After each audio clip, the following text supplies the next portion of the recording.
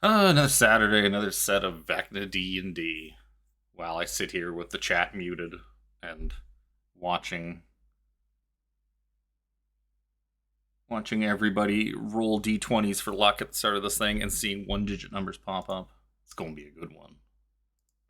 My dog's been shedding for the last 2 weeks. It's like we haven't even brushed him. We're brushing him every day, and we're getting like a whole dog, like Raina-sized pile of fur every day almost.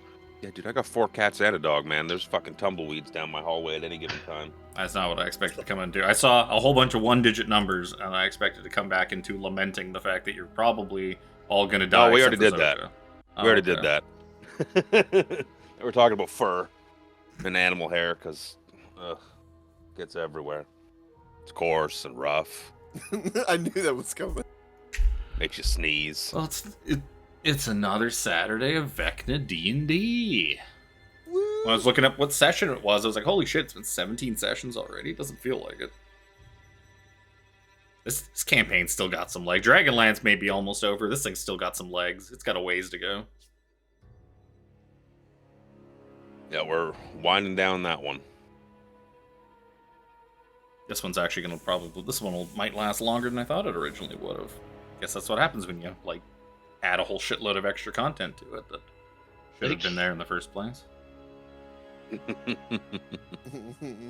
Oh, I was just watching my mouse cursor through the OBS fucking screen. I was like, why is my mouse moving so slow? I was like, oh, I'm looking at the stream thing of my mouse. Past. I turn that off. I don't know why I have that on in my settings. It was like display mouse cursor. I guess it was so that while I was clicking on stuff, people could see what I'm pointing at. But most of the time, it's just my mouse moving around erratically with no rhyme or reason because they can't see the things I'm clicking at. Anyways, if I don't do this right this second, I'm going to forget to. So, oh no, that's not it. Oh. Capture cursor. Go away. Ah, much better. Still in the chat, but I don't care. Well, let's see. Previously on Dungeons and Dragons, you guys, we're having a fun old jaunt here in Barovia. You ended up in a nice, fun little place called the Amber Temple after taking a weird staircase from the top of Death House. And you guys ended up at these weird amber sarcophagi and a strange icy blue door, which led you to a big ol' ice table and a feast and a man that looked exactly like Mordenkainen, but creepy and in a icy blue suit, who called himself Delbon, the Star of Ice and Hate. Apparently, one of the dark powers, one of the evil gods that essentially live in and created the mists and the dark domains and yada yada. And he's a little worried. He talked to you guys about Vecna, about how Vecna has essentially erased himself from history and made himself a secret, made himself unknowable. So that explains why everyone you know seems to have forgotten him. And just him, but not everything else, and it's all kind of weird. But you guys, because of your link to Vecna, you don't forget. And he explains certain things that are too powerful for it to have really affected, or that have a powerful connection to Vecna, and any of his allies or people he want to know. Still know, but Delbon basically talked to you guys about how Vecna was once a prisoner of the dark powers, that he was once a dark lord of one of the dark domains here in the mists as well, and he escaped, and they're kind of pissed about it, and they want him back. And he transformed your chime of banishment that you got from Mordenkainen, and he tweaked it, so instead of sending him home, if you used it on Vecna, it'll send him back to his dark domain here in the mists, so that the dark powers can keep him locked away forever. Hey, guys, he had a nice little chat. He told you about the Sword of Kos, and that they have it locked away. He kind of basically told you to kind of keep an eye out for it. You keep an eye out for the mists if you were Just to keep ever. an eye out for that sword. He told you that they've hidden it on Oerth. Or Oerth, as it's, quote, supposed to be pronounced, but no one will ever pronounce it that way, because fuck you, Gary, that's stupid. We love you, Gary, but fuck you. We're not calling it Oerth. Oerth. Fucking Urthans. But he said just keep an eye out for the mists if you ever were to visit that place. Maybe it'll take you to where the sword's hidden. You could use that to destroy the hand and eye of Vecna and weaken him. Other than that, I don't know what you guys are doing. I don't think he told you guys anything else off the top of my head that was super pertinent. He run like a prison. He couldn't possess us. Oh yeah, he basically told you that your connection to Vecna will kind of keep you safe from being making pacts with any of the other dark powers sealed away here in the Amber Temple. Nice loophole, Zapek. Yup. Did you want to stay trapped in Barovia? Nah. Been there, done that. Not this still time, are. Mr. DM. I mean, most of those dark powers are a lose-lose. Yeah.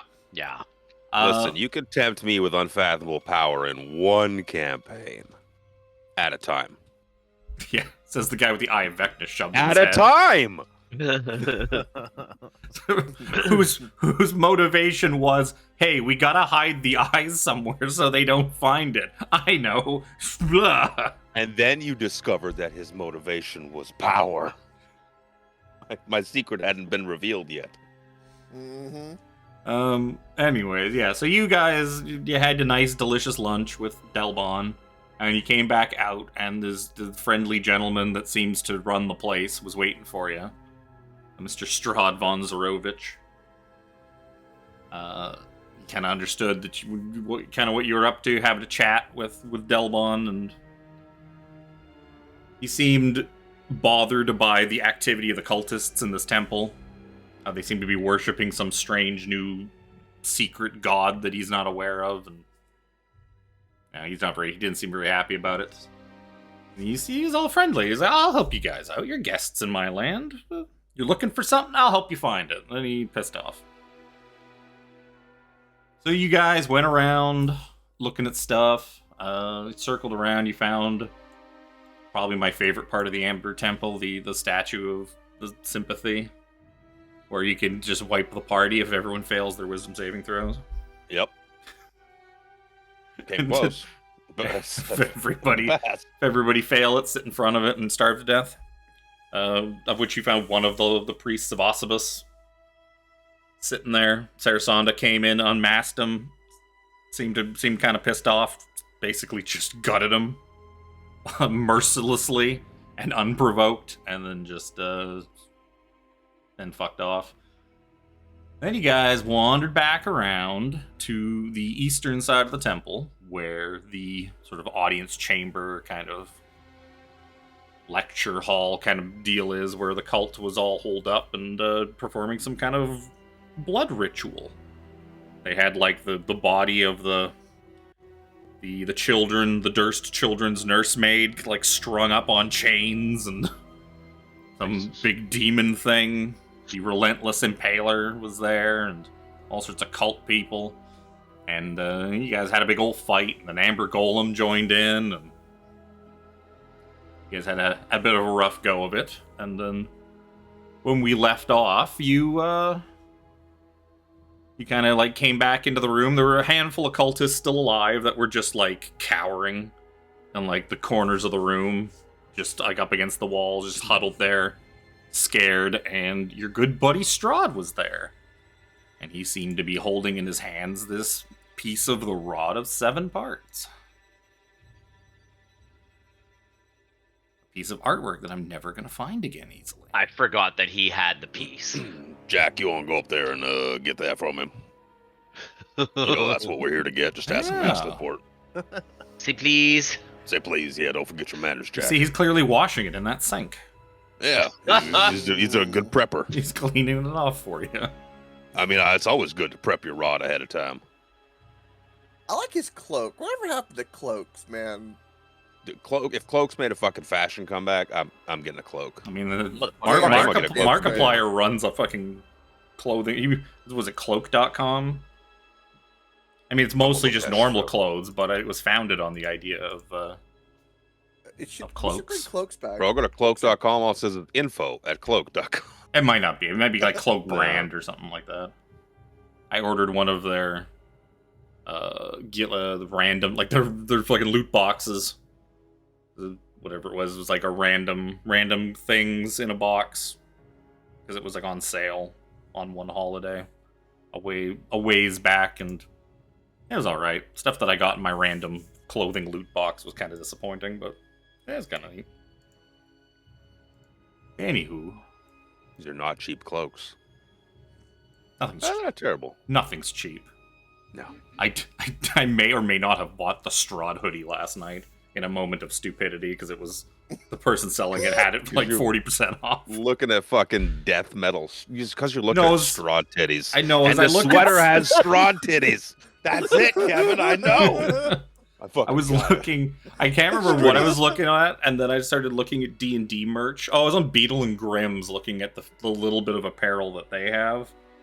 And then, like, that somehow led to me to Etsy, and I started fucking deep diving all the, like, Curse of Strahd clothing and stuff on Etsy.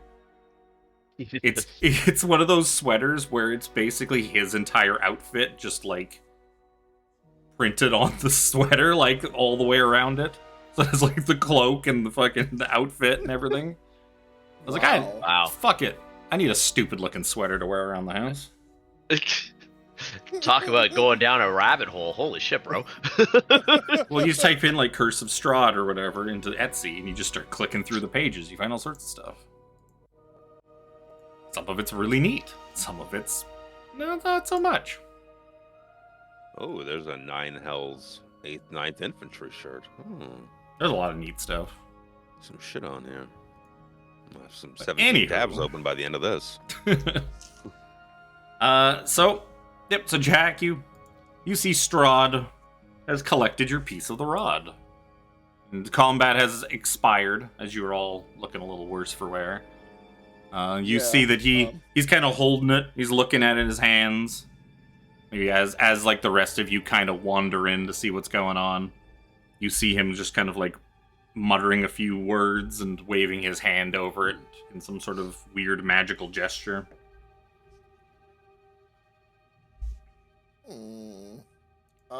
Jack, yeah, you go out there and Strahd, that's what we came here for. You found it. Indeed I have. This is quite interesting. One piece of a whole.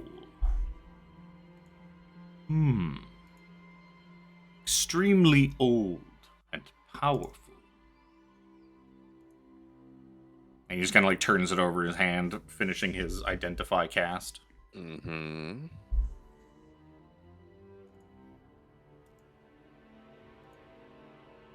You wouldn't mind passing that over, would you? We'll be happy to take our leave of your domain. Yes. If you'd be so kind. And to find all my appropriate sticky notes.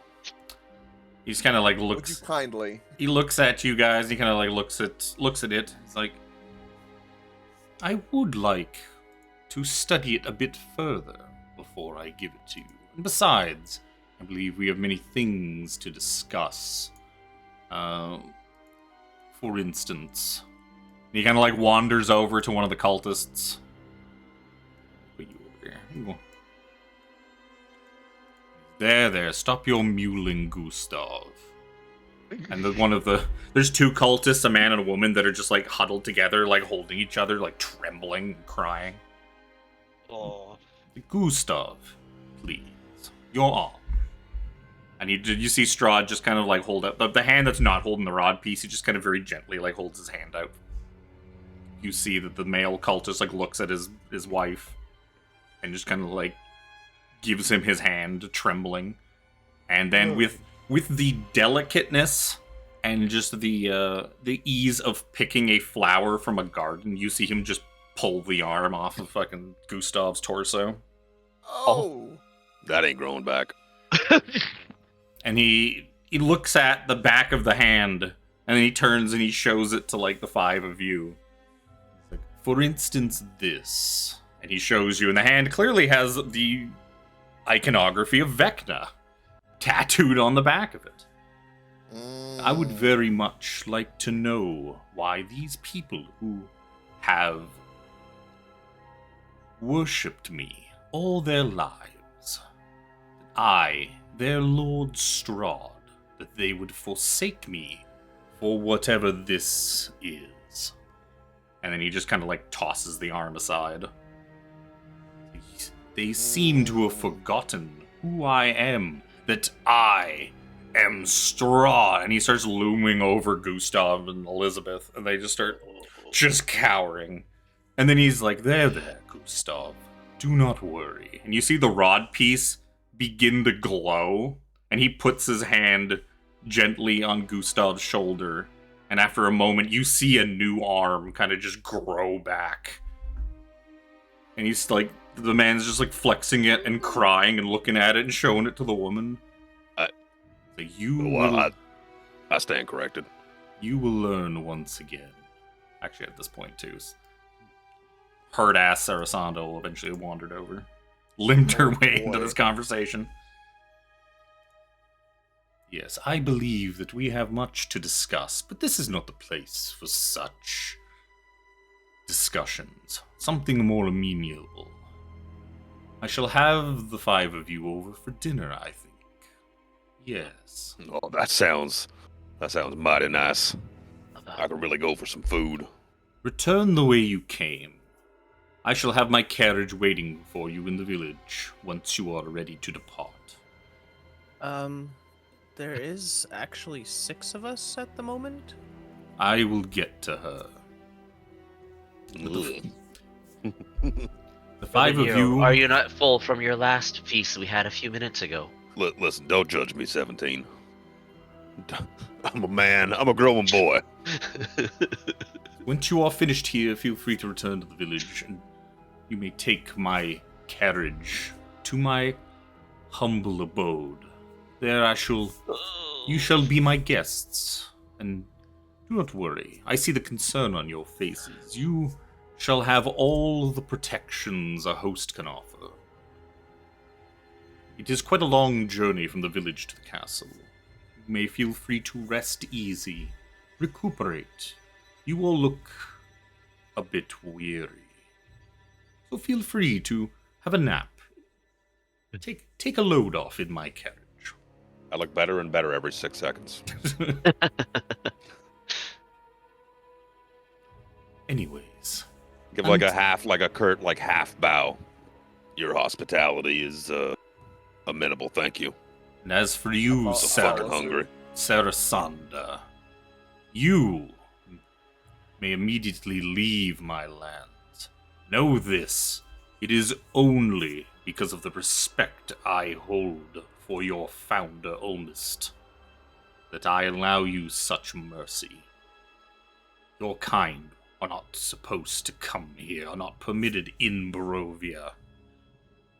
I take it your business with your father is concluded. And she seems kind of like taken aback and like, huh, what? Yes. Oh, I know why you are here. And Strahd gets an inspiration for finding out Sarasanda's secret because none of you guys did. So he gets that inspiration. That's not what we like to hear, Kevin. How can Strahd get inspiration if he doesn't even know who Vecna is? Because he is Strahd. He is the land. As for the five of you, my new guests, I shall see you shortly. He gives a very, low, polite bow, and then he casts a teleportation spell. He goes bye-bye. Whew. I'm so fucking hungry. I can't wait to have this. He looks like a nice guy. I bet he's got some good food. Yeah, you look at the other. The cultists left in here are all they're just broken down, trembling, crying. I go over to the guy who had his arm ripped off and inspect his new arm. Yep. Looks like an arm. Maybe Archon. Like it looks just like a Yeah, brand give me- spanking you new give me arm, a- like nothing happened. You can give me a medicine check, sure. He doesn't Let's resist get that you. out of the As you- fucking way. Yes, I assume that was a 1. Oh, That's an yeah. arm, Brother Nero. That definitely looks like an arm to you. Your experienced medical opinion is that is an arm.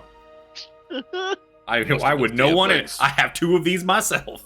I could have swore he ripped this off, but it looks.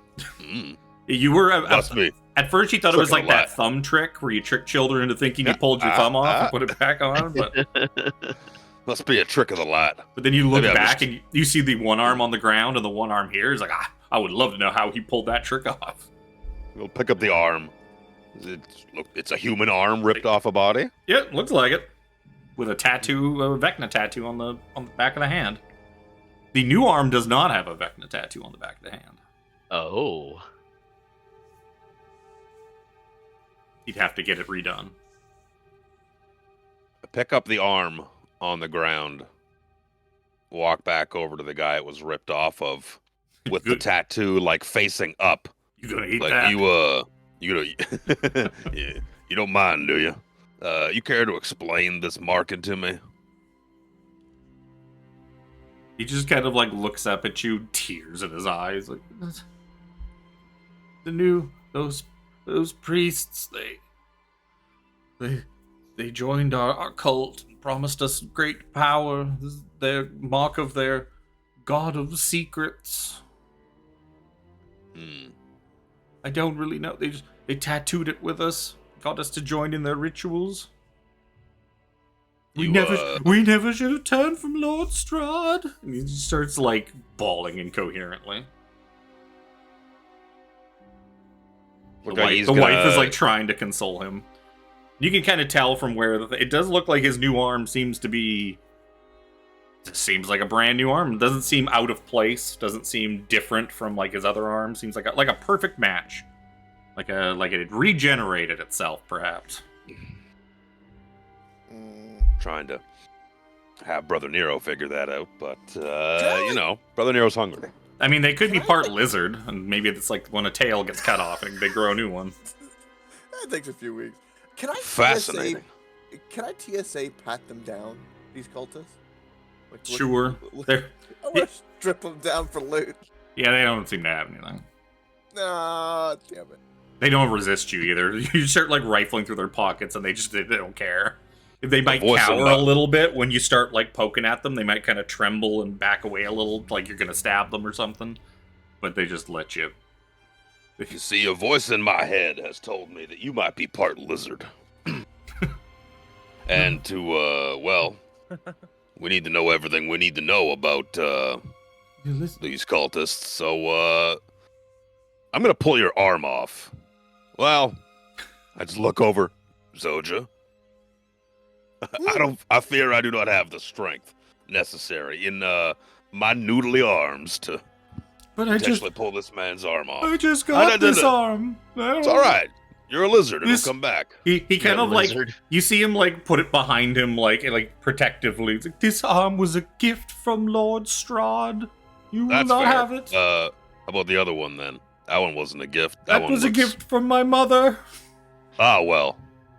I don't give a shit about her. She gave it to me before she died. What do you know about these cultists? Where did they come from? How long ago did they turn up? What are they spewing in your ears aside from this secret god of theirs? They came a while ago, I think. It's our. And you can see that like he's kind of this sort of cloudy look in his eyes as he's trying to remember, almost as if his sort of short-term memories kind of fucky. Oh, hold on a second. I go over to the arm. Still have the arm. I pull up like the sleeve to see if there's a wristwatch. You can't conceptualize time. Oh no, there's no sleeve. Oh, you don't even. It's just arm. The sleeve didn't come with it. They're wearing cultist robes. They're very baggy. It just slipped right out. As Strahd just boop, like pulling the fucking arm off a Lego man. Well, I could see you're pretty attached to your arms, and that's fair enough. That one was a gift. I saw it happen, but your lovely lady here. I turned my eyes to what you said is his wife. Well, her arms weren't gifts, were they? You got anything else you wanna? She starts trying to kind of push herself behind. Please, I'm a mother. I have children. You wouldn't kill a mother, would you? Well, I'm gonna say that I wouldn't, but I absolutely Can I insight would. check that to see if she's telling the truth? Sure, give me an insight check.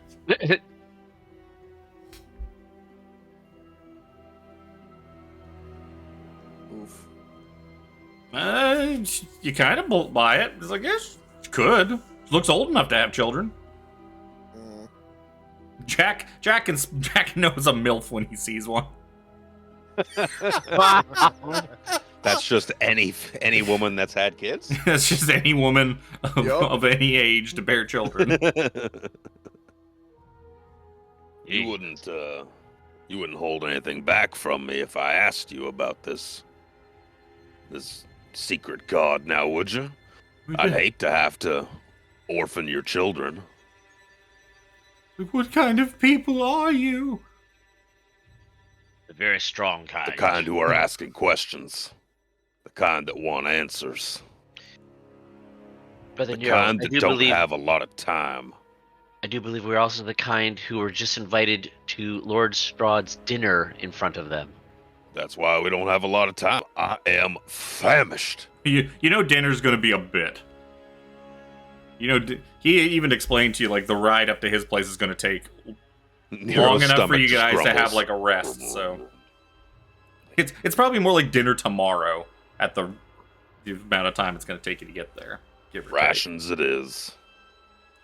As you guys seem to be just evilly torturing these two pitiful cultists, Arsanda just kind of fucking leaves. She's not of evil alignment, so she fucking walks away from the shit. What's this room layout again? I forget. Is it? It's like a little amphitheater, like a lecture hall kind of thing with the big table has been turned into this bloody dais. There's a woman, sort of a youngish woman, chained, the body of a youngish woman, just kind of chained to the wall. And in some sort of horrific sacrifice. Now look here, mister. You tell Brother Nero your thoughts and what he wants to hear, or I can pull it out of your head. Uh-oh. Are any of you people good alignment? I can't remember. I know Jack. I think most people are. I think I am. No, yeah. I'm not trying to stop you. I just gonna need to make notes for later, that's all. I'm just here. I'm not actually doing anything. Yeah. Actually, but I'm not. I'm lawful neutral, actually. I didn't rob the bank. I just watched them. He was the watcher. Hang him last. I didn't rob the bank. I just stood 1 foot from the tellers menacingly, cracking my knuckles the whole time. I'm just helping in the investigation. He wants to know information, so... She's got the tools to do it. I just need to know where my baselines are for in case anything happens to them. Oh, but if they kind of glaze a bit, I think we've seen. You don't think that he's trying to hide yeah. anything from you? Think he's scared enough at this point that he would tell you pretty much anything you asked him to? They are more than intimidated enough. We kind of notice that his eyes kind of gloss over a bit when I'm talking to him, trying to question him. When you try to get like exact details and stuff like that, he seems to just be lost trying to even find them himself. Seraphina, I fear the well of this man's mind is dry, and we won't get much information out of him. I hand him back his arm and just thrust it into like his chest. You dropped something. He looks at it curiously. Like, huh? And he kind of like drops it and like cowers away from it a little bit, like, You dropped this. a little. Just you rethink your life and your devotion. This Lord Strahd seems to be a good and noble lord for this land. I wouldn't turn my back on him again if I were you. I had, just in case anybody actually asked who the woman chained up and sacrificed was, I had to go look her name up. I knew nobody her would name ask, tag. but- Look for her name tag. Or her wallet? Is her wallet there? I was gonna ask if she had a tattoo, the same as the one on the hand. No, you can definitely tell she does not have a Cult of Vecna tattoo. Okay. Dude, does everyone in here have a tattoo? Do all of you have the same mark? Yeah, all 5 of the people here. Pretty much everybody, and you probably checked the bodies too that I've already cleared out in a giant pile off screen. All of them have it as well. The big guy you can't check because the big guy dissolved away because he was a fiend. He turned to goo. Alright. Seems we got a bit of a journey ahead of us. How long has it been since combat? Like 5 minutes, 10 minutes, give or take? Yeah, probably. Enough time to regenerate 29 HP. Oh, yeah. And enough time for 17's Blessed to wear off. I literally have it open. I was just looking for where that was. There it is. Or Elizabeth and Yes. Gustav. I could really do with a rest myself. I'm very magically Tapped. Depleted. tapped. Yeah. Yes. Yes, I could use some spell slots as well. Quite low. Look at my spell list, actually, because I was waiting to get 7th level spells, because I wanted to take Regenerate. Just because I've never been a high enough level caster to actually have 7th level spells. So I really wanted to have, like, the top tier, like, healing kind of spells, but I didn't see it on my list. I think that's why I took Crown of Stars. I'll check that after.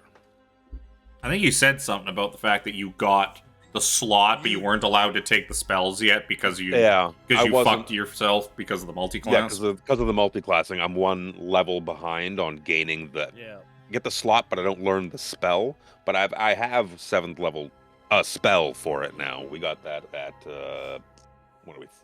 14th. I got that at 14th level. 13th, I got the slot, but couldn't do anything with it. Something like that.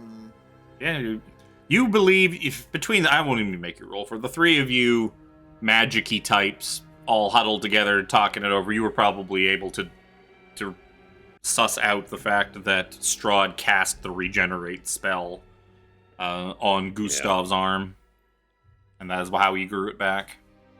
You did also notice the rod piece glowing in his hand when he did it, so possibly he did it through the rod. Who knows? Yeah, he knows what the rod does. Let alone Nero's. I wouldn't even make it because I think Seraphina probably has Identify prepared, so she would have been able to easily identify him casting Identify. Be like, I know that spell.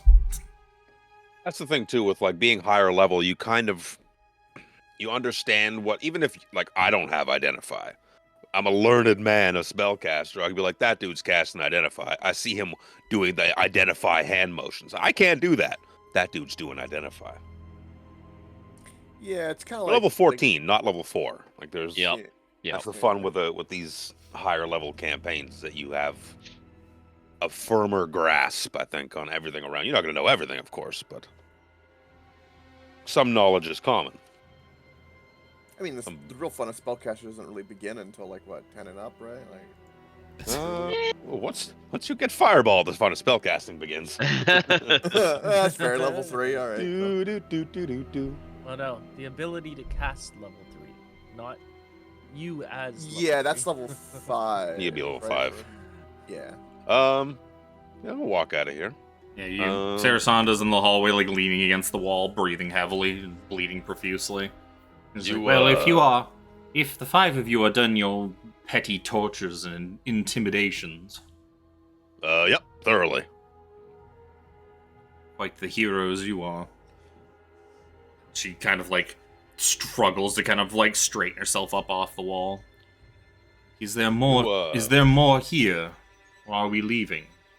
This is a big ass place. So this is a big ass. This is a big ass place. I'm not opposed to going for a little bit of a loot. Y'all look pretty fucked up. Let me. I guess would I have had like 10 minutes in there somewhere to cast a prayer of healing? Yeah, you could probably start casting it now. You figure you could get 10 minutes out, just standing around out here in the hallway. But you were kind of doing stuff in there that would predicate you not concentrating on the spell. That's fair. Yeah, I'm gonna bump it up just a little bit. I'm gonna cast it at 3rd level. Oh my god! Wow. Those are 3 you bumped ones. it up, Luke. Those are 3 ones.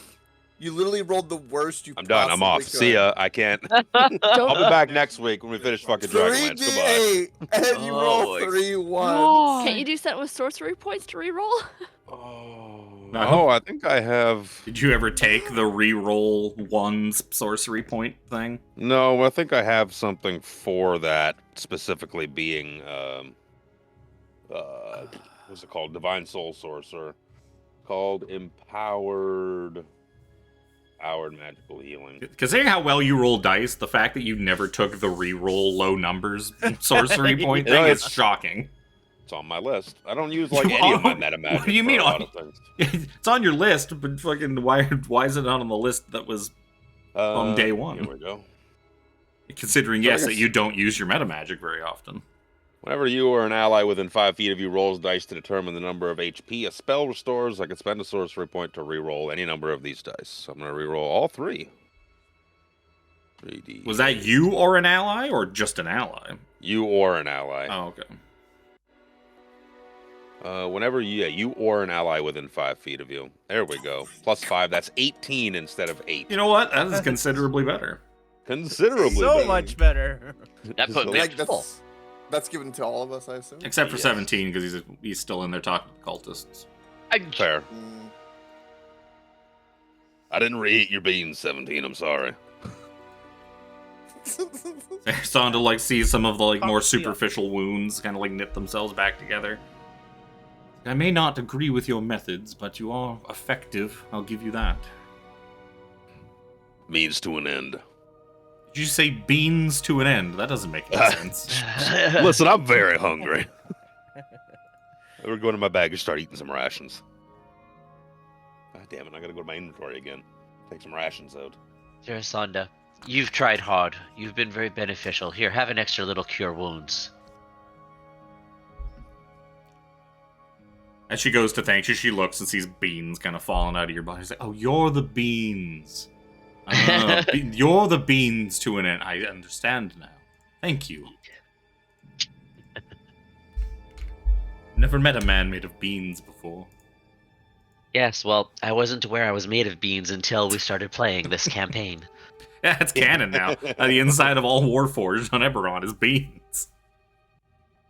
Now I looking at what meta magic is like. What did I choose over the rerolled dice? Well, I have quickened. You took twin spell for sure because that's the one you have to take twin subtle. Spell.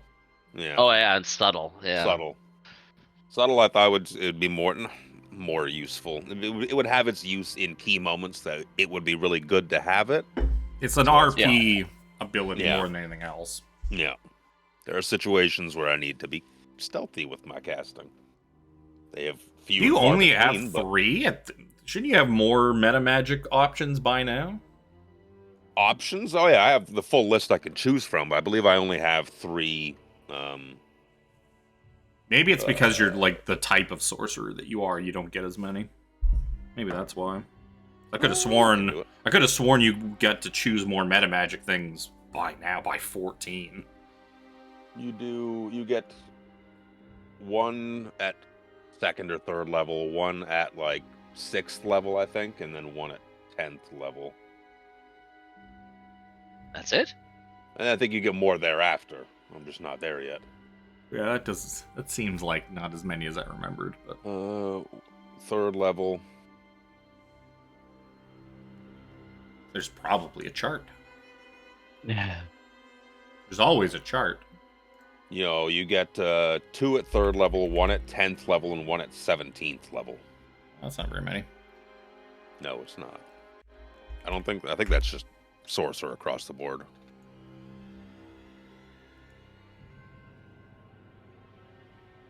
I think. Oh, it's not in it. Yeah, 3rd, 10th, 17th. I was looking for the chart. The chart that shows you all your cantrips, your spells known, when your spell slots per level, your features, the sorcery points, proficiency bonus, yada yada. I thought it would have like number of meta magics, but no, it doesn't. Sorceress Restoration. That sounds neat. What's that do? Nero will never get it, but it sounds neat. I'm going to assume it's just like once a day you can spend an action or a bonus action to just instantly refill all your sorcery points or something. I don't think it's all of them. It's no, it is 4. You regain 4 sorcery points whenever you finish a short rest at 20th level. So it's useful, but it's one I could deal without. It depends on how much you use here. I mean, if you start twin casting spells every turn, to double your damage output, that becomes a lot more handy. The problem with twin casting is they have to have I know he won't be single able to targets. They have to have. You can't twin cast fireball, right? You AoE. Twin cast. I have specific thoughts in mind for when to twin cast. Like I'm going to twin cast the heal spell so that 2 of my allies get 70 HP. You could twin cast disintegration. Twin cast disintegrate. Yeah, these are things that I'm waiting to use these things on. I was going to twin cast heal while we were on Eberron, but I was like 6th level spell slot to only regain half. Like half. I mean, it was still worth it. Well, no, it's just no it's heals. A flat 70. Yeah, heal's a flat. Heal is the ultimate Luke spell because there's no dice involved in it. No dice involved. Yep, 70 HP. There you go, buddy. It's just a flat number. How much poking? Do we want to poke around at all? I doubt we're gonna have any use for the Shield Guardian, so. Because like he'd already like talked about like with the exception of that one other vault room that we underneath the stairs that we didn't look at because we went over top there, that the other vault rooms had been pretty much ransacked at that point. Well, the room on the left of the statue that Jack poked into seemed to be a giant ass vault, and the doors were smashed down and it was empty. The doors there was another set of double doors, exactly the same as that on the right. That you ignored because you're trying to sneak around the cultists, and then you just never went back and looked at any of that stuff. Yeah, that's the one I was talking about. There's also could be a myriad of secret doors throughout this place that you haven't found yet. We'll just go along every wall, scanning it. I think we did that at one point. Well, you also went along the walls, and it's like, it's amber. Fuck. It's amber. Fuck. Yeah. But last time you were here too, you found the obviously placed wand of secrets that they give you, like pretty much right away. That you that's right. Yeah. That you just stepped right over this time around. And if we get into an encounter of some sort, it's gonna be tough. 10, 11, 12, 13, 14. I see 14 secret doors on this floor. 13. One of them doesn't count. I mean, we could lower. There is also a big ass set of double doors, below the stairs, in the main chamber where the statue is, where you came in, at the very south end, underneath the huge balcony. There is a big set of double doors down there. There was a bunch of doors on the eastern side that seemed to be locked, that you never sealed, like the one like the slot room that you never went in. I think we check out the vault door that 17 mentioned. That's what I think. We'll check out that door.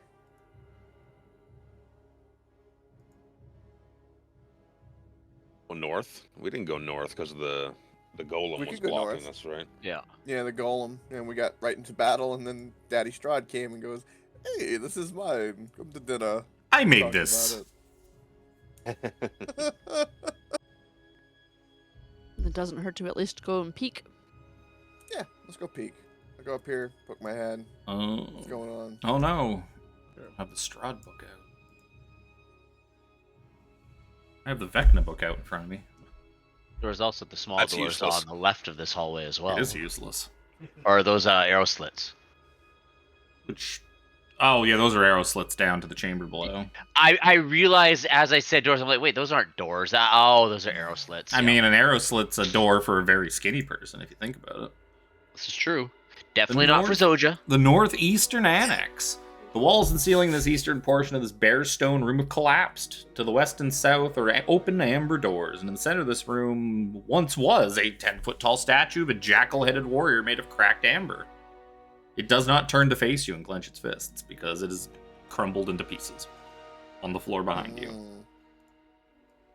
Anything on the ceiling? Significant. Ceiling. It's 20 feet high. The ceiling is 20 feet above you. Oh, this balcony seems to be a black marble balcony 30 feet above the floor, overhanging the northeastern corner of the temple. You see 2 amber doors leading from it standing open. Alright. Over here. Ooh. Candlesticks. You see candlesticks.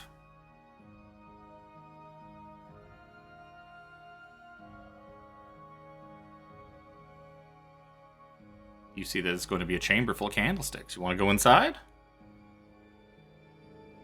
No. I push him. Give me a strength check. I'll fail it.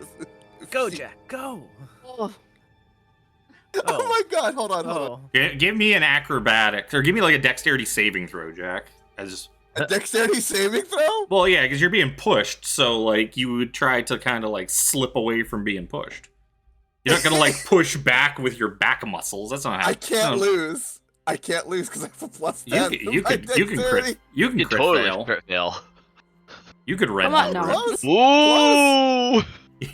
You just kind of sloppily just slip out of the way as you feel hands like just as Zojja's hands brush up against your back, and then she thrusts forward, and you just kind of slip out of the way, and she goes stumbling past you.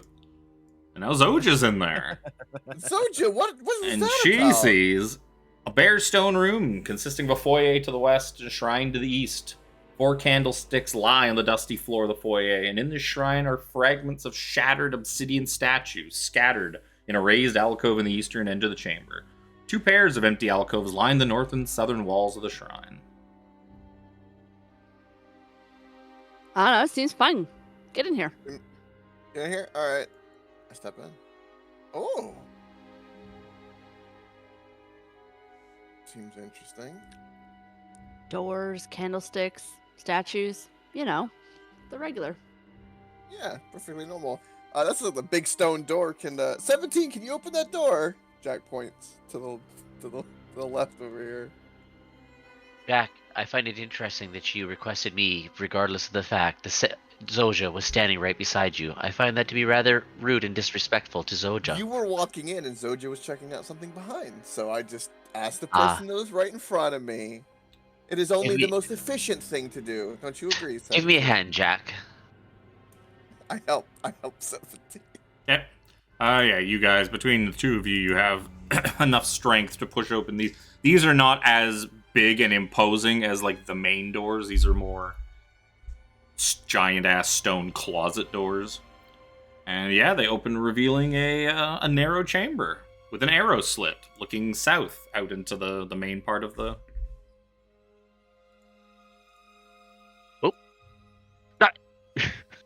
Brother Nero, we'll just let the explorers explore, yeah?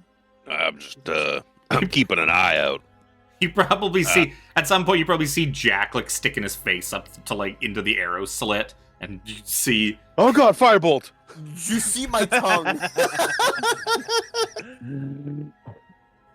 Quicken twin spell, firebolt, done. Brother Nero just looks at that and seems like, so this is what it looks like on the other side.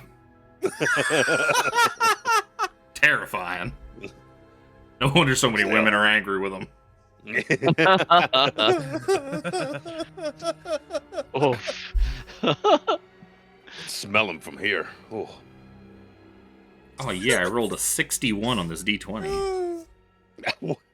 Wow. Not how that works. That's what it looks like to me from this angle. It says 61.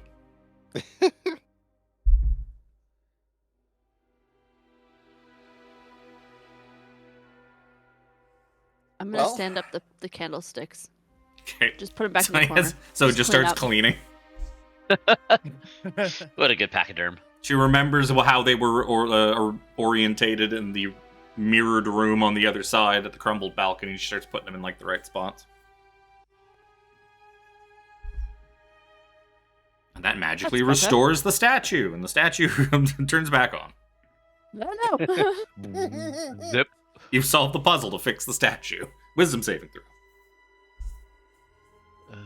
I will give you that on closer examination, the crumbled remains look a lot like the statue that was over on the western side that transfixed Seraphina so much, and that priest. Which also looks pretty much like the giant-ass statue in the main hall. The faceless god of secrets. Jack's gonna nudge Brother Nero and be like, "Hey, you want to bet who gets to the bottom floor quickest?" Fuck, this is where I wish I had the telekinetic feat. I just push you with my mind. You will, Jack. Yeah, jumping's not really my thing. Don't you? Sure. I could give myself wings and fly my ass down, but That's what I was just gonna say, but I was like, wait a second, am I gonna get confused with a different character? no, I can. What different character? He's the DM in the other campaign. No, well, because like He's Spencer all the characters has in the his other ones. Pegasus and stuff like that, and I feel like there was somebody else that has the ability to fly. And Spencer cannot grow wings. I no, pull out. Look Yet. out! It's Roletta. It's my Pegasus. Bam. You don't need it. You can get a nightmare. Like Bucephalus. Maybe Strahd will lend you Bucephalus. Bucephalus, the Wonder Horse. Yeah. Yes. Give it to us as a wedding present because we brought him Seraphina, perhaps. I thought we were bringing him you. you could Wait, give it. what? You're delivering me to Strahd? Absolutely not. You know what? That's a. Your mother commands us. It is an upgrade from the last powerful noble he tried to seduce. The fat, blubbering idiot in the mansion. Strahd is a definite upgrade from that guy. True. Yep. Probably a better lover too. Less sweaty. Probably doesn't sweat at all. Less Final Fantasy VII. Want to keep poking up? Let's go downstairs. Poke about some. You said there's a balcony. balcony. How far down is it? 30 feet. I want to jump. Sure. Jack just jumps down. Yep. It's one. I need one. I need two. I don't remember how much you automatically negate, but I can't get down the stairs. You take 11, 13 points of bludgeoning damage from the fall. I think I negate 30. Yeah, I think you negate more than I can roll off of. Yeah, you can 3d6. use a reaction when you fall to reduce your fall damage you take by 30. Full fall. Just doing it because it's fun. There's a magical barricade against the stairs. Here, let me try and dispel this. That's because technically that's not downstairs. That's you looking at downstairs from up here. Technically, that's why that's there. Jack waves as he sees everyone running down the stairs. Hi.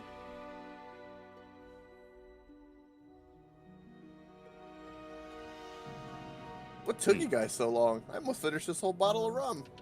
Oh, Jack, always the fool. That's because you're an alcoholic. Sarah Sandy, you got so much more HP all of a sudden. Hey, he's got a name. It's Jack. You want to give me a sip of that, boy? I pass it over. Yeah. I pass the Dutchie on the left-hand side. There we go.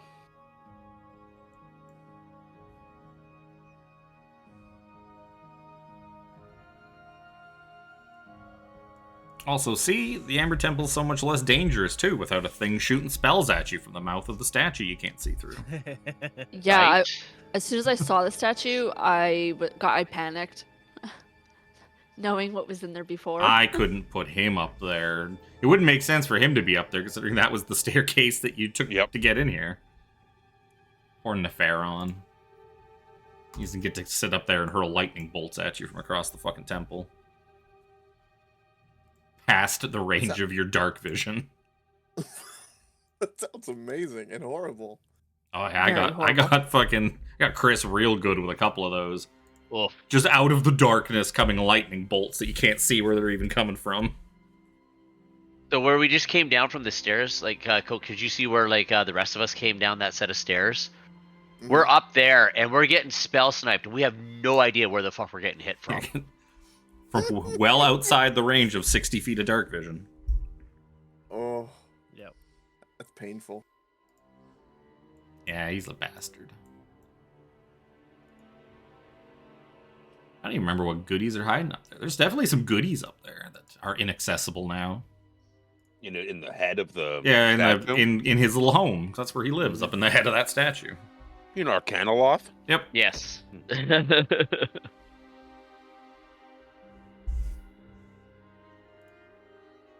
Is that the door you're looking for? I think so. I believe so. It looks like a big old heavy set of amber doors. Let's open it together, Zojja. All right, Help. let's do this. These ones locked? I don't remember these were locked. Mage hand to push on the door. That'll help. That'll I add help. 20 pounds. I helped.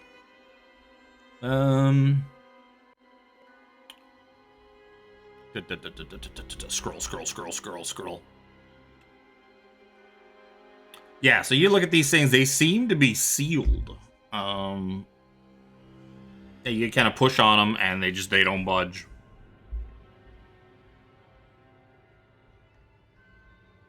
I think this one's welded shut. Possibly. Could be magically welded. Who knows? Only you could detect things like magic. I was just gonna say, if only we had a rogue or something like that could check on that kind of stuff. Jojo, Wait, you're check kind on of magic-y as well. You could sort of magic-y. You're manicky. Jack is Sort of manicky. Jack is the least magic-y person that you've ever met. Yup. He has Except for those legs. those legs aren't magic either. They are like clockwork construction. Yep.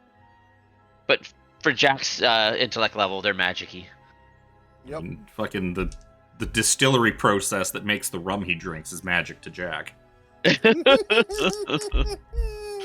Rum magic. Rum magic. Straight up Think I didn't see that? cast detect magic.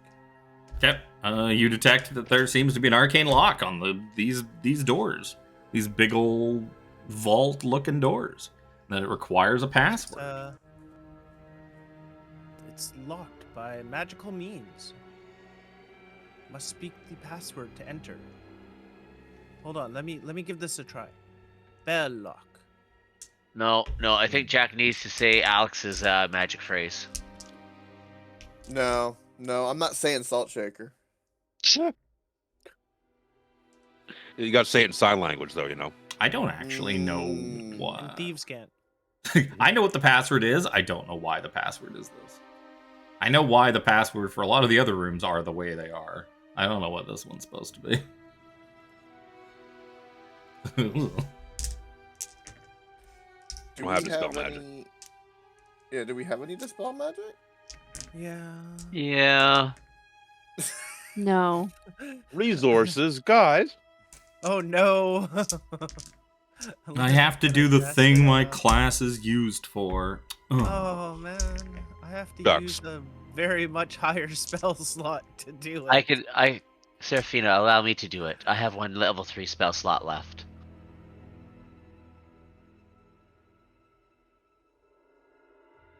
It actually consumed the spell slot properly. I love it when it does that. Half the time it doesn't. I know. Most of the Yup. time I have to. Drives me double check. nuts. Yeah, the magic goes away.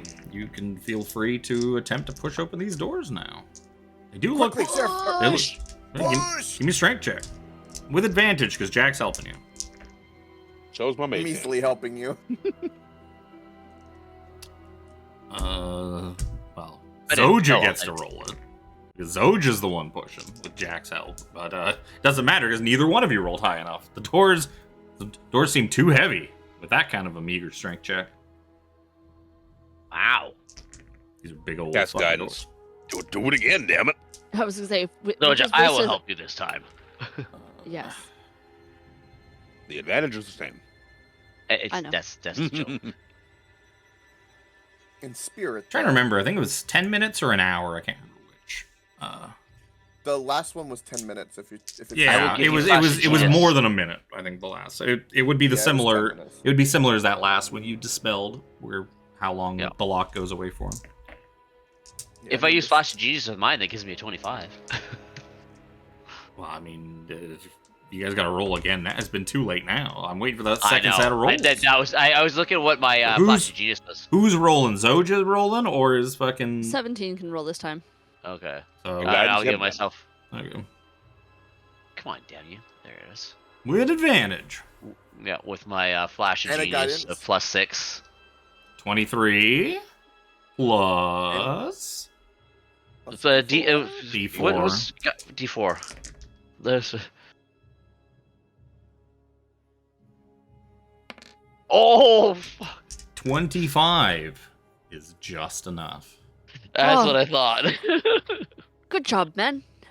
17. You hear creaks and cracks and 17 structures. He's pushing these doors open. A couple of beams dribble out of like his armpits, and but eventually he kind of pushes these doors open, revealing a big old vault area. Jack, do what you do best, please. Oh, I will. this is on the GM layer just in case, but you also see standing at the far side of the room. Oh. That would have been the fun. If you had smashed the doors open or like brute forced them without dispelling the thing, that thing would be greater invisibility. So you see piles of treasure heaped against the west and eastern walls of this stone room. You see a 10-foot tall statue carved from amber in the likeness of a hawk-headed humanoid, standing in a wide alcove to the north. Behind it, a crack is formed in the wall. There's a crack. Crack. Yeah, if you had brute forced your way in here, he would be invisible, with greater invisibility. Ugh. Which is awesome. Is he active? Is he like looking? He seems to just be standing there, still as a statue, still as an amber statue. Ignore the fact that it's a monster token's representing him. Just ignore it. It's fine. It's just there for ease of use. I immediately want to look around, and do I see anything that looks like with a strange glint? Maybe something moving or hiding in the treasure? Maybe. So maybe all of the gold on the floor. There's a lot of glinting going on. You see, give me a perception check.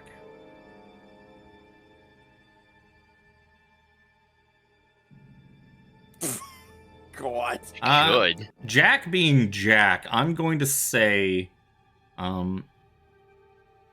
Jack's eyes are instantly drawn to, or was it the fifth pile? The fifth pile, center pile on the right, where he instantly sets eyes on a life-sized wooden pony. Damn pony. Is it like something that like you would get as a kid to play cowboy with like? Probably. Like it doesn't have like rocker feet. It just somebody has made or carved this life-sized wooden statue of a pony. Oh, I can't. Do I get anything from detect magic? I think there is anything magic. Not that you can tell. If there could be magical things buried under these gigantic piles of money. One of the things you do see, you see lots of junk, also like fancy items, pieces of armor, all sorts of stuff like that. But there's a lot of money. Pile 1. You know what? Maybe for ease of use. Fucking put these on the fucking token layer. Put the money pile numbers on the token layer. I'll move them out of the way if I have to. You see pile 1, lots of stuff, but you see that it is a giant ass pile of copper. Pile 2 you see is giant ass pile of silver. I mean, there's like a fancy rapier sticking out of one part of it. There's some other stuff. You see third pile looks like a big old pile of electrum. Pile 4 looks like it's mostly iron ingots and some other stuff, and some weapons, some cups. The 5th pile looks like a giant ass pile of silver. And the pony is the most standout thing in the 5th pile, the silver and the pony. The 6th pile looks like a giant ass pile of gold. And a bunch of like iron pots and big old like iron, probably more like chamber pot kind of sized pots. How tall is this statue? 10 feet tall. Same size as the one that you... Suspiciously same size and similar looking to the one that you fought in that hallway upstairs. Like, this one's not moving at like perhaps that one upstairs originally came from the room next door. One that looks all broken up. Once it got out, it kind of just got stuck in a loop wandering around upstairs.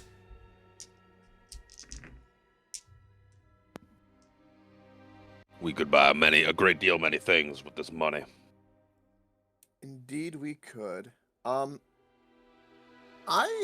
we have a bag, don't we? Of course. You know what I'm gonna do? Fuck it. I don't care.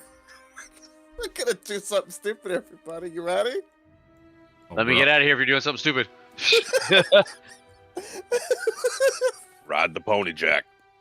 Ride the pony. Do I ride the pony?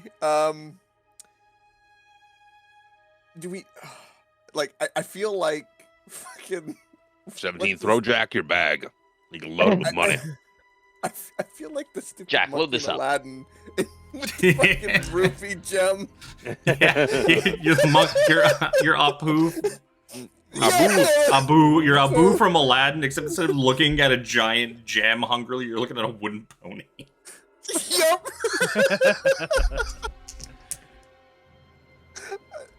I take the pony. As you like reach out and touch the pony, the statue looks at you and begins to lumber forward. And it's gonna be time to roll initiative. Jack, A what place did we you can touch? spend money. This fight's worth it, in my opinion. Yeah. Yeah. That's why I'm Everyone's standing like- front and center, ready to go. Look, Everyone's like, all right, this is worth pile of gold. Let's go. listen, the combat music Oh my even started. fucking god. Holy shit. What a waste. Oh no, he doesn't have a stat. How does he not have a stat block? I moved like everything from Curse of Strahd over. Jack, you're beyond 20. I know I That's the did tiebreaker. something. Yeah, I did something. And Well, then, guess what? He goes in front of you because he's got 12.2. That's what it's there for. I wonder why this one in particular doesn't work. All right. Oh, I have it open from last time. Well, isn't that handy? So he got an 8 plus a -1, 7.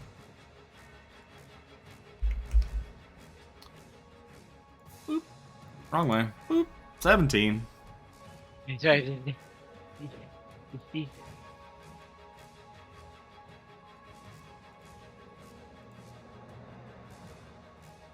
Oh, it's like right there where it's not like coming out. Like, oh, stupid sneeze. I was like holding off a sneeze. 17 will come into the room. What are we fighting? The golem? You're fighting Jack. We're fighting Jack I'm possessed. for that pony. Oh, Yeah. for Whoever's real? left alive at the end of this fight gets to claim the pony. Oh. So I'm bonking Jack for real? You're boinking Jack?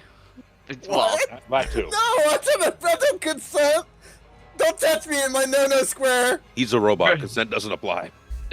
you hear all kinds of ungodly whirring start. Okay, well, bonk it is. Bonk. Jack, don't make me do this. 10 misses. 16 misses. You mean 17? 17 misses. Oh my god, no. The amber golem cocks its head to the side like a confused dog as it watches this. Oh my god. We're bad people for letting it happen too.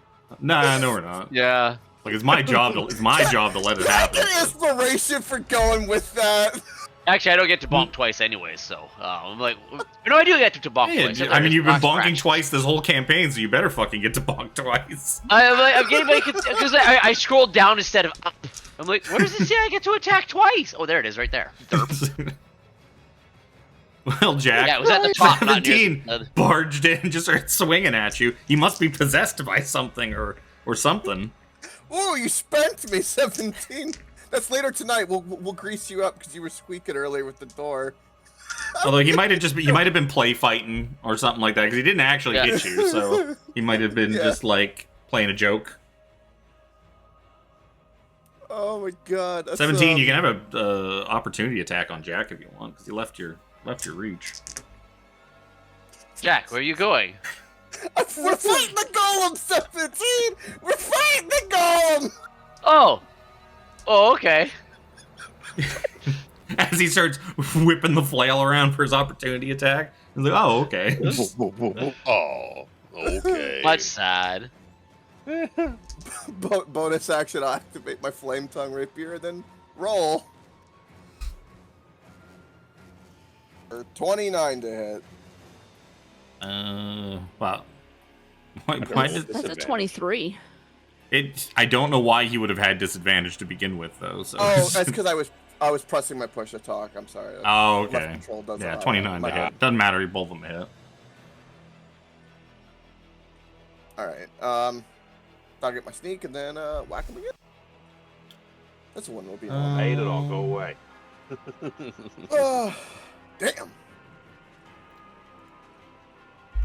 So no sneak on that one, so just 21 for the second attack. 23 to hit, 21 damage, 8 fire.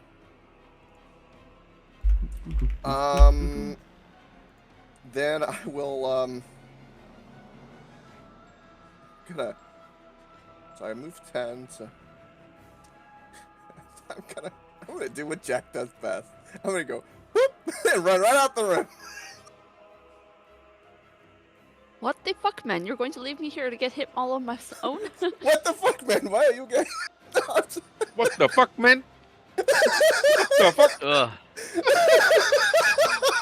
The fuck, Finally, it's man? my turn. What do you think of Seraphina. that meme? Yeah, sure. I'll firebolt at the golem.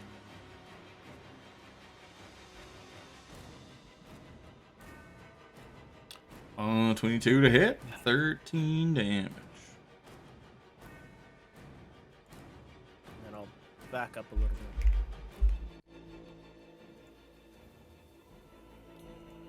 Amber Golem's gonna come in. Oh, there's a Zojja hiding under my big number. I guess it'll only come up to Zojja then. Disadvantage. Zojja and 17. Give me wisdom saving throws. Oh, I can do that. Is Is it it a a- charm effect? Or frightened. Nope and nope. Okay. Not that it matters to me. I was thinking wrong things. I can do Oh, that. That's not Bum bum enough. ba-dum. Maybe. Nope. I mean, 13 wasn't enough, but the 7, maybe. You are both slowed. Your speed is halved. You cannot use reactions. You cannot make more than one attack on a turn. You can take an action or a bonus action on your turn, and not both. It lasts for a minute. You can repeat your saving throw at the end of each of your turns. Noted. He's just gonna fucking punch Zojja in the face. Hey, Whoa, and he a would punch. he would still fucking he's doing it in place of one of his punches. I upgraded him a little bit. I don't think that's gonna hit her any. Oh my, 22 to hit. I was with disadvantage. I was with disadvantage. Damn it! Yes, it hits. The other one was like 26. You're gonna take 19 points of bludgeoning damage. You just fucking punch in the jaw. And he's only gonna attack you once. He used his other one to slow. Brother Nero. Big statue, give me a wisdom saving. I mean, he is very wise. I imagine so. It's not terrible. It's his wisdom. Is it 0? 20? It is not. Toll the Dead. Successful. You would think he'd be immune to a lot more of these things you're shooting at him than he is. You would think so, being an amber golem. Was that or firebolt? I'm gonna... If you had non-magical weapons, they would do absolutely nothing to him, but it's like spitting a little bit of fire on this giant thing made of stone. Ah, that's fun. That's fun. That just rips right through him. Like a fucking tissue paper roll. Obviously. Because of course. That's it. How are you CR10? I mean, it is amber, not stone. Zojja. True. I don't know the hardness of I'm gonna attack him once. Really angrily.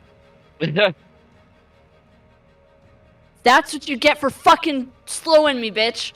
It's a crit. Oh. It's taken a while. It's We're gotta waiting be a 7 crit. years Taking For a her. long time. for her chirp to come in. And I'm gonna smite that. Ooh, an 8 Do on level- that. 8 on the I'll do radiant level crit. 2. Level 2, 6 more D8. Oh, 36 damage so far. I'm gonna take that off already so I don't have to add it all up later.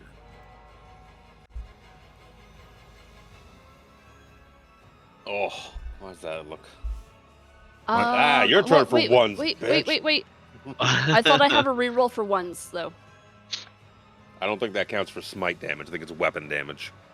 Let me Great take a Reroll look. weapon damage. Great weapon, That is great weapon 3 master. Yeah. ones in there. Yeah, Great Weapon Master wouldn't count for smite damage. Because the smite is not the like the weapon attack roll. Yeah, that's true. Chris is going Oh. to play the first paladin in the new campaign with nerfed smiting. Nerfed smiting? Well, Yeah, it's a Smiting, bonus smiting bonus isn't action. free anymore. yeah, Oh, yeah, yeah. because it's stupid that you can smite 5 times on a fucking turn if you, if you have that many Yeah. attacks. And decide to do it after you hit.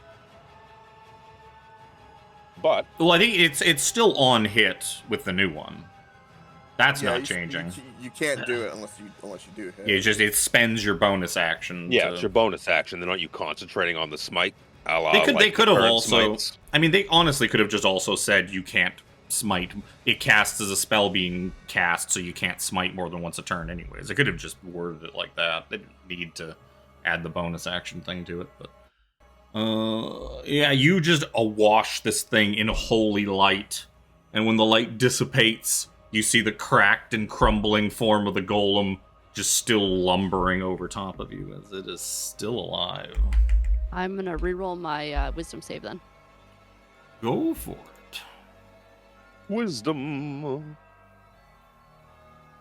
Everybody in the room just kind of like, just kind of like looks away from the blinding light of the smite. And then when it goes away, the golem is still there. I never added a Seraphina to Dinner out, you stupid dog. Does my 16 pass? No, 16 does not pass. Oh. But it's 3 more than my first roll. That is 3 points closer to passing. I will absolutely agree to that. It is 3 points closer. Seraphina is going to go before 17 because I didn't add her into the initiative order. Force Bolt. She's just going to snipe at it a couple of times with a Force Bolt. 19 to hit for 31 force damage, and she just a bolt sails over all of your heads and just explodes this golem everywhere, and it just kind of like blows on the end of her smoking finger like it's a pistol. If I wasn't slowed, I would have killed it. You're assuming you hit twice in a row. I got a bonus action. I would have had a bonus action. Seraphina opens one of her books and just puts a little tally on it. And one for me. I appreciate you getting rid of this slow from me, though. Yes, that was rather annoying. I mean, technically the slow's still there.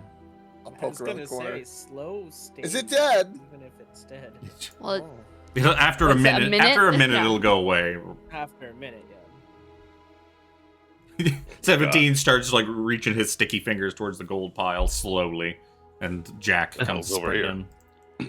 It's good thing for Grana's my- not here. There's a big old crack in the wall, and there seems to be a big old chamber in there. I touch and hold the pony. Yep, you find a carved wooden pony. I mean, it's not the greatest wooden pony you've ever seen. I mean, it's nice, I guess. You think it's probably worth it. You probably think it's worth about 25 gold. This 25 life-sized gold. wooden pony. I shake Nero, it and try what to do see you if there's got any over hidden. here? No, any it's hidden solid.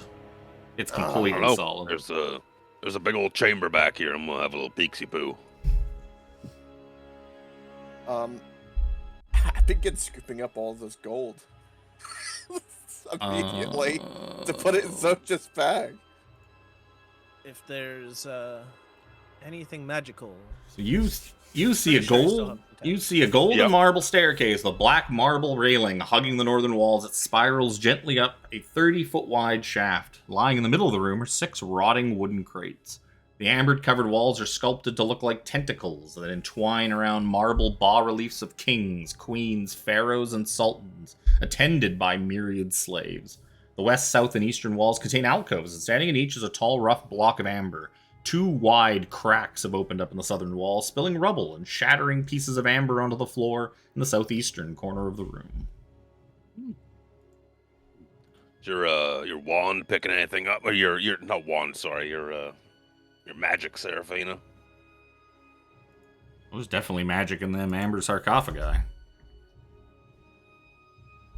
Yeah, the amber sarcophagi seem to be. I mean, they are not magic, but it's too thick to really use detect magic through, but whatever that little glimmering wisp of darkness is, definitely seems to be magical. Enough so that it's powering its way through this fucking 2.5-foot thick wall of amber. These look similar to the beings, the entities that we saw in that room with the doorway with Delbon in it. Right. You said these are like falling apart, moldering crates. Yep. You probably see then there's a couple cracks in a couple of them, and there seems to be dirt leaking out of them. Like these crates seem to be like packed full of dirt. I'm wearing white robes. The dirt doesn't interest me. Like earth, like definitely like earth or dirt or soil of some kind. the earth? No, you're not here yet. You're on you're in Barovia, No. sir. Nope, not interested You're in crates technically full in of dirt. You're technically in Shadowfell. Not interested in crates full of dirt. No, thank you. Zojja, Far too dirty for me to. Yep, that's Play not our around. kind of room. I pull up my bag for you. I decided to not include the Scoop things that away. are in those crates full of dirt because All right, I go back and look at the dirt. I said I decided not to include them. Yeah, Yeah, I know. it's That's like, why I go oh. back and look. Well, Hey, they're not in Jack. there, so there's nothing in there but dirt. The 6 vampires that are in those crates Yes. are not there right now. Because once you said moldering crates with dirt spilling, I was like, nope, I know this room. Nope. Hey, Yeah. Jack. I would probably kill you all with 6 vampire. Even vampires spawn. I would probably kill you with 6 vampires spawn right now. There's some dirty crates over there that you might want to take a look at.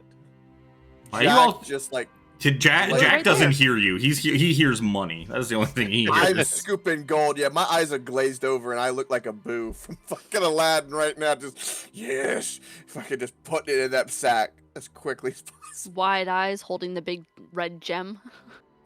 Yup. Loot gotta loot. You don't see loot like this too often. This is a pirate's dream. You know, a bag of holding can only hold so much gold. You can only hold so much gold. Oh, what a problem. Oh. If we Just fill fill up an all the other entire- bags. Yeah, just. Oh, yeah, a if we real s- bag can hold very little gold, honestly. Just volume-wise, like a normal sack can't Listen, really a bag hold of a lot. holding is 500 pounds. If we get 500 pounds of gold, we are going to Sigil. Well, you only and see we're getting one some pile of +4 gold. shit. And I will, you see a pile of copper, a pile of silver, a pile of electrum, a pile of iron ingots, a pile of silver, and then a pile of gold. And that's probably the one you go to first, and you notice that they are not gold. They are wooden coins painted gold. What? There are Go to the Electrum and check those ones. 7,000 wooden coins painted gold. Worthless. But you do, while you're there, probably getting angry and throwing stuff around, you do notice that the chamber pots, there are 15 of them, big iron pots, and they are filled with copper. About 15,000 copper total. And, why? If I'm assuming everybody's going fishing through here. Why doesn't everybody give me perception checks?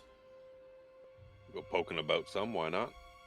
See how much of the stuff you find. I What give myself default? guidance. Are you allowed to give yourself guidance, or is it guidance for other people only?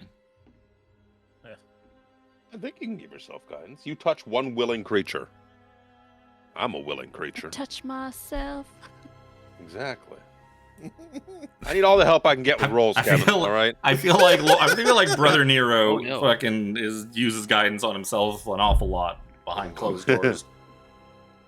Gotta You repent, mean my friend. you need help with the rolls? 21 is pretty damn good. Yeah, that's like one of the first rolls I've had today that isn't single digit. And not a 1. So in the first pile, as for coinage, I imagine the giant ass piles of copper you're probably going to leave behind because that will just eat up all of the weight and Base, yeah. and space in the bag. The first pile you find 17,500 copper, just loose on the floor. 30 gemstones worth 50 gold apiece. 3 rusted suits of plate armor that are worthless. 9 rusted shields that are worthless. And a child-sized sarcophagus made of black wood inlaid with gold, worth 250 gold. That sounds very large. It depends on the size of the child. Just child size. Yeah.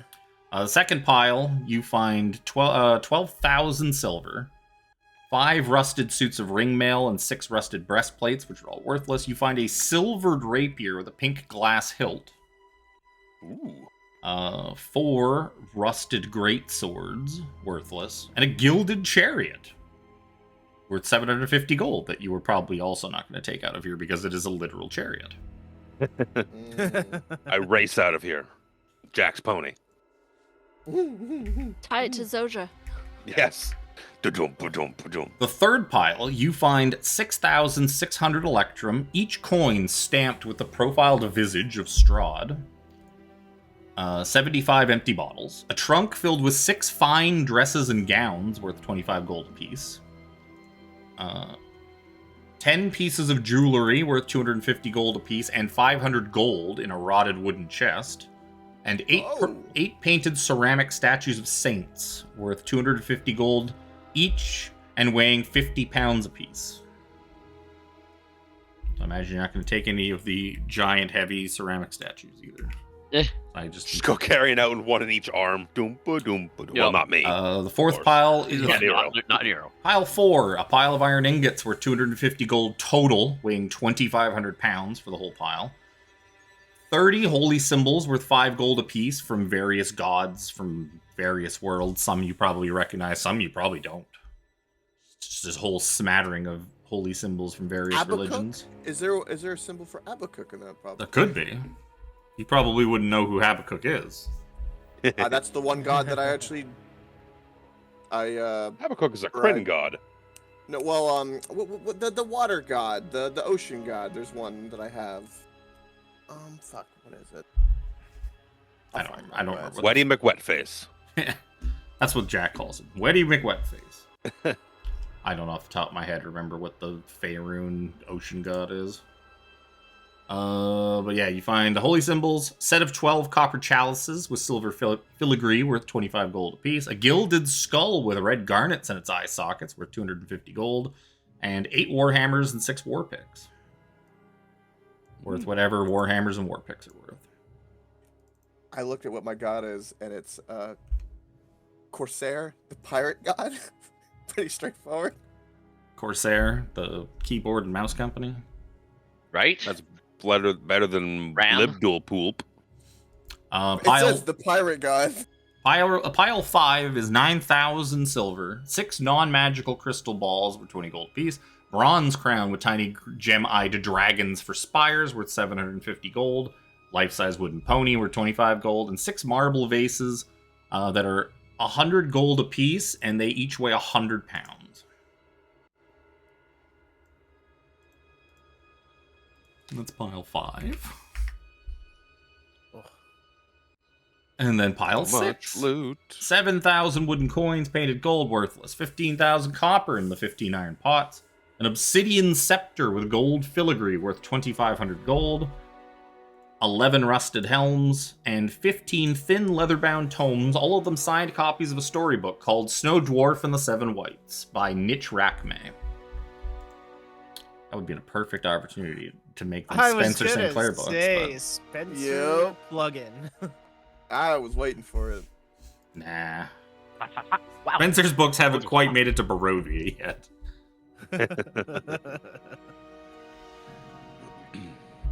Well, all the stuff we can put in the bag, which is going to be a lot, I guess we put in the bag. But definitely not going to take the stuff that weighs 50 or 100 pounds.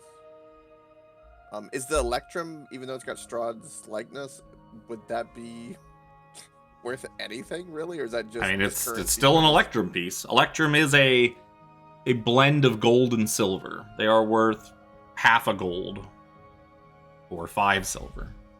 Yep. So you want the Electrum, you want the silver. Mm-hmm. The dwarves. Yeah, how much are we able to take of it is the question. I would imagine when we played before, it was like you put a limit. Okay, you can only carry like this much of what's in there. How much money weigh? D&D. How much money weigh? A bag of holding can hold 25,000 gold. What do we have in the bag already? 50 coins weigh a pound, according to the player's handbook. 50 coins weigh a pound. So the bag of holding can hold 500, I think. Minus pounds? 6. 500 pounds, yeah. Yeah. So, all right. 50,000 gold, basically. Or 50,000 coins. Well, Seraphina's looking at some of the dresses in the trunk.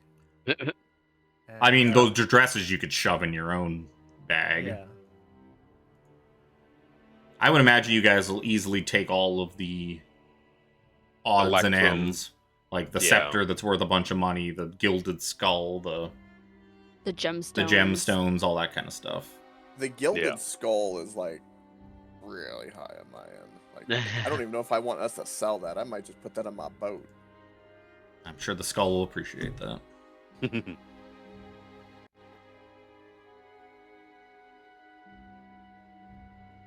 Enchant the skull with the alarm spell so that anybody that enters your cabin, you're instantly notified. Yes, unless the skull comes back to life on its own. I wasn't going to give him that option to think about. That's fine.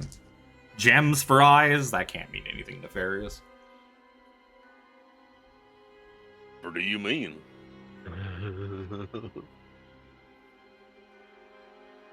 But anyways, you guys can fucking sort through that. I would imagine, yeah, you're definitely going to take all the Electrum and whatever silver you got room for. I would imagine. Funny. You guys can. 6,600 electrum. 6,600 electrum, and there's like 500 gold in a chest and pieces of jewelry and stuff like that. And 30, 50 gold piece in value gemstones, which is something too. Damn. This is crazy how much loot this is. You guys were gonna just run on out of here as fast as you could with your rod piece. Well, we don't even have the rod piece. Strahd has the rod piece. He forced us to loot this. It's Strahd's It's fault. the Strahd piece now. It's copied and pasted so we can. I copied and pasted. Well, it's in the chat. It'll be in the chat for ever. Ready? Forever? Well, Forever. Pockets like flush with coin, and we're walking away. Money's just falling out of our pockets. All right. Talk about tink, tink, tink, tink, tink, tink. Right. yeah. So there was whatever was going on in that back room. There's a set of stairs going up. There was The stairs in the back room, you said? There's a giant ass spiral staircase in that room that you were looking Did I at. miss?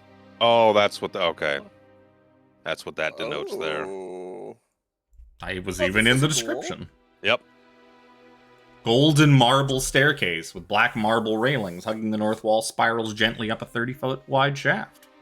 Oh, yeah, here's the staircase. I see in the way that the outline is for, like, the ceiling. Yeah. Let's go up the staircase. Come on, Zojja. I wonder what's up here. I'm, like, talking to the skull. Like, I have the gilded skull. I don't even know how much it is. I'll just give that gold. I want that gilded skull. It is a part of me now. Are you using it like Shakespeare? Yes. Absolutely. How often do you, as a pirate who likes bones, gets to talk to a golden skull? It's not golden. Barovia? It's Gilded. Yeah. I don't think it was gilded. Oh, it is gilded. Never mind. So it is a golden skull with gems for eyes. Yeah. You could put the crown on it. Yup. Up we go. Sure. Just moving you all around on the other map to put you at the top of the stairs. Oh. Oh, I remember this room. Books. Yes. Go back to the GM one so you know what number. Oh no, the number's much lower. I hate how they numbered the stuff in this place. This is like 15 numbers lower than the room below. This stone library has that's right, I changed how this room worked. Yeah, this stone library has walls that just sort of seem to stretch up into the darkness. On them, you see, like, on them are these massive bookshelves full of books that seem to also just stretch up into the infinity above you. You see, I'll say it's carved since there is no ceiling, because I changed this room. Carved into the floor is a fresco depicting angels being set ablaze in a hell. You see the black marble railing enclosing a gold marble staircase that spirals gently down the stairs, yada yada. Against the gray walls stand these black marble bookcases. On their shelves are hundreds of well-preserved tomes. And there are, I guess, hundreds that you can see. Embroidered rugs, chairs, and lit candelabras fill the southern half of this room. And just looking at it, it looks like a nice library with black marble bookcases, but when you kind of look up, the ceiling, you can't even see the ceiling, and the bookcases just continue up, out of reach and out of sight.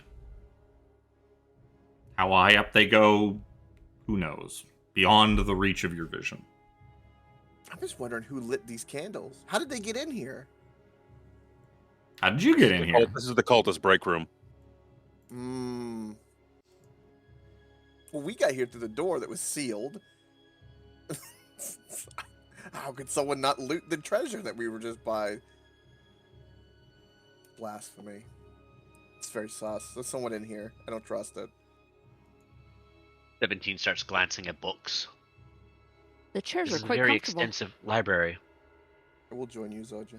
Zojja sits in a chair. Some dust kind of kicks up when she sits down in it. Like it's probably not been sat in for a while. Oh, poking about the books as well. Any like titles that stand out? Lots of arcane tomes and whatnot. Esoterica. Yeah, there are books on history, on all sorts of things. There's books on magic, talking of like magic spells and that. Pretty much anything you're kind of looking for, this seems to have. And just looking up at the sheer volume of titles in this library, you'd imagine this, like if you're looking on information on magics or magic histories and stuff, if you knew where to find it, it's probably in here. We need to find a book that gives us advantage on trying to negotiate with Lord Strahd. Could we take a short rest while they peruse the books for an hour? Whatever you want to do. I mean, I'm assuming you guys would want to look for a good bit. There's nothing coming for us, to my knowledge. We're gonna go to Strahd's dinner later tonight. We gotta start the journey towards meeting Strahd. Well, we already met the man. He's quite pleasant. Well, yeah, And very, to go very continue polite. our conversation. You got that rod there? 17 for your detecting I will magical cast nonsense. Detect Magic. So Seraphina doesn't have to spend another spell slot to do so. You cast Detect Magic, and like everything in this room starts glowing. Every book, every piece of furniture, the candles, everything starts to glow.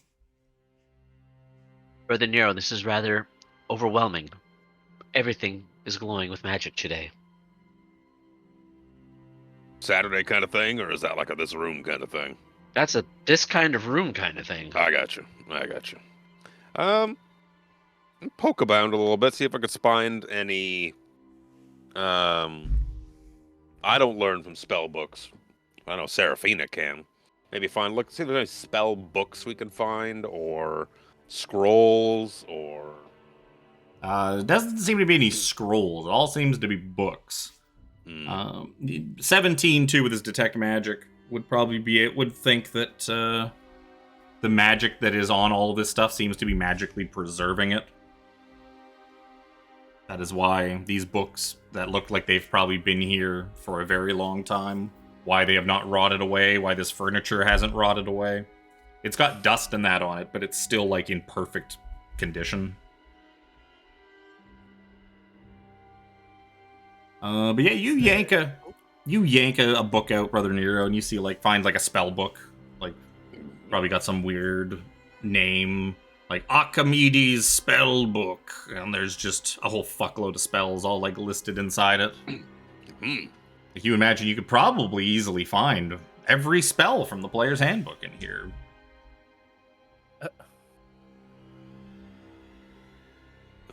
This isn't how I learn magics, but Seraphina, does this kind of thing interest you? Of course this interests me.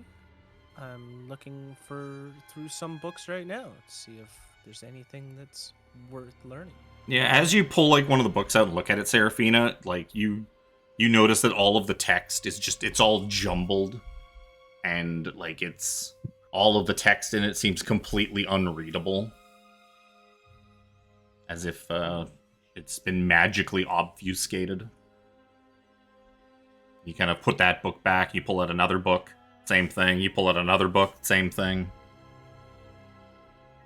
Something seems to be keeping you from being able to read any of these books. I don't think I'm getting any spells from any of these books. Their words are all mumbo-jumboed together. Seraphina, I thought you considered yourself to be an educated person. That's Seraphina's secret. She can't read. Or she's dyslexic. Oh no! Dun dun dun. She's been faking it. She's been faking it this whole time. Cast ball fire, and your groin just gets hot. She's actually a trickster. No. She's a trickster rogue. She's been fooling you the whole time.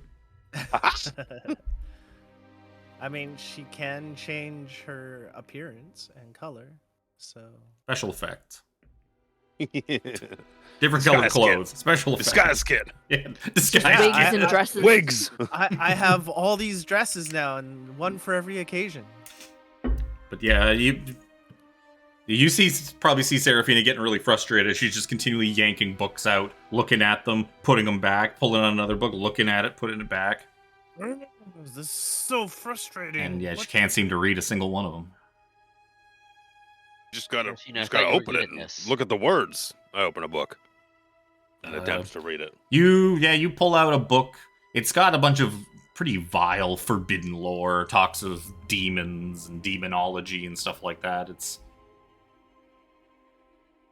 pretty accursed, like occult kind of shit. But I mean, yeah, you can read it just fine. I don't know what you're on about. This is demons. Demons from the abyss. Let's see here. Scrolling through demon abyss, darkness, slabbering jowls. I don't know. Here. Let me see that book. Yeah, you look over his shoulder at the book, and yeah, it's just the words are a jumbled mess. They make no sense to you. I know that's abyss. That's the. Excuse me. F-oof. Are you okay? I don't think you're okay. These are just books. I don't know, and I come over here and just slump, like the biggest sigh and slump into a chair. Dust. Water everywhere. Not a drop to drink. Yep. 17 will reach out and pull out a book. Yeah, looks like a jumbled mess to you. You can't make hide nor hair of any word in it. And you've got your detect magic up. You can see that even the words in these books seem magical. And you would imagine the fact that you cannot read it is some sort of magical obfuscation. Like these books are password locked or something. Brother Nero, you said you can read these, but it seems to be obscured to those of us for some reason. Do you think perhaps your eye of Vecna is allowing you to see through it? I just think your eyes ain't working properly. You don't know how to read either? Fuck. God damn it. It is well within my programming to be able to comprehend very many books. He's a protocol droid. I knew it. Wait. Can't remember if Sarasanda has true sight or not. Before she makes a comment as she's over in the corner looking at stuff. I'm frightened. She does have true sight up to 30 feet. So it's like yes, this library is incredible. There are tomes in here that I have only heard of, let alone read or seen myself. There were rumors that many of these were lost to the ages. They are so old. What is... And she's kind of like looking around up at the ceilings and what is this place? Yeah, it's a little weird. There's a lot of information in here. She's kind of happily like thumbing through the books and reading stuff. Brother Nero, perhaps we should take some of the good ones for later to read. Well, you can't fucking read anything. I could use some nighttime reading and something to eat if I get extraordinarily hungry. You could eat the books. I could eat the books. Papyrus it's fiber. They are leather bound. Oh my. Some of that leather might be That's good. That's good cow. That might be blonde pig, but Might be blonde pig. Wow. Oh my god. I pocket the book on demons and whatnot because you like demons? Because I like fighting. I've fought demons before and devils on the plains of hell and chaos. So pocket that, and I was like, well, I ain't got all day to look at all these goddamn books. I like run my thumb over a couple of them just to see if if any of the titles has anything to do with like Tyr, Vecna. Just looking for the obvious. Give me an investigation check. Like that. I don't like that. I'll give you Flash Genius. +6. 14. Oh, that's with after. You probably find a couple of Tyr books. They're books that you've read before. You might even find one that's kind of rare that stays in some only like the larger temples or the oldest temples of Tyr keep on them and no one's allowed to take them because they're like super old and super rare. But it's all stuff you've seen before. This one's hard to find. I'll shove it in my bag. You do find a book that looks like it might be about Vecna, but Vecna's name, like there just seems to be a blank space where Vecna's name would have been, as if it has just been erased from the pages themselves. Even when you thumb through it, it seems to be a basic book on like the history of Vecna, a lot of the same stuff that you learned from Mordenkainen and his early days on Oerth and whatnot. But yeah, any mention of his name is just a blank space in the book. Here, I see one. This one pertains to Vecna, but it's look, he's completely erased. The way that stuff's been sort of redacted out of it, it could be about anybody. It could be about Zojja. Yeah. Maybe it's Zojja. There's a book about you over here. Brother Nero starts filling in the blanks. Zojja. Zojja. Peanuts. Cake vomit. Oh, whoa. Is that her full name? That's a middle name. Zojja. Peanuts. Cake vomit. I do not like it. Well, it's not. Yeah, I'm right. I'm the one writing it. It's all right. I'll pocket that Vecna. I'll pocket a Vecna book and like the rare tier book, just to have on my person.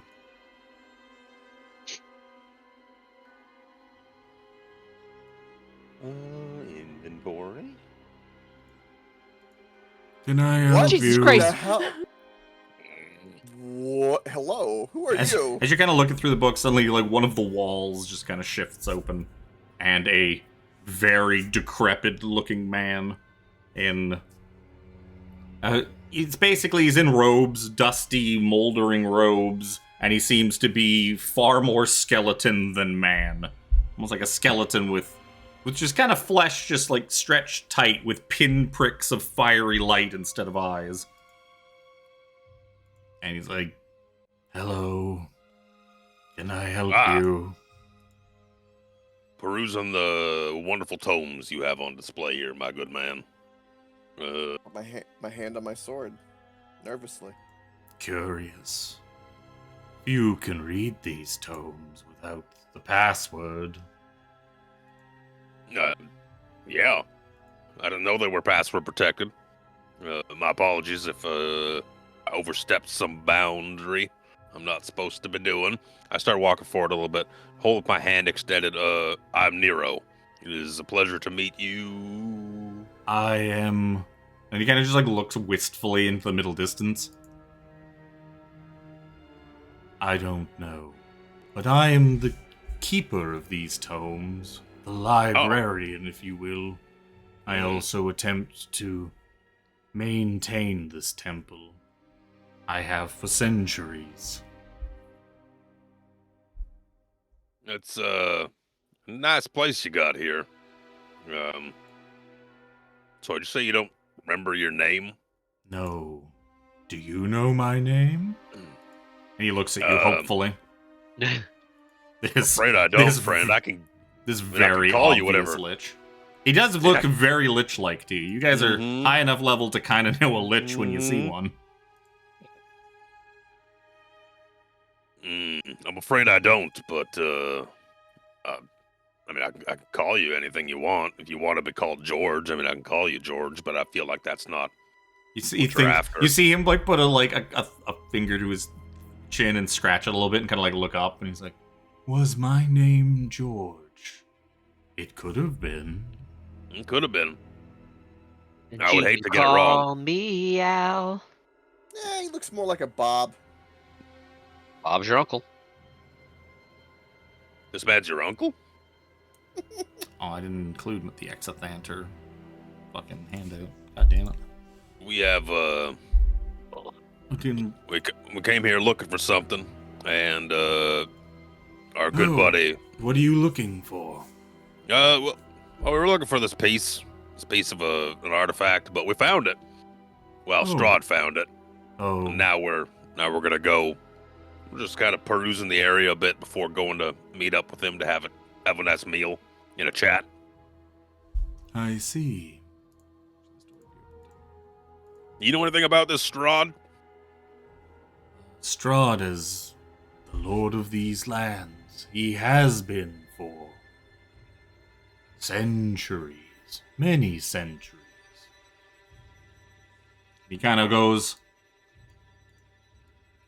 wandering in, and you see him, like, kind of gently grab hold of, like, one of the... Each one of these bookcases has, like, one of those ladders, like the rolling ladders.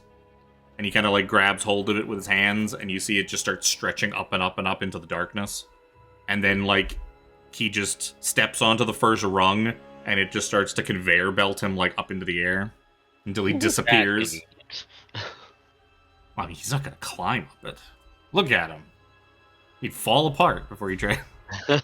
And you see him just like escalator up into the darkness. And eventually he comes back down with a book in his hand. And he's like flipping through it. It's like, yes, Strahd came to these lands as a man centuries ago. Centuries ago? I go stand beside him and like read over his shoulder.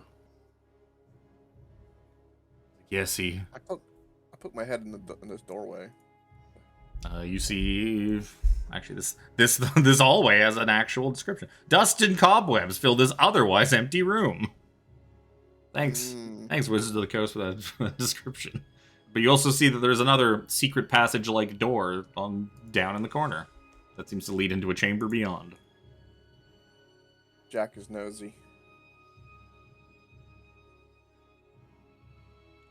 Yeah, you see, he continues on, like, Strahd rooted out a warlord that had taken over these lands. Strahd and his army took them, and he became Lord of Barovia. He ruled it as a tough but fair lord for some time, until he was taken. He was taken by one of the most cursed spells of all, love. Dude, I had it on my mute. Sorry. I appreciate the well-timed sound effect. Haktua!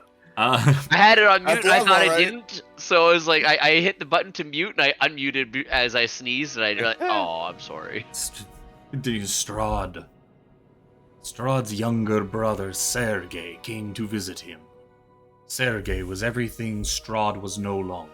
Youthful, exuberant, handsome in a way that the older Strahd no longer was.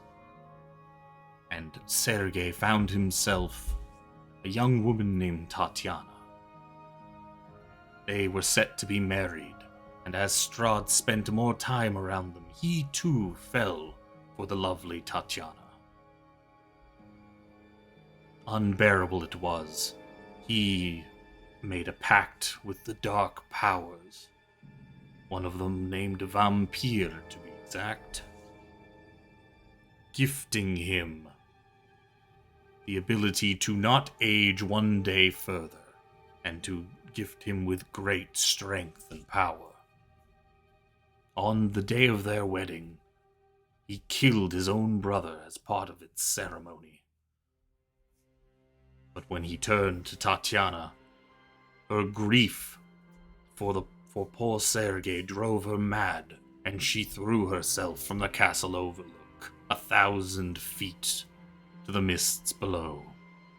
It was then that the mists engulfed Barovia and removed it from the world. And now we have been trapped here ever since.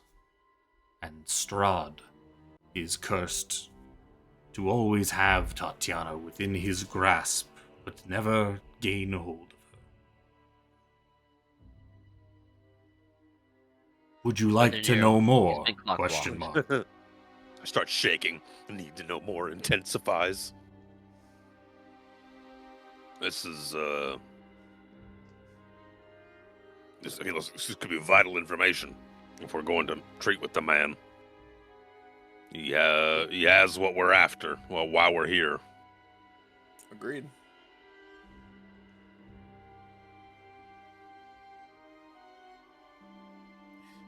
Once you're kind of done getting the explanation from the strange lich, he gets back up on the ladder, and fucking up he goes. He puts the book back, and down he comes. that whole up and down takes probably a good 10 minutes.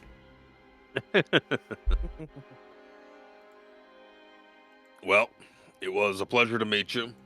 I'm afraid I don't know your name, so I cannot say goodbye properly. I reach out to like shake his hand again. He just kind of like holds his hand out, like almost kind of like not really understanding like what to do, or. I take his hand in mine and I gently but firmly grasp it and give it a good shake, and then I do take my other hand and put it on the back of his hand. It was truly a pleasure to meet you in your wonderful library. Thank you for the information that you have bestowed upon us today. Looking out of your, look at the top of his head. Hair? There's probably like a few scraggly hairs still clinging to what bits of flesh are still up there. Forgive the intrusion. No problem. You may want to return the book that you have in your bag. It will do you no good outside of this chamber. For some light reading this evening. Yes, but the enchantment that preserves these books only goes as far as this chamber. If anything is to be removed, it will crumble to dust. I was gonna go look at it on the journey there and have you tell me I pulled dust out. All right, well, I would rather it be preserved than destroyed. I think it would make good, interesting reading. But I appreciate you telling me that. I go back over to the shelf and guess I'll go back to my D&D Beyond and take those books out of my inventory. No book dust. No book dust for you. Nope. Darn it all. We'll take our leave of you then, my friend, my new friend. All the best. If you need me, remember your name. If you find my name, by all means, let me know. Been looking for it for quite some time. What a wonderful gentleman. It was a pleasure meeting him. If you need me, I will be here in my chambers. And he just starts kind of waddling back through the secret door in the wall. If you need an easier way out, feel free to use the southern exit. He just kind of gestures to the space between the bookcases and the southern wall. And off he goes, back to his room. Over here? You mean? I'm looking at the wall Give me a perception check with advantage.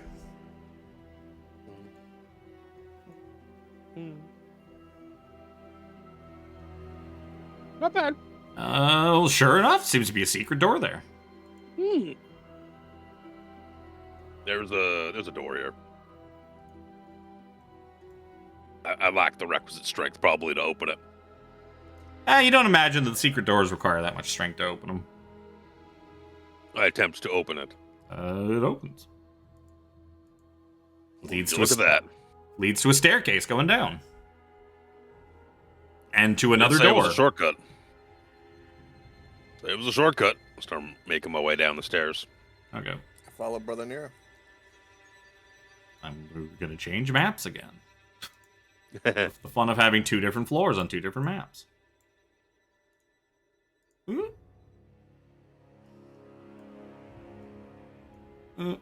And her, and where the fuck are all the rest of you? You.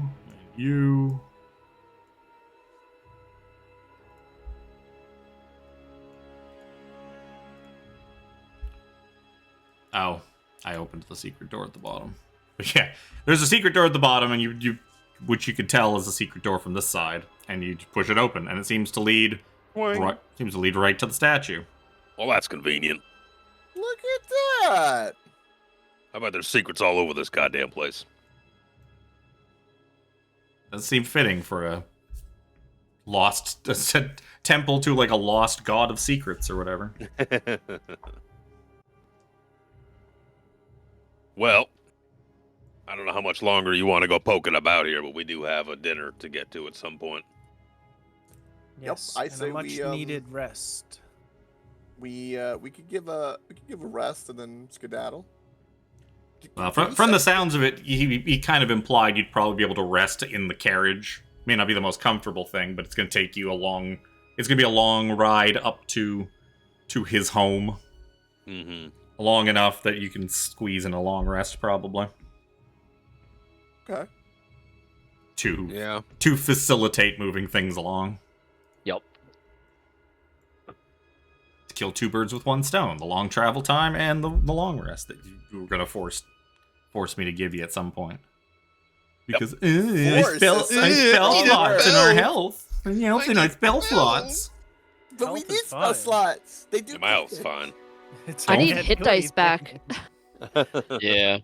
Hit dice. would What's be a hit nice. dice? I only have 3 left. I haven't spent one in a while. Yeah, no, well, I did fuck you for recently your because I had regenerate. to. No, wanted to it's use called my ability. Don't get hit. Well, he also can regenerate with Yep. just standing still. Passive regen. Mm-hmm. Well, if you have no more questions, pressing questions for your new lich friend who has no name, or has a name but he forgot it. You can go search for his name. There's boons a lich would grant us. That's not a horrible idea. I mean, you also know that something like, there are abilities not taught by the Jedi that. But there are things that could restore people's memories. Things like greater restoration. I was looking at my spell slots actually as you said that. There is stuff like that that can help people that got like memory troubles and whatnot. Now, that was obviously, as we're all kind of like walking towards like the front door kind of thing. That was obviously a lich. Seemed like a very nice fellow. He did seem like a nice fellow, and I am inclined to help him. Unless anyone says otherwise. I do have the means to do so. Fuck, this is not gonna be...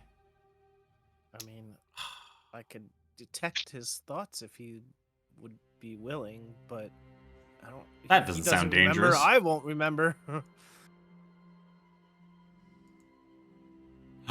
It's not broken. Let's go. I mean, if he doesn't know, then I'm not going to be able to get it from him. Yeah, but I think I could restore his addled mind with magics. I have the slot available to do so. I'm sure he'd be mighty happy to have his name back at the very least. You know what? I'm gonna go help this man. Trudge my way all the fucking way back up there. Brother Nero, I will come along just to help make sure that you're safe. You will all come along because you don't have any choice because you're. That's how the map works. Where the fuck is my fucking thing for this thing? I'm trying to find my handout for him, but I don't see it in the list. Did I not name? No, I would have named it.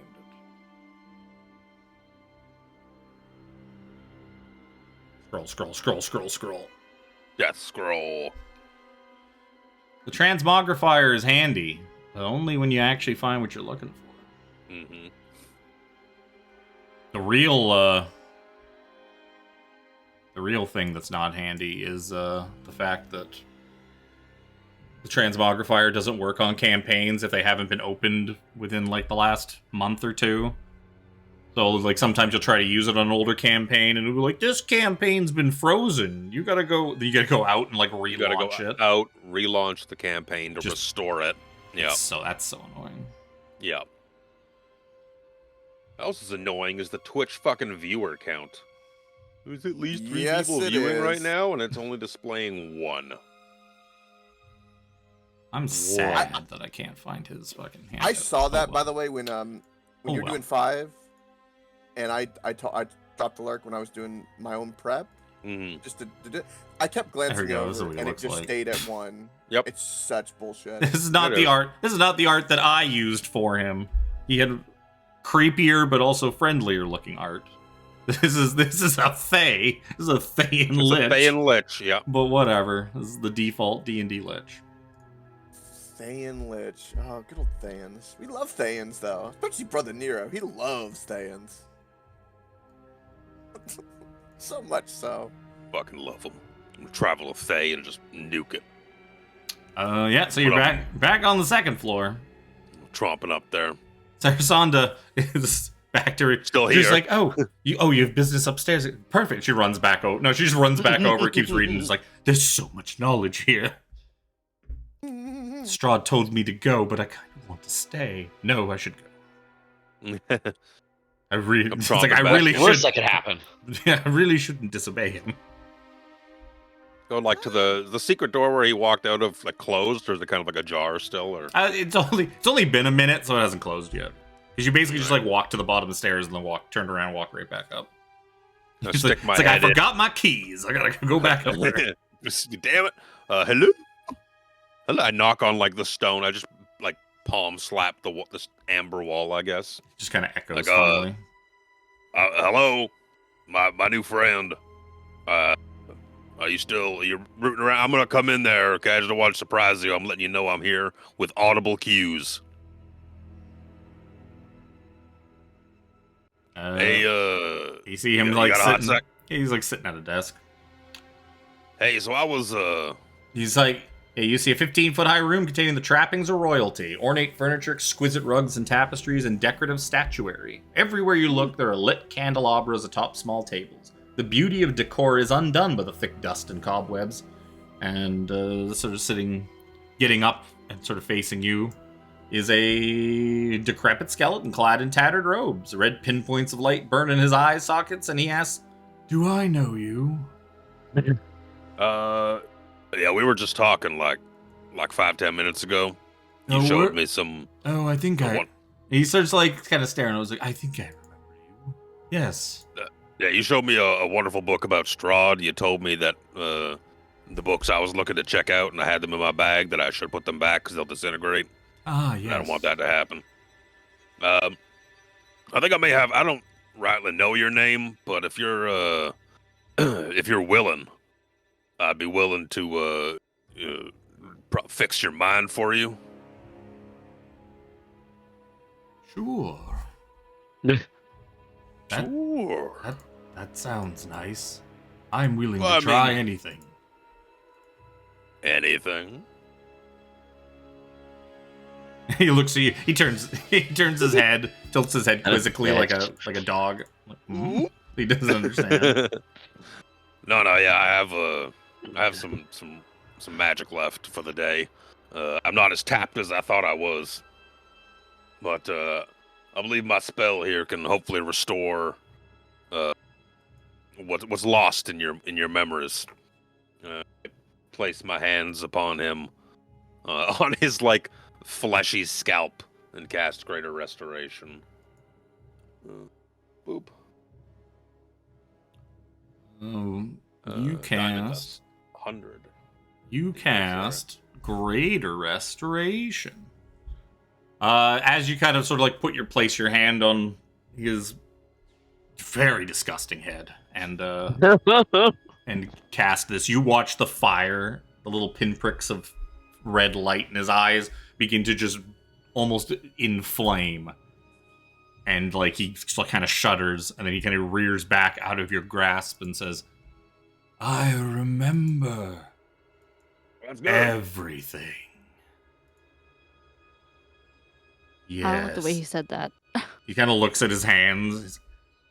I am the great Exithanter. Exithanter. Yes. Wow, that is a magnificent name. I am the last of the ones who built this place. An ancient temple. And you see him like rubbing his head. He's like, perhaps it is not all back yet. To whom this temple was dedicated. But we were the ones who entrapped the dark powers. We were the ones who kept the evil secrets safe. I am all that remains of that order. Cursed to maintain this place for all eternity, which is why I am as you see me now. But it seems the years have not been kind to my exemplary mind. I am still feeling a bit weakened. You wouldn't happen to have another one of those greater restorations, would you? Y'all got any more of them greater restorations? Scratch his arm. I mean, yeah, technically I do. I would be most appreciative. Does that seem creepy or weird? I mean, he's a lich. He's a lich. He's a lich. Everything so, he says seems creepy and weird. like, well, in for a penny, in for a pound. We will have to pick up more diamonds for what it's worth. My supplies you know a place. Yeah, You know my a supplies place. just starting to dwindle ever so slightly. You know a place that sells them in bulk. Tiffany caught one word of that sentence. In for a penny, in for a pound. Pound, you say? Pound? So yeah, I'm guessing be you interesting. cast a second wave of greater restoration. Yeah. And he just you see him kind of like twist and stretch. You hear just bones cracking audibly, and he kind of stretches out. Like that. It's like, now I truly feel like myself. He gets his maximum HP back up to the level it's supposed to be. He is no longer addled by time and age. Now he is at full power. Yeah, how's that feel? I feel fantastic. Yeah, that's what I'm talking about. He starts templing his fingers and gets strumming. I feel amazing now. You look amazing. Yes. High five. He high fives you. Yeah. Fuck yeah. Yeah, It's a strong high five, about. bud. Yeah, it's when you high five him, you expect this decrepit with it's strong. It's like you high five Zojja. My hand's like stinging. Like, I'm trying to brave face. Yes. Ow. He Ow. is terrifyingly strong for what he looks like. For one so steeped in knowledge, it would be a shame to leave you in a state where you are diminished from who you truly are. That is appreciative. Yeah. I can now perhaps clean out the filth that's been infesting my temple. There is some interesting intruders we have seen. We took out a few ourselves, actually, on the lower level. Beyond, it wasn't just my name. Most of my magic was lost to me, but now I have it all. Good. All my spell slots and spells have been restored, thanks to you. Exothanter, are at your full height of power. What I can only imagine. Now I must am be worth the great and full terrible. amount of XP if you were to fight Yes! Uh. Stab. Power word kill. Power word stab. It's like, in exchange for your generosity, if you wish, I can give you the passwords to the books in the library, to the chambers throughout the temple. I think that might be mighty helpful. We did find some rather useful items on our bit of perusal so far. Aside from the vault, mostly it's just the sarcophagus rooms that are locked away to keep We did people see from some- accidentally making pacts with the dark powers within Yeah. for their own we did. good. Did see some wisping energies of entities within Yes, they are. huge chunks of amber. The dark powers are powerful evil deities Go on. they do not exist in our universe. They are possibly from the far realm or something even further beyond that. They have reached a foot into this reality. That is the wisps you see. They control the mists, and all that lies inside of it. We sealed them away as best we could to prevent their power from getting out.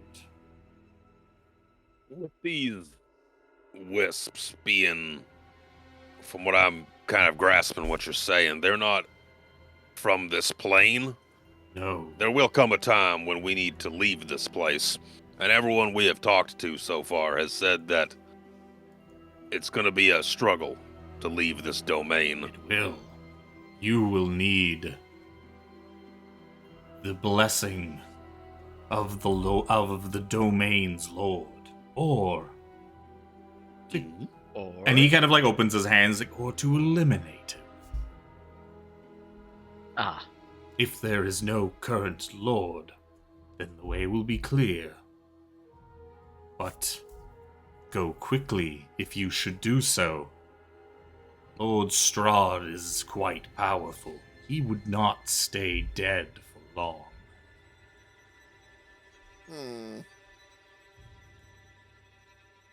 I thank you for this great bit of information, Exothan. I thank you for this great bit of Exothanter information. There you go. God. If you were to face Lord Strahd, I would be very careful. Even I, before I was in the state you found me in, I was not foolish enough to challenge him on my own. I mean, he may be beyond even my extensive power. And as he says that, the room kind of trembles, and the lights, the candles kind of flicker down a little bit, and then they kind of go back up. That is, true power is a beautiful thing. I would rather not fight him. He does seem like an amenable and wonderful man. And maybe it's just his charisma is through the roof. He got that riz, bro. He do got that riz. He do got that riz. Let's see, what are I want to see what the requirements are for some things. He might offer you something else. You've been so nice to him. He might offer you an extra gift. I turn around to the group while he's like plucking his mind. I'm like, thumbs up, like low, like, yeah, got this. If you wish. I give a thumbs up back. I do not know how powerful you are, but perhaps I could offer you the dark gift of Tenebris. Teach you to become like me. And he kind of gives like a big thumbs up like in front of him. Big toothy grin. Oh my goodness. Like your power is truly awesome and amazing. I am quite partial to my hair, to be honest. You could get a wig. Oh, I mean, there are options. He's like, it's easy. And then he just he snaps his fingers and all of a sudden he transforms into this just beautiful man in flowing robes. His hair is like a shampoo commercial. It's like wafting in the breeze that doesn't exist. He's like twinkling. He's probably like mid-20s, like a short beard, and he looks like your character kind of, but like the most handsome, idealized version. And he's just kind of like posing for you and like stretching and that. See, it's easy. You are a handsome devil. I'll tell you that. It's Austin Powers. We are sexy, baby. Yeah. Yeah. Well, I guess technically though, you know what? I roll that back. That is what 17 and the other people peeking through the door see. What you see is him still a lich and doing all that because of your fucking true sight ruining it for you. I'm also placating him like, yeah, you're super, well, I imagine you're awful and powerful. Well, yeah, I imagine your responses would not have changed whatsoever. Nope. But everyone else is like, you can hear the gasp behind you, like, oh my god, she's so pretty. Oh my god. Oh, look at how man pretty that is. That's like 10 Neros all rolled into one. Yeah. And you're looking at it, you just see just the same decrepit lich, fucking stretching and posing and fucking trying to be sexy. Yeah. Fucking true sight. Ruins everything. I don't want to because he kind of like waves a hand in front of you. He's like, I sense you are not ready yet. Yeah, a bit of trepidation. Your power is not yet strong enough to survive the transformation. Perhaps return one day when you can cast 9th level spells. Looking at my watch, I'm like, well, I got about 5 levels to go for that. Okay, yeah, I could do that. I'll pencil you in 5 levels from now. Return to Barovia. Handsome Exothanter. Heart. Teach me to be a lich. Thumbs up. What could possibly go wrong? It will take time. Construction of your phylactery will take about 10 days. And then another 3 days to concoct the potion required. So it'll be like, Great things take time. that is true. Yes. The requisite number of souls required to craft your phylactery. We'll have to go sort them out. Yada yada. Yeah, looking over my shoulder. How many Details, souls you details. think I might need? Mm. We could discuss this in the future. I don't Brother want to Nero? bog myself down with the nitty gritty. What is it? 17. Why did you look at us with that tone of voice? What are you talking about? They're fresh. Okay, later. We'll talk later, Exothanter. Son of a bitch. I'm surprised 17 isn't more interested in this, considering he craves power so much. I'm not the right kind of caster, so it's kind of beyond. Yeah, the he's kind scope of a fake magician with his Yeah. artificery. Also, I don't think a warforge could become a lich. Engineer! Oh my god! My word. He's an engineer. Oh my god. Yes, I thank you greatly. If you don't mind, I think we'll use your gift of the passcodes and maybe do a quick sweep before we get out of your hair here. Finding it, I'm sure there's many wonderful items that we could find throughout your magnificent temple here to bolster our journey moving forward. Perhaps. Though the passwords won't get you any fantastic items. And there are many powerful monsters and fiends locked in these vaults for protection. To keep would-be thieves away. That is fair. Especially the one on the west with the death slot in it. That's a pretty scary one. I don't like to go in that one myself. I mean, Slod's kind of grossed me out to begin with, but I'm pretty sure we slaughtered him Yes. already. Oh, okay. Did you get the one full of flame skulls? The one with the big hole in it? There were a bunch of flame skulls we encountered. Yes, it's like Nero's trying to remember the layout. The vault with the flame skulls. There's more flame skulls than just the flame skulls in the hallway. No, I think we only encountered the hallway ones. It would make sense. They're useful tools. I could see why you'd want to have more of them. Oh, yes, there's a whole there's one down in the southern corner. There's a big hole in the top of that vault for some reason. Someone tried to break into it. The flame skulls got him. I mean, imagine that stupid little lizard.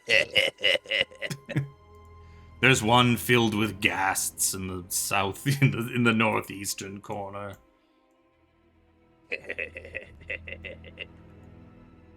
Well, yeah, we're mainly at the moment, I think, looking for ways to bolster ourselves for our journeys forward. Don't Yes, necessarily anything need that to can go. help us negotiate with Lord Strahd would be most advantageous to learn. There's only one thing Strahd covets, especially at this point. Beyond powerful man, a way out of Barovia and his beloved Tatiana. I turned my pockets out. Well, I'm fresh out of those. Unfortunately. But Tatiana takes priority over anything. I suppose you know where Tatiana is. I don't get out much. That's fair. She is That is frequently reincarnated when she is reabsorbed by the mists. She is reincarnated into a new body again and again. Again, I throw my eyes over my shoulder, like, interesting. This is She may be but a child currently, or she may not exist at all. It's good to know. If she's out there and has been out there for some time, Strahd probably already has a bead on her. He's a bit creepy like that. He does tend to know a lot of stuff. I've noticed. Well, this Barovia is more than just a territory. It is bonded to him. There is little that happens in this land that he does not know of it, thanks to his powers and his network of spies. You cannot trust anything, not the birds, the wolves, nothing. All work for Strahd. What about you? I don't begrudge you your choices either way. I Just curious. am here to keep this temple sealed. Him and I don't really talk much. We kind of stay out of each other's way. He realizes that my only concern is the upkeep of this temple, and he has no desire either to see its contents set free. So he leaves me to do my job. Yep. So I'm going to be right up front with you and say that the dark powers that reside within here are not... We have no... We're not going to touch them. That's not why we're here. Thanks, bro. That's cool of you. I know. I just got to be up front with you. I hold my knuckles out for like a fist pound. He pounds it back. You're a good dude. You pull your hand back, you're like, ow. Like not only is he strong, but those knuckles are bony. He cracked all of my knuckles in one fist bump. And strangely, they start mending after a couple of minutes. Yeah, there we go. There we go. That eye of yours, though, is very intriguing. Oh, thanks. I got it on sale. I sense Like great finger evil discounts? power from it. I I like it.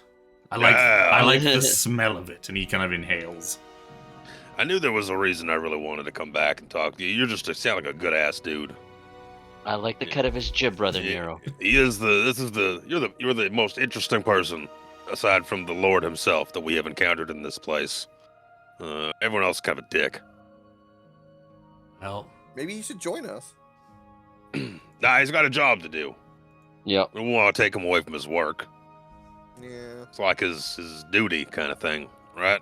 it's funny. If he didn't, duty. you may have been able to con him into temporarily coming with you as like a follower if he didn't know any better, but he would also be useless. He didn't remember any of his spells. Yep. He gives just strong fist bumps, though. Yeah. Falcon And he's also had a reduced amount of HP. Like his max HP was severely hampered. Yeah. And now all of that's restored. Two greater restorations later, and he's now remembers everything, has all of his spells and all of his health back. He is a full-powered lich again. Is there, off the top of your now restored memory, is there anything on our way out that of interest that might help us on our way going forward? You got any, like, really old, cool wine or... very obvious. You probably rattle items. off like all the things that you have found, and he just kind of like thinks about it. He's like, "I do not believe there is anything else of value for you here. Mm-hmm. I would love to give you something, but all I have of value is my spell book." And you see this bronze book just like sitting on one of the shelves. Like the covers of the book are like carved and forged bronze. That kind of thing is of no use to me, and Well, I wouldn't want to rob you of your. No, that's mine. You don't get to. I wouldn't presume to ask. That seems rather rude. Well, I think the real thing Brother we've Nero. gained here with Brother Nero, yes, Jack. did you ask him about the sword, the cool sword that was mentioned, in case we needed it? That's not here. We gotta Like go maybe he to knows- Orth. Well, but you don't think about Orth, Oh. the sword of Koth, an ancient. What do you know of Vecna, Exothanter? He kind of was like. You insinuated that he didn't remember earlier, Yeah, but with he's his like- memories back, maybe? Yeah, he's like, "Who's Vecna? I have not heard of this person. Is he a friend of yours?" Definitely not. Strictly speaking, no. But I feel he is a part of me. No, he's the great evil Like- in the multiverse here. That's You- kind of why we're here. You asked As of to, Earth. That is a land of the material plane, if I remember correctly. Not some place I have visited. I have been here for many centuries. Sounds like a nice place. You should visit it sometime. Let me know how I imagine it is. we will. Send me a postcard. You gotta jot down your address real quick here. Exothanter. It's Exothanter. Temple. Amber Temple. Say it in Barovia. Lich. No, Barovia. he's not Than. Oh, he looks Thayan though. Well, it's because they just copy and paste the Thayan Lich default thing out of the monster manual. Fair. And I can't find the Lich art that I originally used for him. It is that handout has disappeared into the ether. Is that no, I don't know. Nero wouldn't know that. Wait, That's fine. what are you looking for? The Wand of Secrets. Oh. Oh, He probably doesn't even really know that it's there because it's just it's so fucking close to the entrance. It's probably not even in a place that because it's not like a thing that they've stored away. It's like on a corpse. Yeah, I remember it was on a guy or something like that. Yep. You For some reason, I thought it was with the you barbarians. walked right fucking by already once. That's fine. Well, you walked right by. You probably saw it as you walked by with your token, and then just didn't.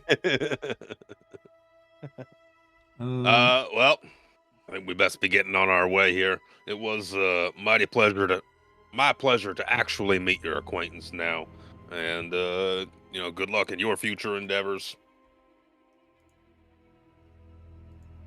Thank you. It was good meeting you. It's so rare to have polite company these days. Right? It's hard to find these days. Good company is hard to find. Brother Nero, why do you keep looking at us like that? Well, yeah, you guys are good company. That's why I say it's hard to find. That's why there's only 4 of you. 5 of you.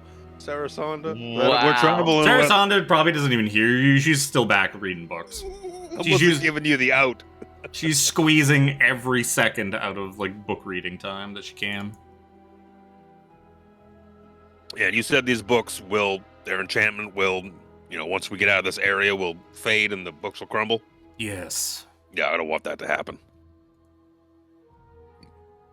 The preservation magic is tied to this room in the temple.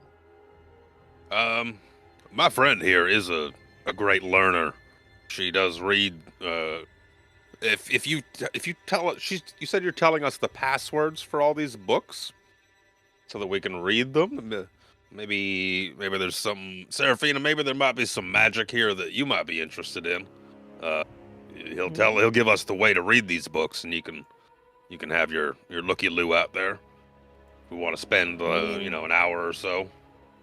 Well, it takes what does it take? Takes Like longer. a half an hour per spell level. So any spells kind of worthwhile are gonna take you hours to jot I down. do reduce the time, but not by that much. Yeah. I mean, if you want to leave her behind and go to dinner with Strahd without her, that's totally an option. If it's an enchantment spell, then Yeah. You can't leave Seraphina here. She's our bargaining I'm just chip. saying. really? She's totally welcome to stay here and hang out with Exothanter and read some books while you guys. I mean, we could, as much as the Lord, we don't want to keep the Lord waiting. I'm sure we could poke around for a couple of hours to see if there's anything that you would find necessary moving forward. Again, this kind of stuff doesn't do anything for me, but I know it works for you. Yeah, with the time that you feel like you have, you're probably only going to get something of like 1st or 2nd level. It's with the amount of money you have and the fact that you can just go buy 1st and 2nd level spells from Sigil somewhere, yeah. Well, from the magic shop. It's basically to get anything worthwhile, she's gonna have to stay behind, is what I'm explaining to you. Which is totally up to you. It doesn't seem like the best idea, but it's totally viable. I mean, look at her skinny little thing. Probably doesn't eat that much anyways. I love how everyone's just like, Right. I'm sitting here going, I can't wait to go see Strahd. Everyone here's like, no, we'll just stay in the Amber Temple. We don't need to go. It's amazing. Although we have learned What some the valuable fuck is information. that? Very valuable. Oh. Yeah, as much as I'd really want to, gain my own power, but There he is.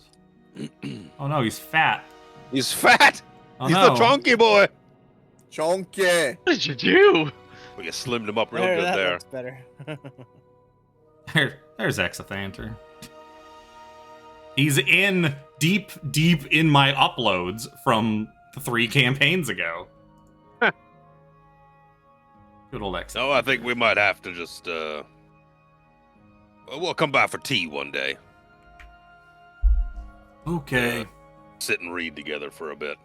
Well, I have a lot to do now that my faculties have returned to me. Yeah. Busy for a bit. Yeah, no rest for the wicked, right? That is correct. Yeah, we got best get moseying then. It was a pleasure to meet you. Good luck with your memories. We'll be on our way. Was a pleasure, sir. Try not to lose them again. Oh, That would be beneficial. I shall take precautions this time. I believe. Yep. Yeah. Did you say that there was a stagecoach outside this place? He said it would be in the town. So we got to go back up through the statue, up the ladder, which will take us Back to Death the House. Death House. That reminds me. Death House was cool. That's another thing I found when I was going through the Etsy stuff is you can get a full 3D printed Death House. Like a full model of it that like you can take the floors off and use it as a map for minis to run Death House. Yep. With full Pretty size. sure I saw that. And it's like That'd be completely sick. modeled on the outside with all the balconies and the windows and everything too. So it is put together. It's like a dollhouse of fucking Death House. Yeah, I think I saw the guy guy. who did that on TikTok It's talking like, about it's like it. $400 or something like that. Yeah. And it's unpainted, but Yeah. that thing would probably cost you like $2,000 if somebody painted the whole thing. Oh, yeah. Paint an entire four floor house. It's real tough to hide the secret door areas when you're using that thing though. real fucking hard. Yep. Yeah, we leave, I guess. If there's nothing else that poking about will really gain us without, having to fight all the shit ton of stuff that's hiding in there. Well, yeah, it's if you were looking for gifts from the dark powers, which you're not really. Nope.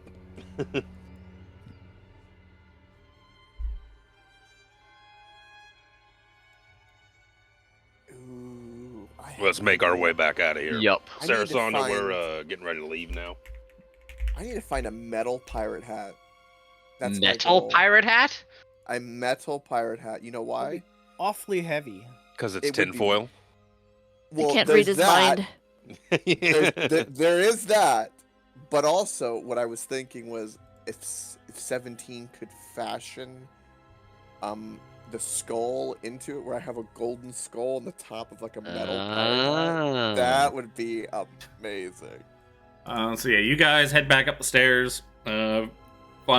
Make your way through all the way back through Death House. Wind your way back downstairs, and back out into the village of Barovia.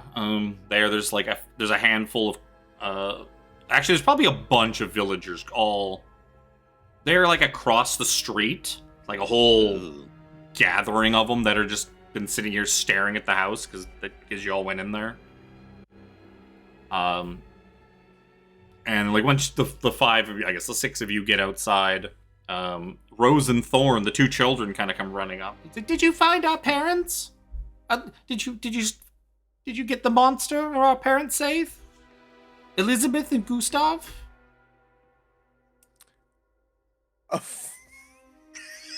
Never heard of them. They are safe. They are safe. Sorry, You know couldn't what? find them. Yeah, Dad's better than ever now. Oh god. It's like 15% brand new. We cleared out the house, kid, but I didn't find any people in there. They just start crying. House is all yours.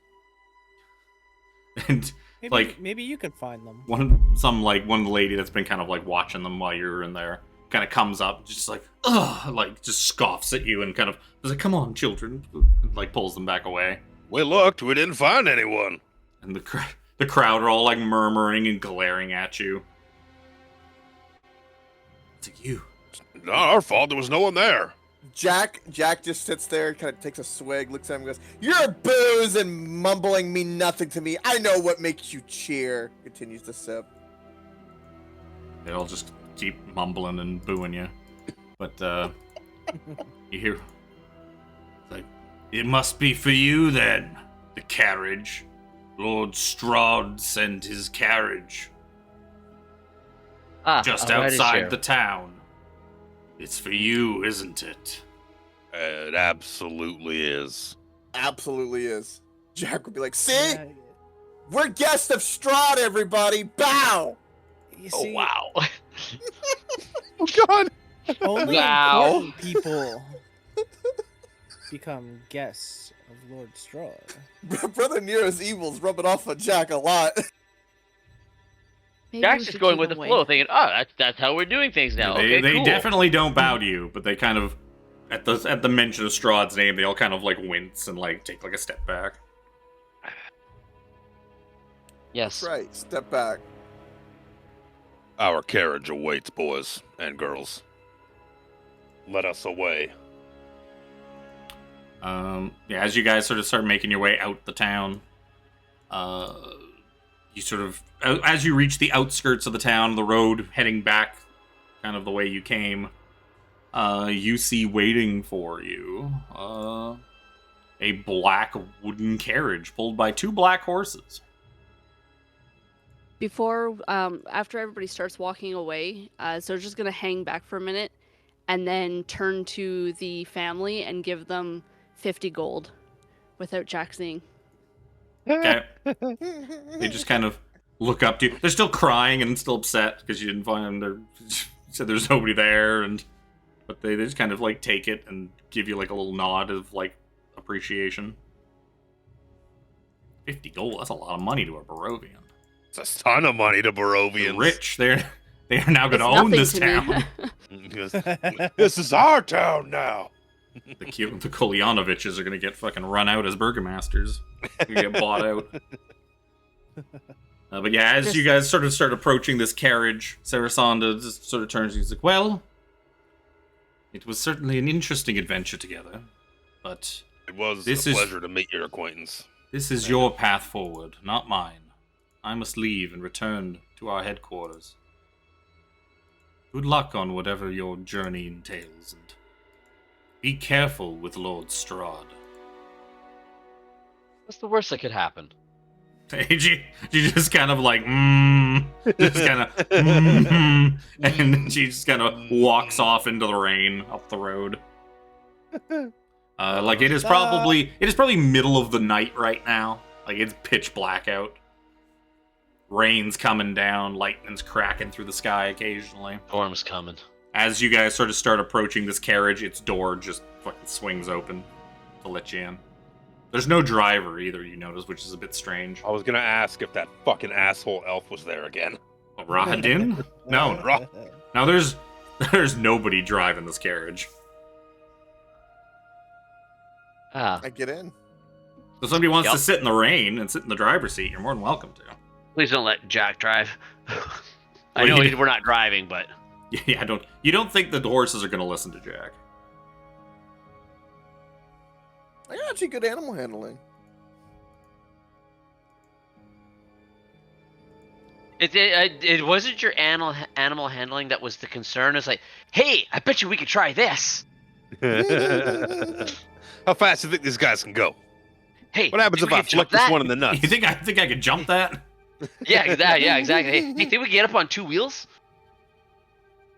Is there room enough in the carriage for 5 of us? Does someone have to sit No, outside? it's Okay. pretty big.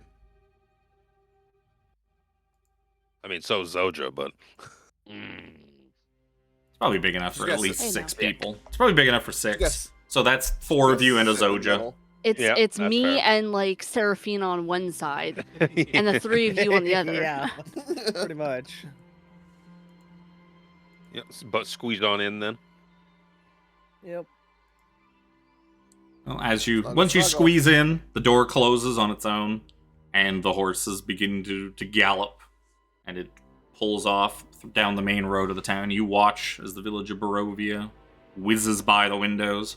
People all kind of just standing on the side roads, staring, watching as you go by. Scowling at us.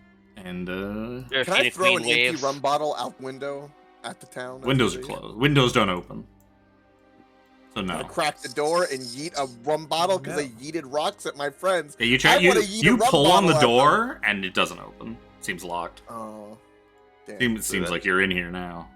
Jack, that was worth 10 cents if you recycled it. So, American doesn't know what recycling is. We need the old reveal tool, which I almost never use. Don't need to recycle when you conquer everyone who makes everything. Oh, Jesus Christ, fucking Wow. Adolf Musk over here. Roman salute! It was Roman, guys. It was Roman. Roman D's nuts all over your face. Ugh. Christ. It's alright. It's alright. We'll take over Canada soon. Don't worry. Listen here, you. We've already sent you some snow. Don't make us do it again. If Trump has his way, we'll be, what, the 51st state? We do not speak of Agent Orange. So yeah, you guys, it is, if you want to take a long rest, it is going to take you a few hours to get there. Yeah, that's taking Yep. a good Yes, long rest. So you can long rest inside Strahd's carriage. I imagine you kind of sleep in shifts. Is anyone's what's it called, secret power thing tapped? Need to roll for it? Oh. No, I have my well of secrets at the moment. Well, I have mine as well. Yeah. Yeah. But I did get one haven't even thing. used mine yet. Boop. It's inventory. I couldn't remember where it was. Yeah. Oh, baby! Is- Hello. Look at these pretty low numbers. Yep. Useful. See, I look at the low numbers just as good as the high numbers. Oh, yeah. Yeah, oh, for sure. Absolutely. You see a 1 pop up, it's just as good as a 20. Yup. Whoops, that's not what I wanted. As you guys get to here. This is the lands of Barovia. I remember what this is, but I want... Oh my goodness. Give me the letters. Thank you. Sorry, I'm going to change my protection thingy. I'm going to put them both in saves instead of one AC, one save. Sure. Just splitting this, letting you know what I'm doing. Yeah, as you guys are going along, you reach like a fork in the road after a good couple of hours. I'm gonna roll. You guys are probably taking naps and whatnot in shifts. There's always probably a couple of you awake at a time. Seraphina's meditating. I guess Jack's actually meditating too. Jack's meditation is basically just sleep. He's just like conked out snoring, but it's still him peacefully meditating. Yeah, him peacefully meditating is not a thing that I can picture Jack doing. Yeah, no, he grew up as a human, so he thinks it's sleep. He just doesn't understand why he only needs 4 hours of sleep. He doesn't understand why he's still fairly like alert and cognizant, even when he's like, I must be lucid dreaming. But these dreams are always so boring. It's always just like of an empty room in the dark. People snoring. Like, is everybody else's lucid dreams this boring? I'm gonna say Jack. As you're kind of, maybe lucid at this point, you're kind of looking out the window as stuff's going by, and you can see through like the rain and the fog and the darkness of the late night, or we'll say it's actually probably morning at this point. It is light out. It was probably very late. It was probably like a little too early to be morning when you set out. You kind of been out in the amber temporal all night.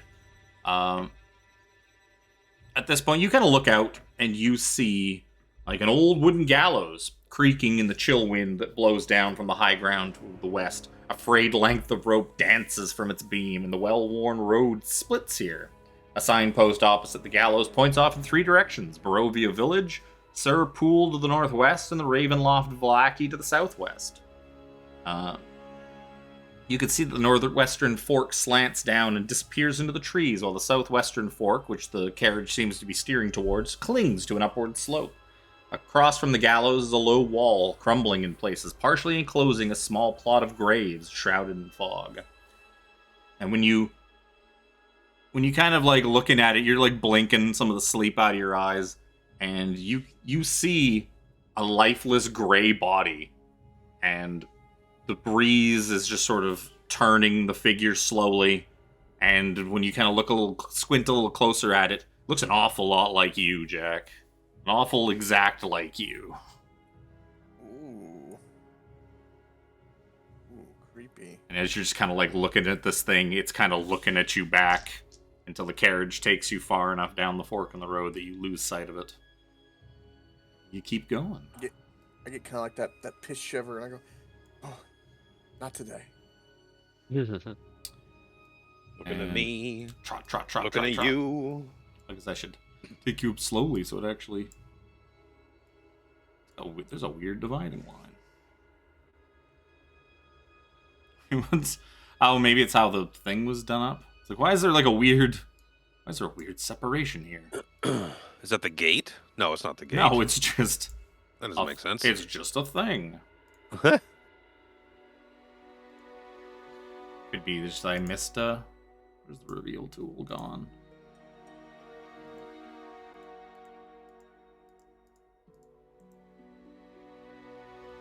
Hearing the words reveal tool also gives me like PTSD from manually revealing rooms for 2 campaigns. I don't know, it's just properly learning how to use it. It's because you kept crossing over the lines. Eventually it takes you to a bridge. You guys climb up and up and up. Eventually leading to... Oh god. That thing's... Leading to God? They lead you to God. So you following the dirt road, clinging to the side of the mountain, and it ends before an arching bridge of mold-encrusted stone that spans a natural chasm. Gargoyles cloaked in black moss perch on the corners of the bridge, their frowns weather-worn. On the mountainous side of the bridge, a waterfall spills into a misty pool, probably close to 1,000 feet below. And you can kind of see as the carriage bumps along the rough cobblestones of the bridge. You can see far, far below the pool feeds a river that meanders into the frog-shrouded pines that blanket the valley. Do like a meandering waterway. This is actually quite beautiful. It's a shame it's all covered in mist. You guys kind of keep going around, and eventually you can kind of see as you're going by a second set of gates, much like the ones that you passed through to get into Barovia. But your trail continues to fork and switch back and creep along this mountainous kind of valleyway here. As you kind of pass by, you do spot as you go by, off to the west, off to the left of the carriage, out the window, you see... Oh, no, never mind. I thought that icon was a different thing. But that icon is for the gate. And you already know what the gate looks like. Same gate. It's like, the windmill's not here, is it? No, the windmill is farther in. That south west. Don't we have a deed to that windmill? We have a deed to a windmill, yes. Yeah. I think you have a deed to a windmill. Yep. Yeah, what am I going to do with that? You're going to mill that wind, man. Eventually, after several hours, your journey is ended. It's probably now early afternoon. Actually, we'll see. It's probably been quite a bit longer than that. It's probably getting into the late afternoon. If the sun existed, it would probably be starting to kind of set, starting to hang low in the sky. After winding through the forest and the craggy mountain peaks, the road takes a sudden turn to the east, and the startling, awesome presence of Castle Ravenloft towers before you. The carriage comes to a dead stop before twin turrets of stone, broken from years of exposure. Beyond these guard towers is the precipice of a 50-foot wide, fog-filled chasm that disappears into unknown depths. A lowered drawbridge of old, shored-up wooden beams stretches across the chasm between you and the archway to the courtyard. The chains of the drawbridge creak in the wind. their rust-eaten iron straining under the weight. From atop the high wall, stone gargoyles stare at you out of their hollow eye sockets and grin hideously. A rotting wooden portcullis, green with growth, hangs above the entry tunnel. Beyond this location, the main doors of Ravenloft stand open. A rich, warm light spilling from within, flooding the courtyard. Torches flutter sadly in sconces on both sides of the open doors. And also waiting there is a man, waiting to greet you at the open doors. Not Strahd, someone else. As the carriage trots its way in. I gotta go to my giant folder that says Castle Ravenloft. So many coconut noises. So many coconut noises. Yup. Clap, clap, clap, clap, clap. I'm going to put you... I'll put you here for a moment. You're led off into the courtyard. Past the drawbridge over the chasm.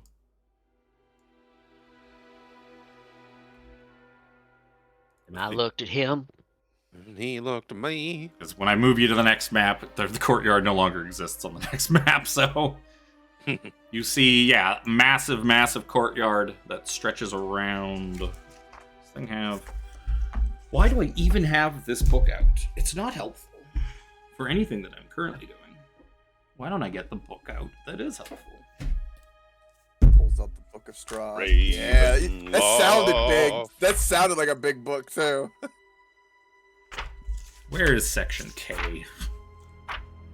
That's the weird part, too, is Strahd's castle is in, like, the middle of the book. I guess because they ordered it in a specific order. Like, I think the Amber Temple is, like, the last... No, the Werewolf Den is the last thing in the book. But, like, the castle, which is typically the last thing... Yeah. That is the first thing... Or that is not the first thing, but it's, like, the middle of the book. Yeah, thick, cold fog swirls in this courtyard. Sporadic flashes of lightning lance the weeping clouds overhead as thunder shakes the ground. Through the drizzle, you see torch flames fluttering on each side of the keep's open main doors. Warm light spills out of the entrance, flooding the courtyard, and high above the entrance is a round window with shards of broken glass lodged in its iron frame. I could actually open this and be able to read it easier. Chapter 4, Castle Ravenloft. But yeah, you can also see the 50-foot high curtain wall around the castle. I think I've got, actually. That's chapter 5. Oh, I'm on the fucking web one. I can't show you handouts you don't already have when I'm in the stream one. There's the castle. That is so cool. Look at that. Castle Ravenloft. A good name for a castle, too. But yeah, you are inside the 50-foot high curtain wall. You can see that it wraps around the castle. But there does seem to be a man standing before you. Eagerly waiting for you with a just kind of annoyed look on his face.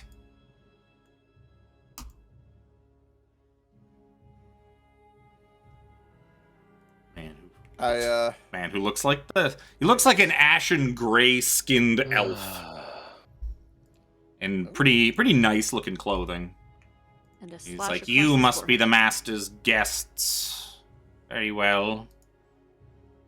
He is waiting for you inside, in the main hall, in the dining chamber. If you would follow me. I follow him. Yep. Very well. Sure. Yeah, the ornate outer doors of the castle hang open, flanked by fluttering torches and iron sconces. 20 feet inside the castle is a second set of doors.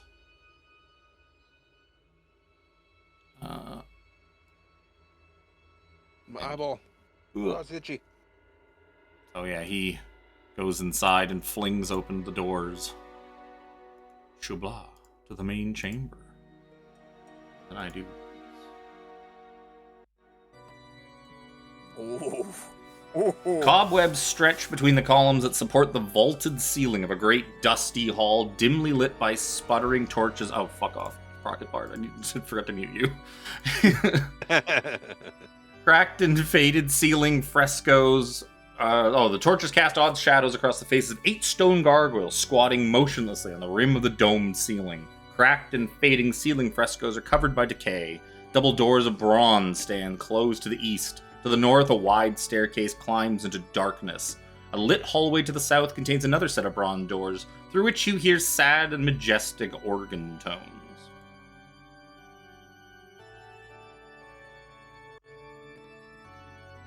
Music to my ears. Sounds amazing. Yup. Sad and majestic.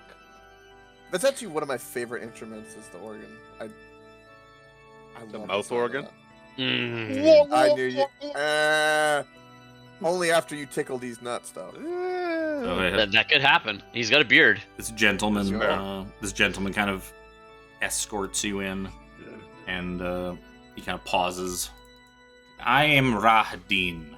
I am Castellan of Castle Ravenloft. He's kind of, you see him like looking and very clearly judging like all 5 of you.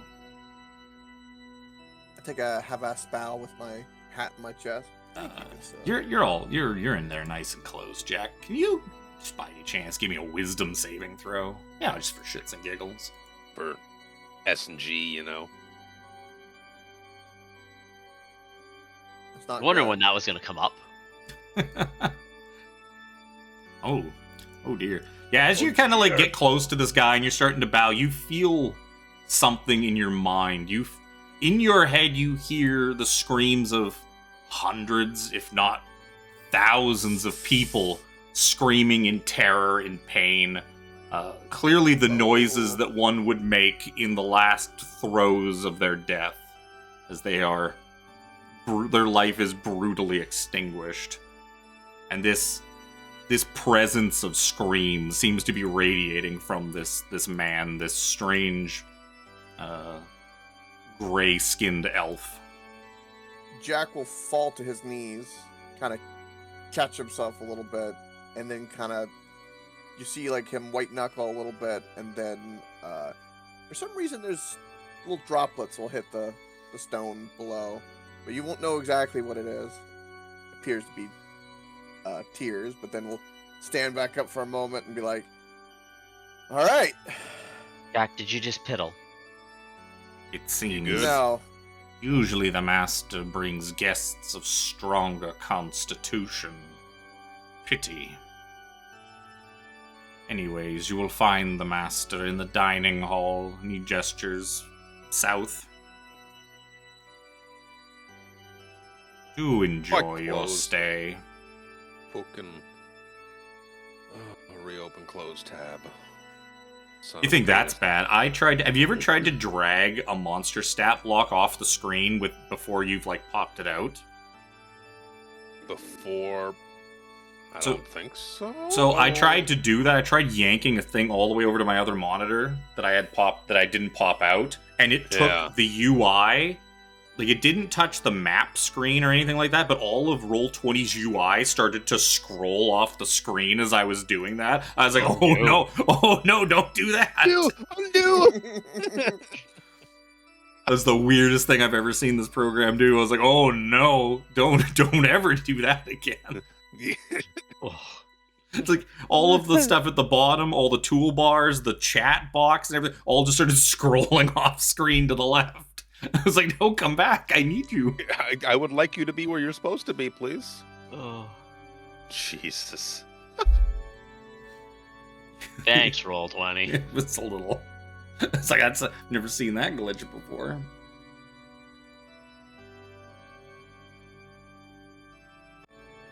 Alright. He just kind of stands there, looking judgmental and creepy, gesturing to the south. Yes, we I shall begin to walk. leave then.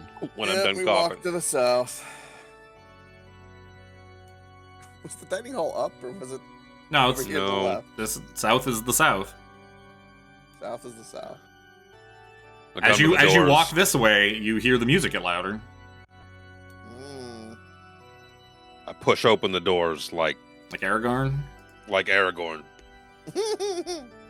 Brother Nero Aragorns through the double doors.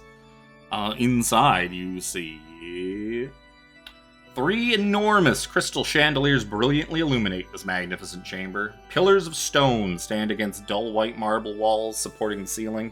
In the center of the room, a long, heavy table is covered with a fine white satin cloth. The table is laden with many delectable foods: roasted beef, basted in a savory sauce, roots and herbs of every taste, sweet fruits and vegetables. Places are set for each of you with fine, delicate china and silver. At each place is a crystal goblet filled with an amber liquid with a delicate, tantalizing fragrance. You also see some extra places set. 3 people seem to be sat at the table. A couple young women and a rather flamboyantly dressed young man.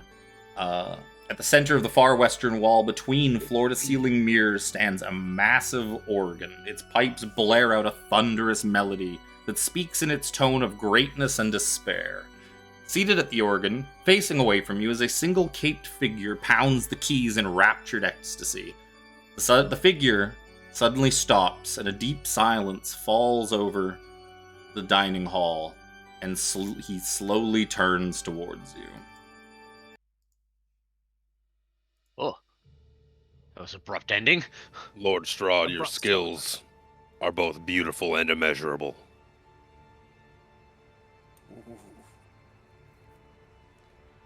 Ah, you're here at last, my guests of honor. Yeah, sorry for the holdup. We kind of got twisted and turned around in that.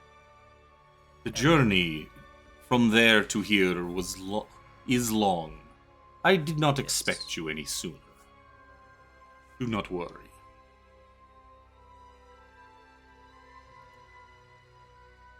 Tower's less creepy than I wanted. Let's go with. Are there like little name plaques by the seats with our names? Seating arrangement? What's the seating arrangement like? That is a good question. I hope you do not mind. Some of my more permanent residents wish to join us, to meet you. You see, one of them looks like the more cheerful looking one kind of looks like she's probably like 16, 17 maybe. Teenage girl that is dressed. She's dressed in like a sort of very beautiful dining, like a beautiful gown for dining. It doesn't seem to fit her super well, like it's clearly like not made for her. You see another woman that a bit older and more sort of stern looking and sure of herself, seated across. The gentleman is very flamboyant looking, but he looks. Yes, the gentleman. It reminds me of The Witcher 3, like when you go to fucking. You go to Vizima, and like the court dude dressing you up is like, the gentleman will get a haircut. The gentleman will pick a doublet. The gentleman will remember how to act. He had those weird glasses too. Yeah, the gentleman will. Oh, that's so good. These are very good. I will very politely and elegantly approach and take a seat and kind of put my hat actually on the chair. Like this. You do notice that the one gentleman, the foppish-looking one, he looks like a pretty dandy-ish, pretty flamboyant, but you can tell something seems to be bothering him. He looks kind of annoyed and like he's holding back from maybe saying or doing what he wants. And you when you look a little closer, you can see that he's missing his left hand. His left hand is just gone a little bit past the wrist, and there's like a big bandage wrapped around it with some blood kind of seeping through. It looks quite recent and quite fresh. Annoyed. I'm concerned that the other cultists that we fought, they all have their tattoos on their left hand. Yes. Interesting. An upside down elephant. I'm facing the table. She's facing the table. How else is she? Do not talk about the elephant in the room. How else is she gonna snarf those cakes down? I want to rethink rethink where I'm sitting here. Yeah, you are, sir. You Gives are her in to the elbow room. You are in the splash zone. Yeah. Well, in that case, I should move to here to give. No, I'm still in the splash zone. No, because now you're just. I lean closer to Seraphina. As Strahd takes a seat at the head of the table, the doors automatically close. That's a neat trick.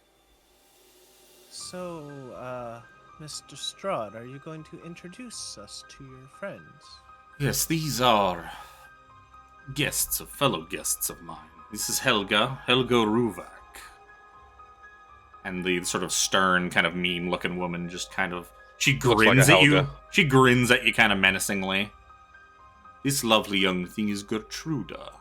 She's recently joined us from the village. The village of Barovia. She outgrew it and wished for something a bit more suitable to her tastes. And now she lives here with us at the castle. And she's kind of like smiling and like looking at everyone. She's like, it all looks so good. Looks so tasty. She just looks happy to be here. And it's like, and this... I do a check for meat pies. And this is Escher. Escher's in a bit of a bad mood, it seems, as we were experimenting with your artifact you were looking for. It seems its restorative powers are limited. They do not work continuously. I'm actually glad it took you so long to get here. I've spent much of the time researching it myself, studying it. It is fascinating. A piece of a rod of 7 parts. Yep. The 4th piece, I believe. Does So it it say is- that on the piece? It's an Four etched of in them. number. There's probably Four of there's 7. probably a connector on like each end, so it's clearly not the end piece. Fair. Like you Doesn't imagine narrow it down. he's spent some time magically divining what this thing is and its histories, going back like researching it compared to books he has and whatnot. He's like, yes, the 4th piece, which leads me to believe that you have the first 3 in your possession, do you not? Yes, you are correct. Which seem led quite you wise in here. your deductions. And this, and he kind of like he kind of produces it from like from inside his cloak, and he holds it up. This should tell us where the 5th piece is located, but alas, it does not seem to be able to tell from in here. A pity. A rod of absolute law. This is a very intriguing artifact you are searching for. It is. It Please. is, Please eat up. oh, thank God. Turkey leg in I hand or something. immediately Nom. indulge. Like fucking Hook when they're all having the meal in the Yup. pirate's den. When he finally can see the food. First thing I do is I drink that cup that smells so good as deeply as I can. Oh, it is delicious, delicious amber-colored wine.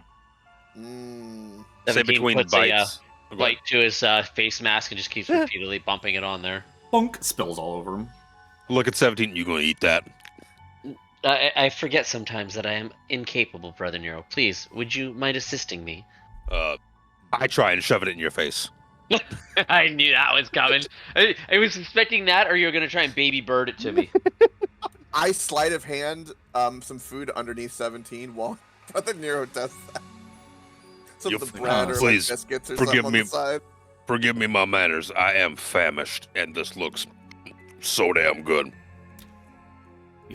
He kind of Thank you for your gestures. He hospitality. gestures to 17. He's like, "Do not worry. 17 is it? Yes. I do not take my sustenance the same way either." He kind of like holds up like a big wine glass, and He boofs it? it's more that he doesn't eat. You also see that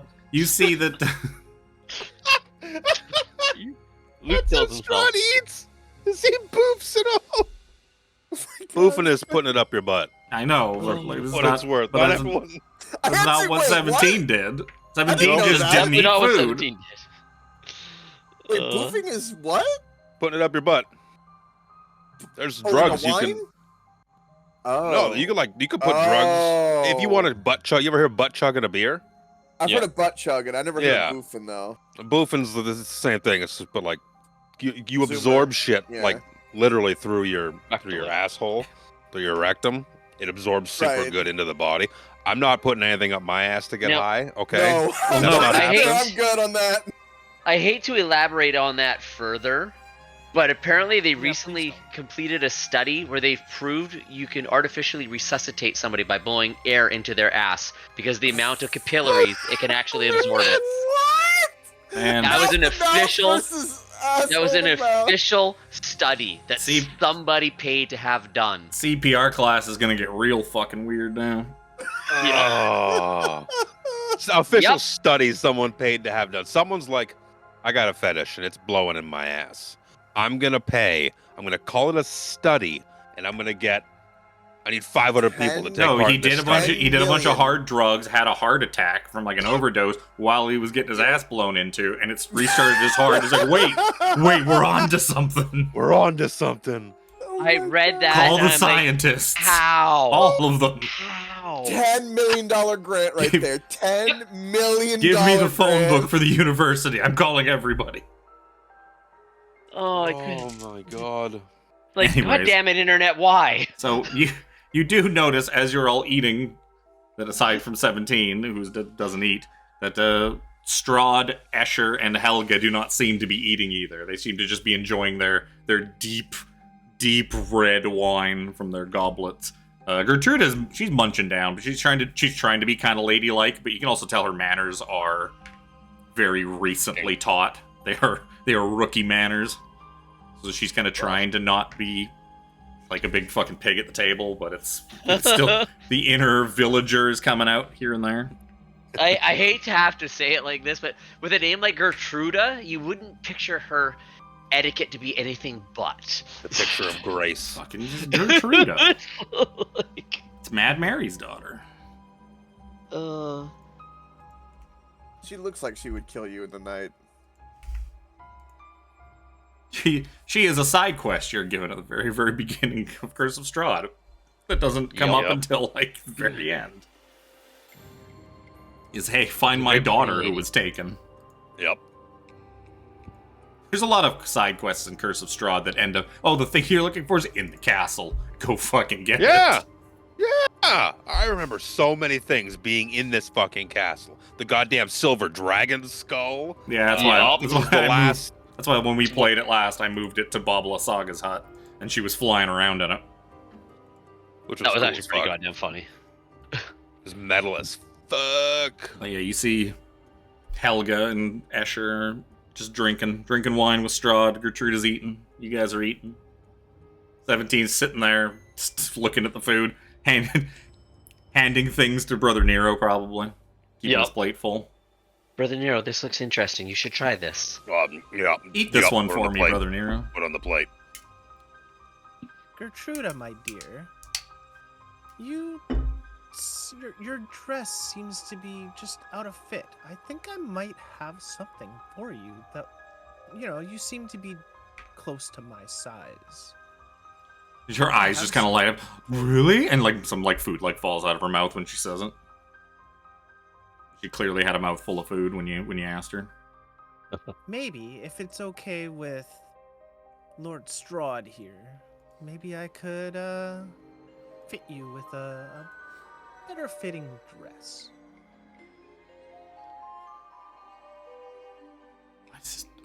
So why did his name not fucking go over properly? Strahd's just like, I'm sure there could be time for such things later, but I feel like we have more important matters to discuss. Yes, of course. I was just offering a hand. And he's Can you offer me that chicken leg? like, yes, please, Yes, eat please eat up. Oh, thank God. Seraphina's like daintily Clovis? picking at the food. Where is he? God damn it. It's a race between Zojja and I who's eating more. She's got a vacuum cleaner attachment. Why does it always have to be a competition with you two when you eat? No, I think he's probably outpaced me at this point in time. I'm also of, like, a noble. Yeah. Like, I'm noble, so I'm not going to just sit there scarfing down food in It's front gotta of somebody like Strahd. Until dessert comes out. Yeah. She does it when no one's looking. She's careful about her vacuuming. That's It's but nobody's noble, looking. Nobody's looking. You learn how to scarf appropriately. You gotta make it look good.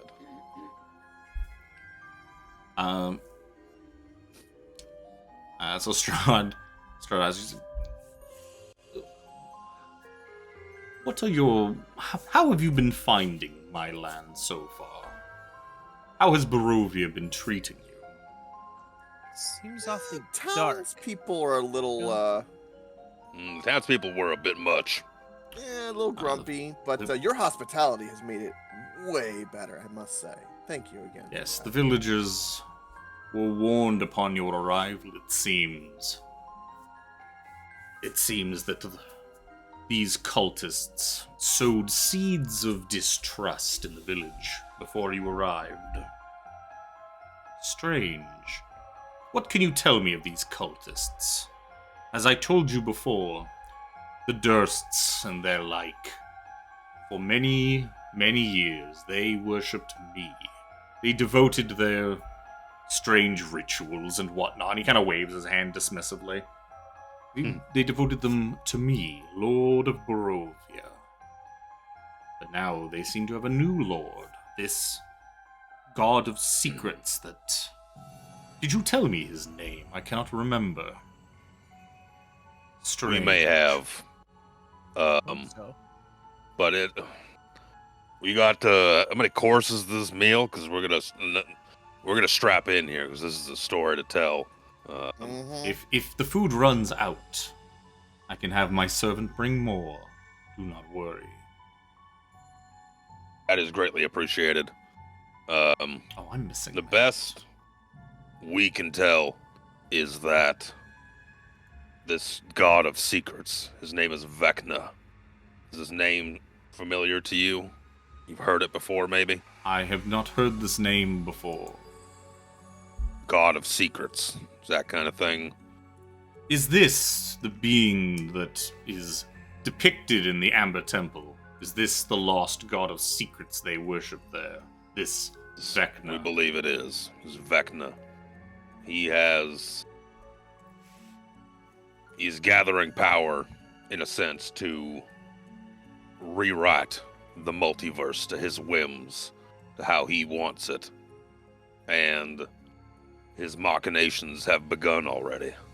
You cannot remember his name. In 5 minutes' time, you will not remember what I just told you. No offense to your personage. It's an effect of what he's doing upon the universe. For some reason, there are select few who do remember.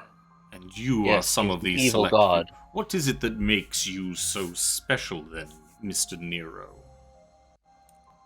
In truth, we don't know. We've kind of been, as adventurers do, I'm sure you've encountered quite a few. We kinda get Oh, thrusted more into than this. my fair share. Believe me. And he smiles at you. Smiles at you Yeah. just enough for... You can see a couple little pokey things kind of just barely getting past his smile. Like, almost imperceptibly. How powerful could I be as a vampire? How powerful could you be as a lich? God, I These are kind of all things that are with you. filling Nero's mind. I mean, Yeah, Jack was part vampire for about a day. Yeah, For a I hot got minute. true vampire legs now. For a hot I would minute, love yep. to be a vampire with you. That would be amazing. I mean, clearly, like, body parts don't seem to regenerate super well as a vampire. But from the judge of Escher's hand missing. Oh, a spam text. You Wonderful. would imagine that just from the looks of it and from what he said that he probably ordered Escher to either cut off his own hand or Strahd cut it off for him and attempted to regrow it, much like he Test did it out. It didn't work. And it didn't work a second time. Yeah, you said that. When you said it, I was like, oh, that's fucking weird. Well, you also do remember that the spells contained within the rod's pieces that you have can only be cast like once a day. Yep. So they have limited use. So you cast it too many times in one day. Yeah. It's like, limited amount of magic. I see. So don't worry, we'll get you a hook, Escher. What makes us special is I don't think I really know. See, Seem to have just this connection. It's just I don't know, something innate. Can't really explain it. Connection to what? To I believe Vecna himself. Who is Vecna? Yes. I'm pointing at him with a chicken leg. And I just take a bite, and you see, that's the thing. We already explained. Do these other people do you guys remember Vecna? We talked about it like 2 minutes ago. Ask them like Escher and Gertruda and Helga. He's like, oh, were you talking, dear? I was more wondering what your scruffy yet handsome friend's name across the table was. And he kind of smiles at 17. Jack. No. Name's 17. No, 7. He leans forward towards Jack. 17. Is that? No, that's is 17 that and the Jack. Is that a name? Is that an age? Is that a body count, perhaps? Or is it all 3? Oh, I went lightheaded because I coughed too hard. 17. What is your body count? What does the archive say? Does not compute. Beep boop. It is definitely hard to calculate that, Jack. Allow me to search the archives for the next 32 minutes. That's just to download the file. Then you have to unzip it. Oh, he unzipped it all right. Yeah. How many times did he unzip it is the real question. You see, like as this conversation is going on, you see sort of like a look of annoyance on the face of Strahd. Not to this conversation, but you can tell the fact that you pointed out that he had forgotten the name of Vecna, and he's kind of that whole thing is kind of racing through his head now, and it's kind of bothering him. I would imagine that would not sit well. The fact that a being as strong and intelligent as him could have like a memory just taken away so fleetingly. I know. Yeah, that's why I told him, like, through no fault of your own. Like, I kind of laced that in there. He's not gonna. If he forgets, it forgets. It is what it is. But I wanted to make the point I didn't do it. I didn't do it, sir. It's not your fault that you don't remember. It's just what he's doing. It's having this effect to rewrite existence throughout not just Barovia, but the contained multiverse, which might be a hard concept for someone. I mean, he's not. What his knowledge of the outside planes and all. He knows he's trapped here, but his knowledge of existence outside this plane might be limited to planes. Like, that just might be a weird concept to him. And he can insight check us and know that we're not lying to him. I mean, he does have pretty good insight. He does have pretty good insight. He's got pretty good everything. You fucking think? He's got pretty good everything. Yeah, that's the shit thing that he's doing, is that no one can remember, except for whatever reason, some chosen, I don't want to say chosen few, but us select few can remember him. We know what our mission is to gather these pieces of this artifact, and together with that, we could somehow stop him. One does not hide unless one is plotting something. What is his end game then? He is clearly disguising himself so that he can continue. Vecna is disguising himself. They keep layering the word in there. Vecna. You could see like almost a moment in. You can see like for like the split second, almost like an urge to ask who Vecna is, like all across his face, but he kind of stops himself. Lip twitch. He's like, this. You speak of one who hides, who deletes himself from memory. I guess you wouldn't use the word. Removes himself. He deletes his history. Like this strange. And uses incognito I mode. have this box upstairs. Strange mechanical machine that someone brought with them. It's We have a called. strange mechanical machine too. It's called 17 right here. That's strange. Yes, a victim in my land brought it with them. A strange device called a MacBook. It is powered by the element of air, apparently. It says MacBook Air across it in common. There must be an elemental that resides within, named Mac. Yes, And this is his book. This Mac knows many things. When I type things into it with the strange buttons on the front, he responds to me. This man named Jeeves. I ask him things. Strahd with the internet would be terrifying. God, ask Jeeves. He's like, yes, this. I've really derailed myself. He's like, clearly he has wished to go undiscovered while he completes what? What is his end game? Do we know? I don't know if we know. You know that he basically wants to completely rewrite the multiverse. He wants to rewrite it, yeah. In his favor. Like, what in his favor. Dolamain's told us that one of his. If he Delbon? Yeah, I'm like, Yeah. what? Sorry, Delbon. Dopamine. The bald ice guy that was really cool that didn't want to possess me, unfortunately. Was he's I remember him saying that he was something about wanting to destroy something in Sigil. No, that was how Vecna tried. That was Vecna's last failed attempt to rewrite the multiverse. Yep. Yeah, but you know that like this, you know from the Wizards 3 that he wants to basically completely rewrite it and put him at the center of it, which would also invariably remove any and all opposition to him. So anything he doesn't like, anyone who's ever opposed him before, he would just make never have existed. Which includes the Dark Powers, because they locked him up, which includes people like which would include like the powerful wizards or anyone strong enough to go against him. Everyone. The gods themselves, he would probably remove a whole swath of the gods. Yeah, why not? Any that could oppose him or wouldn't just fall into line and worship him, like just have them never exist.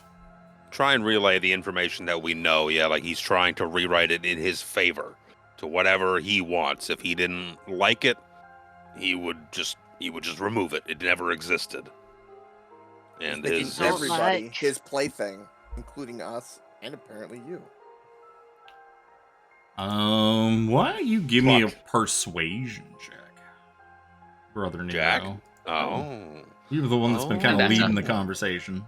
Yeah, I'm just giving where's my persuade? I ain't got anything to... I thought you were about to say I don't got anything in persuade. No, they don't have anything to boost this. Persuasion check it is. I mean, you don't have. I don't have anything to boost this. Like plus 15, I have to persuasion. It is plus 15. Yeah. But that's. I said plus genius, so that's 23. No, I didn't. Okay, beautiful. I have a thing that allows me to reroll ability check failures as well if that still fails on ADCs. Yeah, I'm not gonna. Whether it fails or not is kind of insubstant. Like it's not a pass or fails, and like the lock didn't open. So I mean, if you want to use it and re-roll it, I'll certainly allow you to. Trying to, I can never find it. The on likelihood the of you doing list. worse is really low, actually. It's 5% low. I don't remember if this is the one that allows me to add a 2d4 or if it's a divine. I'm sorry. Favored by the gods. I've been sitting here looking for Strahd's saving throw or attack roll high-level stat block that I use. Not that pussy-ass Ability TR10 check. Strahd. I can spend one sorcery point to re-roll the d20. So I'm going to do that. Sure. A 2 is ball sacks. 18. So There that's we with his go. Flash of Genius 39. I feel like Brother he's done he hasn't, aside from eating like an absolute hog probably throughout the entirety of the conversation, pausing to speak And then like when Strahd is talking, he's like eating, because fucking has to eat. Drinking, he's drinking copiously of this liquid. He gets Strahd gets a 29 on his insight check as he studies you as you're sort of regaling him with these things, Vecna's plans are, even if he can't really understand the man, he kind of understands the situation you were describing.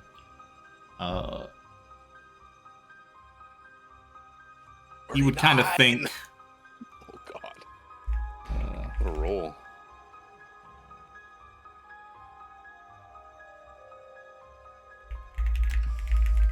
I think I've been saying the name of this. Oh, it is Cavidius. I've been calling it Cavidicus, but it's Cavidius or Cavicius. Cavicius. You got a fucking hand going.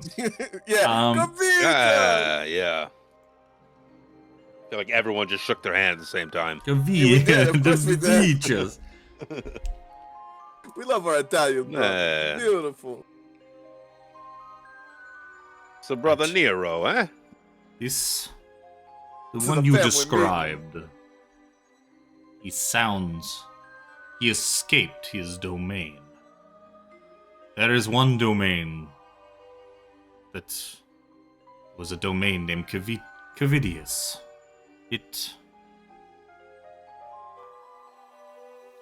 And then suddenly you see him thinking, and then he kind of stands up and kind of slams his hands down on the table and looks at you. You will explain to me how he escaped his domain. Tell me. If I can be free of this place, tell me. Explain to me how this one did it. If there is a way out of these domains of dread, I will know it. Did we learn that? I don't know if we did. I know, I'm struggling. I'm like... You kind of got meta knowledge-wise, we have an idea. Use the Sword of Kos? When you give me history checks, we'll see what you remember. We have the bell thing. 19? 20.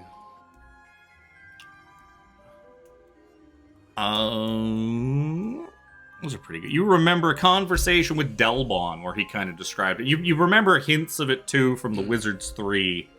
Yeah. That Vecna got into Sigil by escaping from his dread domain, and he did it by luring in the demigod Ayuz, son of Iglewilv. And whichever demon or devil it is that Iglewilv hooked up with, I can never remember off the top of my head which of the major gods of the 9 hells that Tasha was banging. But he basically lured Ayuz into his dread domain and siphoned off his divinity and basically took it, which is what made him into a god himself, and basically used that to bust out of his dread domain, got himself into Sigil, and then wreaked havoc in Sigil until the Lady of Pain kicked him out. Yep, and the rest is history. And but he's a god now. He's still a god. We'll kind of relay that information. Excuse me. You can see he's just his stare is just burning holes into you. Yeah, you have to kind of lure in divinity to make it your own, so that you can become a god in essence to escape. As you kind of finish explaining it, he's gonna make another insight check. Look at all the stats he's got. Look at all them stats. Look at them stats. And you see him kind of compose himself and sit back down. This being you are chasing, the subject that you must gather these pieces of the rod to fight. He wishes to undo the domains of dread, the dark powers that created this place. They are his enemy, are they not? That is what Delbon explained to you, you are saying? It is. Yes, they imprisoned him once, and He would seek his vengeance on them for what they did to his person. You see him kind of look off into the sort of the distance past you. I have been trapped by the mists for centuries. Many centuries. I yearn to be free of them. It sounds like this device, this rod of 7 parts, an item of absolute law, could break me free from their hold. But clearly, if I were to kill you and take your pieces, I would still be left wanting. 4 out of 7. Unfortunately. I have agents. Unfortunately. I do have reach to the outer world, but that is extremely limited. To gather the requisite pieces would take centuries more. Which would be alright. There is still something here in Barovia I cannot leave without. But it sounds like the clock is ticking. That if I were not to escape soon, Barovia and the rest of the places in the mists would cease to exist. Yeah, everywhere would cease Everywhere. to exist. That is not to his benefit. Yup. There is something here in Barovia, something precious to me I do not wish to lose forever. I think. What is that, Strahd? I think we know what your precious is. We do not. You see him. It's- You see a look on his face that looks like both, like intrigue that like you would know, and also like fury. God, yeah. I'm going on a bold limb here.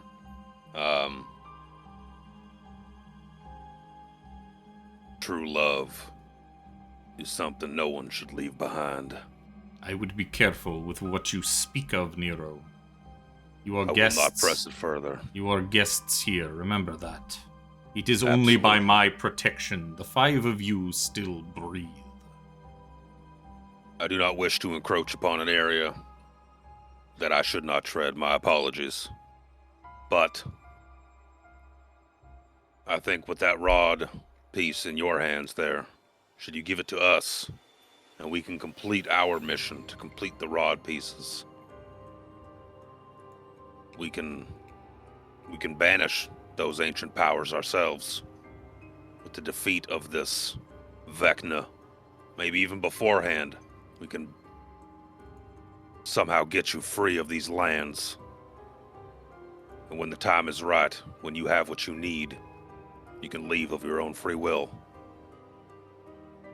We bear you no ill will, nor do we have any desire for conflict with you. Our conflict lies with that who wishes to erase existence, which is you, me, your lovely guests, this absolutely fucking delicious food. Preach! Preach! All be gone. Do you And that serves nobody. Do you actually mean what you I say will that you will fucking- want? I will free the shit out of Strahd. I don't give a fuck. It's Yeah, just we 'cause can I'm free going to make you Strahd. roll something. I just want to know if I'm making you roll deception or persuasion. No, it would be absolute persuasion. Then Should the roll. opportunity arise that we get the opportunity to free this man from his plane of existence that is causing him so much pain and anguish, we don't have angst or cause to be reason to have a conflict with Strahd. Yeah, none We just happened to whatsoever. come to his lands, have heard nothing but horrible things from the Wizards 3, from fucking Delbon. Well, that's about Vampire, I guess, more than Strahd. And Strahd's only Kinda- been nice to us. Kind of running the Yep. ship there. But Strahd likes don't to have play a with his reason- food.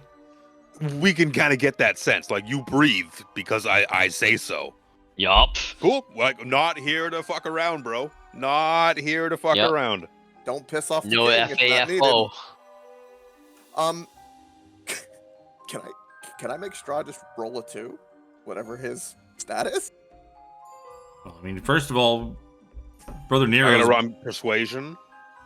I mean, Is that what you said? Yeah, persuasion. Yeah, I'm not trying to lie to him. I'm trying to say like, yeah. So we get the opportunity to come back with this rotting completion to free you.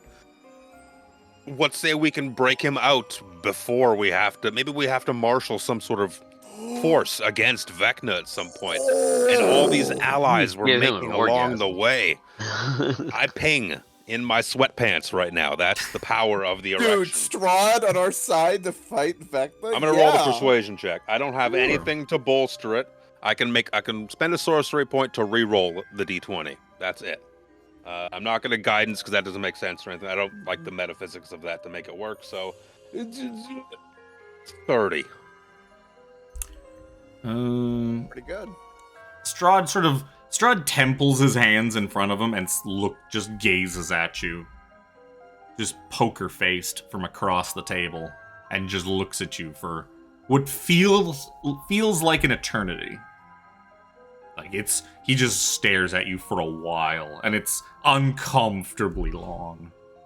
And then he gets up and he walks kind of around the table, past Zojja, and he stands beside you.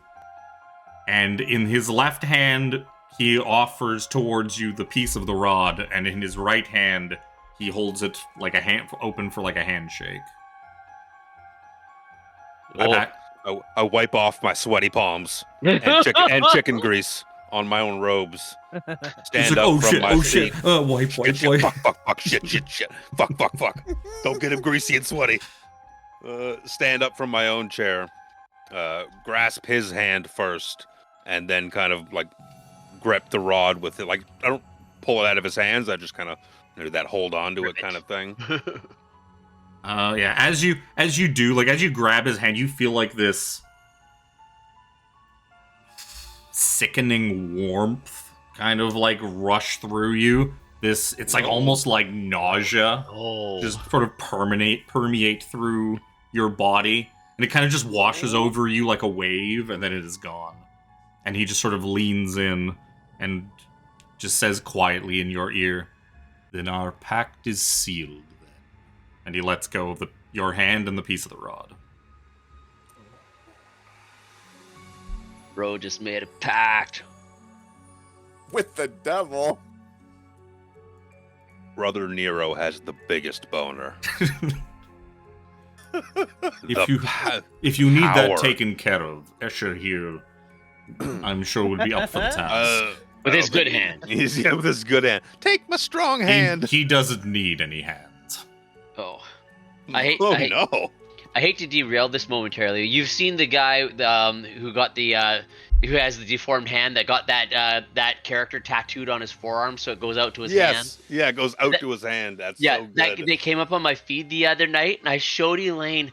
What's wrong with you people? Why do you show me things like that? Like, why would somebody do that? Take a strong hand. She was just so buttered over it. I just died. Oh, we're gonna watch Sorry. that movie again. Those are hilarious. But yeah, you just kind of, after you've like released the handshake, puts his hands behind his back. He's like, "I grant the 5 of you passage to leave these lands. When you are finished eating, my carriage shall take you back up this Phaelach road, out to the borders of the mists. There you shall leave Barovia. For all our sakes, I wish you luck on your journey. Do not fail us." And then he doesn't even open the doors. He just walks through them like they don't exist. Oh, Jesus. That man's got a lot to think about at the moment. I turn to the rest of the table, fraud piece in hand, robe uncomfortably showing the boner. Grab the gets cup up and brushes the sweat from your brow. No, as you turn back to the table, the boner knocks over your cup of wine. I was gonna reach for the wine. I go to reach for it, but knock it over. God damn it, Nero! You don't think he noticed, did you? How embarrassing. Hey, I'm not ashamed of this one. I'm not ashamed of this one. I reach down for some food, because I've spilled my wine with my boner, apparently. We have our way out, friends. And our path continues forward. One more in the bag as I'm like turning the rod over in my hands. One more in the bag once we get out of this place.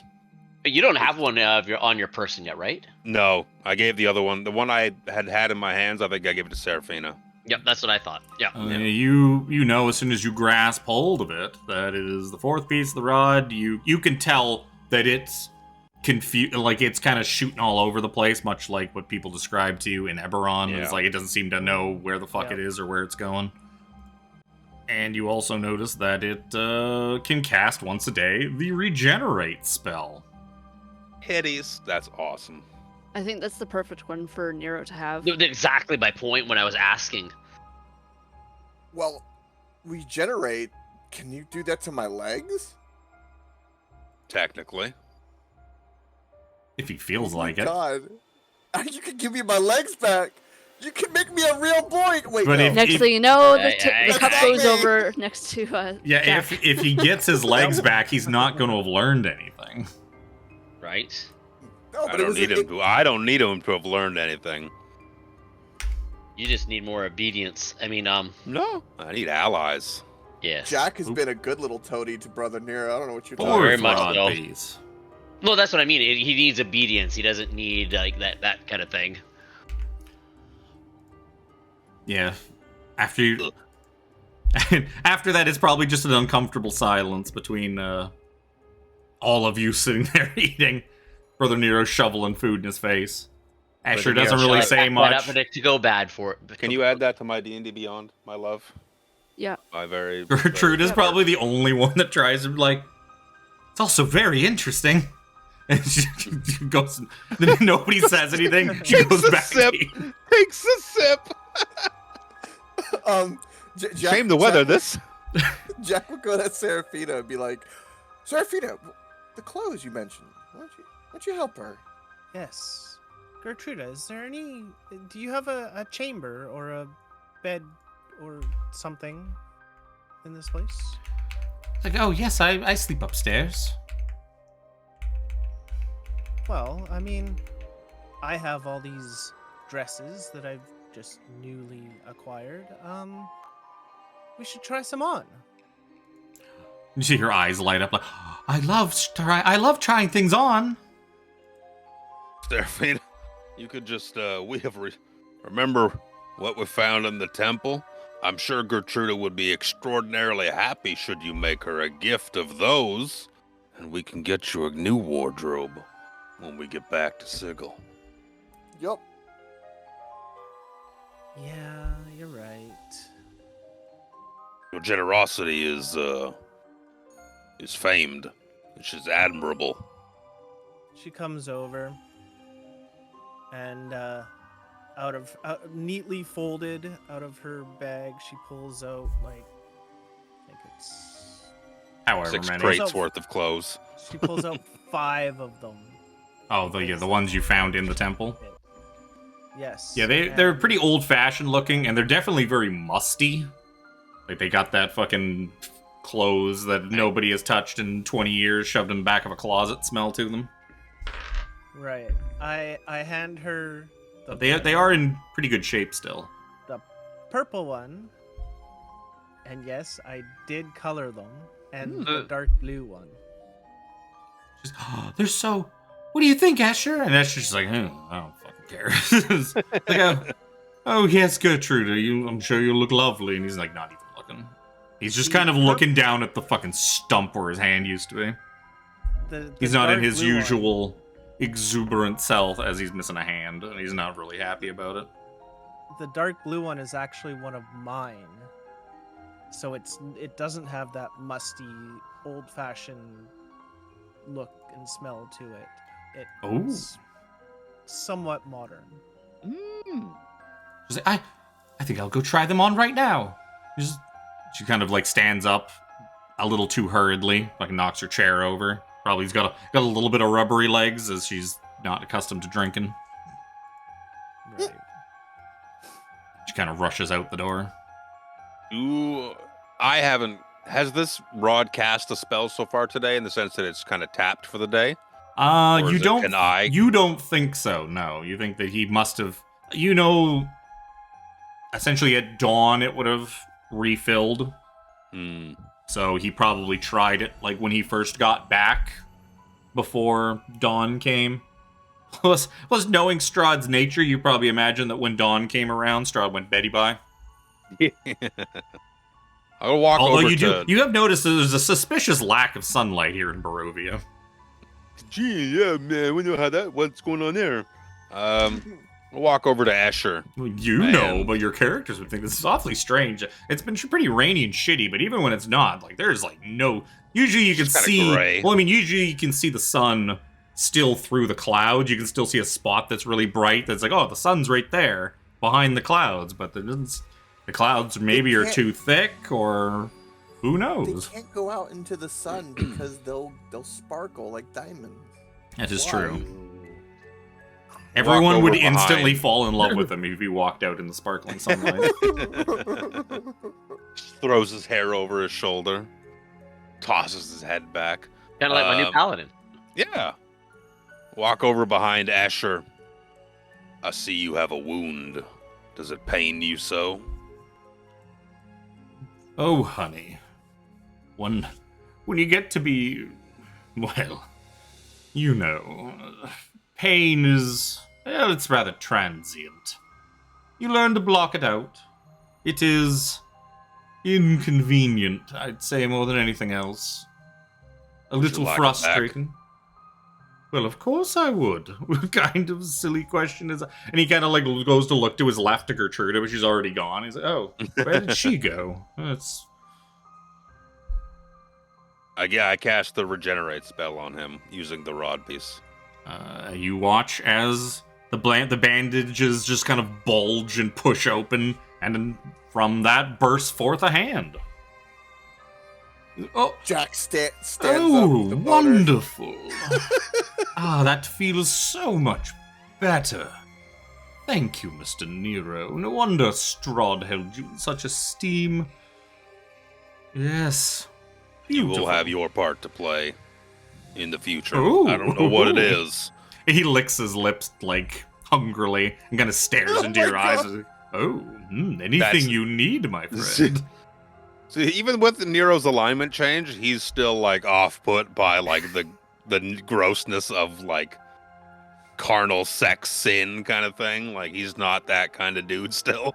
He's just kind of, like, a little off-put. He's like, I shouldn't have done that. He's like, I wish you well in your futures. Before you end your conversation, on the roll to see if your boner's gone down. Oh, it's fucking inside me. I was talking to Alex yesterday for a couple hours, talking about D&D and all sorts of bullshit. And I don't remember what the conversation was. We were talking about something. I was like, oh, dude, that just takes the boner, like, pushes it inside and makes it shoot out your asshole. That's how bad that is. And he fucking died. Like, he wasn't going robotic for him, and then he just, dude, while cackling. And I was like, I'm going to let you finish. You go ahead. You go. That's what's happening to Nero. He's fucking turtle heading his reverse boner. As you guys are kind of finishing up, and Escher's clearly flirting with Nero, his smile regained. Helga just kind of turns and is staring at you, Jack. Can I drink you before you leave? And she smiles widely, two big old pointy fangs sticking out of the top of her mouth. Jack, this is what Jack's doing. So when this happened with the hand regrew, Jack stood up really excited, and as she says it, Jack just, without even like engaging or hearing anything she said, he goes, sure, and he just goes, Brother Nero, I want to do that next. Okay, well, you did say sure. Because he's so focused, like he'd be like, yeah, like. Jack, she's you letting her butt you? Well, this is while you're still kind of engaged with a very pushy, very flirty Escher, Brother Nero. She kind of just like wraps her arms, or like she's giving him a hug from behind, and then okay, you're gonna take that's like a 23. He wants to sparkle. Yep. So you're gonna take 9 piercing damage plus. Okay. 7 necrotic damage. Your max HP is reduced by 7. And okay. Is it temporary or permanent? Until you finish a long rest. Okay. Don't forget what else he's gonna take. Not. Delicious. You taste Jack kinda, almost reacts you almost taste like liquor. It's I was gonna strange. say, how well can she taste the Yeah, amount what's of her alcohol in his constitution, blood? by the way? She should do a constitution saving throw. I mean, your blood alcohol ain't that high, but it is Whoa, abnormally do you know, high. Jack? It's like drinking a beer. For her, yeah. It's like drinking a Just straight Like- beer. Yeah. Well, I'm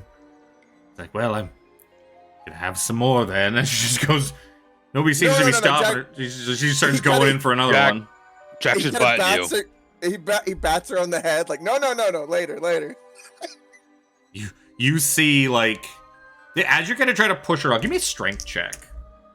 Oh dear. This ain't gonna And she's go kind well. of like, as you're trying to push her off, like now that she's got a taste, she's kind of gripping on Oh tight. God, no! Oh no! Oh no, Jack! Oh yeah. Oh Please, yeah, she's young lady. she you just should- goes back in and has another nibble. Oh, you're gonna take 9 gotta- points of piercing damage and another You said 9 points of 9 points of piercing and 8 more necrotic damage and 8 more off your max HP. And she Good. just kind of pulls back from your neck again and just ecstasy. Blood kind of spraying like from your neck, from her mouth. I know that look. It's like when I see chicken. Mm.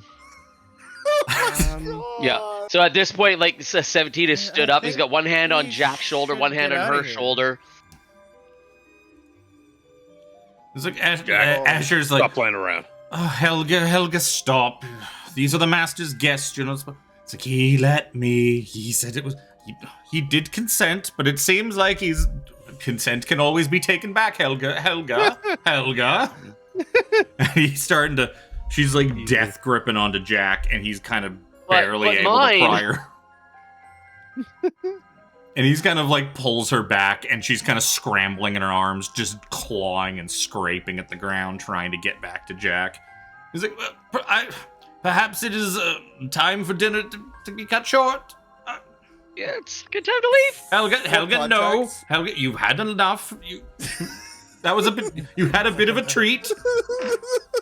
Jack is kind of like a little flush and like little. You're probably a little woozy. for a moment. Yeah, I'm a little like lightheaded, but Like he just gave like too much blood but, trying to yeah, get the that- mug. Like that King of the Hill. second Jack, bite. have a glass of orange juice. Yep, a cookie. The second bite though, when she was like sucking, his like leg did the Austin Powers twitch, like kind of enjoyed it for a moment. Oh. It probably felt great. Yeah, very Seemed to really be good for her. it had good suction, very good suction. Oh, So only. necessary. But he's like, whew, thank you, 17, and Jack will lean firmly onto 17. It's like 17, not new to Jack being in this state, puts an arm around him. Come, Jack, it is time for us to leave. All right. No, He that's kinda what got waved, him in like, this mess in the first place. He kind of waves at the girl. He goes, "Next time, sweetie." And he And kind of like, she is clawing and tearing at Escher. You can see she's like starting to claw into his arm and like draw some blood, and then it's like slowly healing back up spots that she's like clawing at. That she's like a cat trying to not go in the bathtub. Like she's just like limbs are analogy. going everywhere as she's trying to get Jack to have the rest. She wants to eat the rest. Oh, she does. Lord. Let us go. The carriage awaits us outside. Yup. Our path No is time clear. like the present. Our way forward. Seraphina, would you like to Aragorn the doors this time? Well, you can't really Aragorn them again because you're on the other side now. God damn it. Would you like to throw them open dramatically? Nothing like a good dramatic door throw. That's what I fear you Seraphina might be muted. I was gonna say, did Seraphina come back from getting that girl changed? Oh my god, yeah. Well, no, she didn't leave with Gertruda. Gertruda left on her own. No, Oh. yeah, How long she you left been on her muted, Seraphina? own. Quite a while, apparently. When did you cast silence? That's weird. Yeah, Right. I throw open the doors in dramatic fashion, flipping my hair backwards, putting my chin up in the air, and waltzing out. Jack will leave an empty rum bottle with the picture of him on the table and like turn it so the redhead can see it and then join the party. Ah, good. Strahd's on the other side. That's not Strahd. That is No, very clearly Rahadin. Or Rahadin. no, sorry, Rahadin. Leaving already, I take it. Good. I shall show you to the carriage. Thank you. And he kind of looks in. I see you have gotten Helga's attention. Jack has that way with women. It'll take weeks to calm her down again. Yes, you... I do not know if Esha can hold her forever. You best be going. Well, yeah, she just fed, too. On our way Yeah, out. you can tell that he's probably stronger than she is, but like, you don't think he's gonna be able to hold out forever.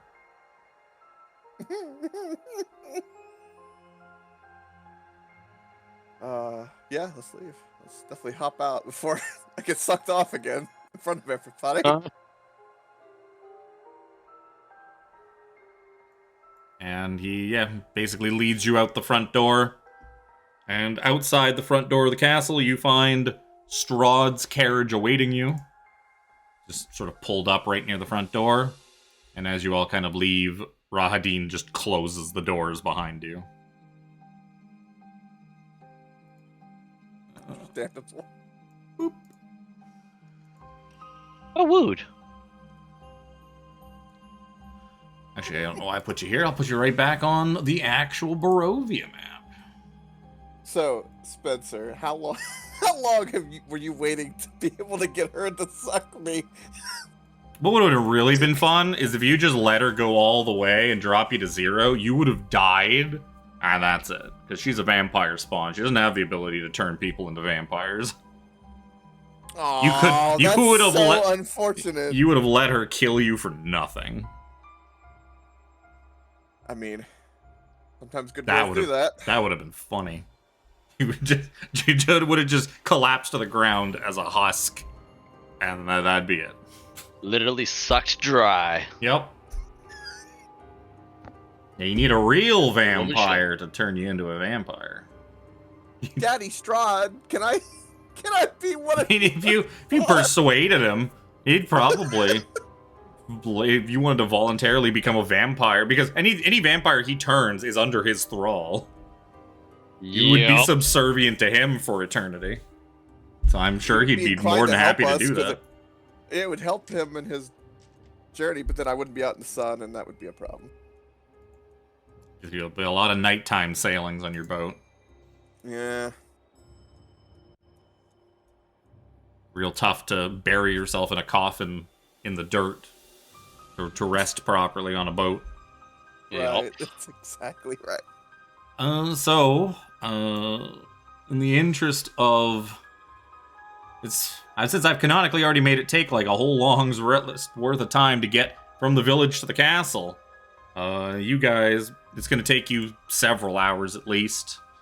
And we will say that you can get your long rest in on the way back and level up to whatever the fuck. Level up! Oh, yeah. For acquiring your next piece of the rod. Yup. We got a rod piece. Eventually you guys make it back to the gates of Barovia, past the village. The gates swing open as the carriage like just thunders on down the road. They swing open and then close again behind you automatically. And the carriage eventually drops you off right outside the mists.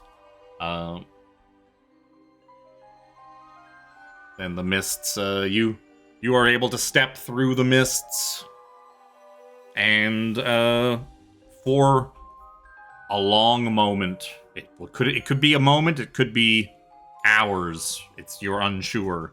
You wander the mists, completely separate, completely alone, until the 5 of you kind of emerge in the woods. outside of what looks to be a settlement.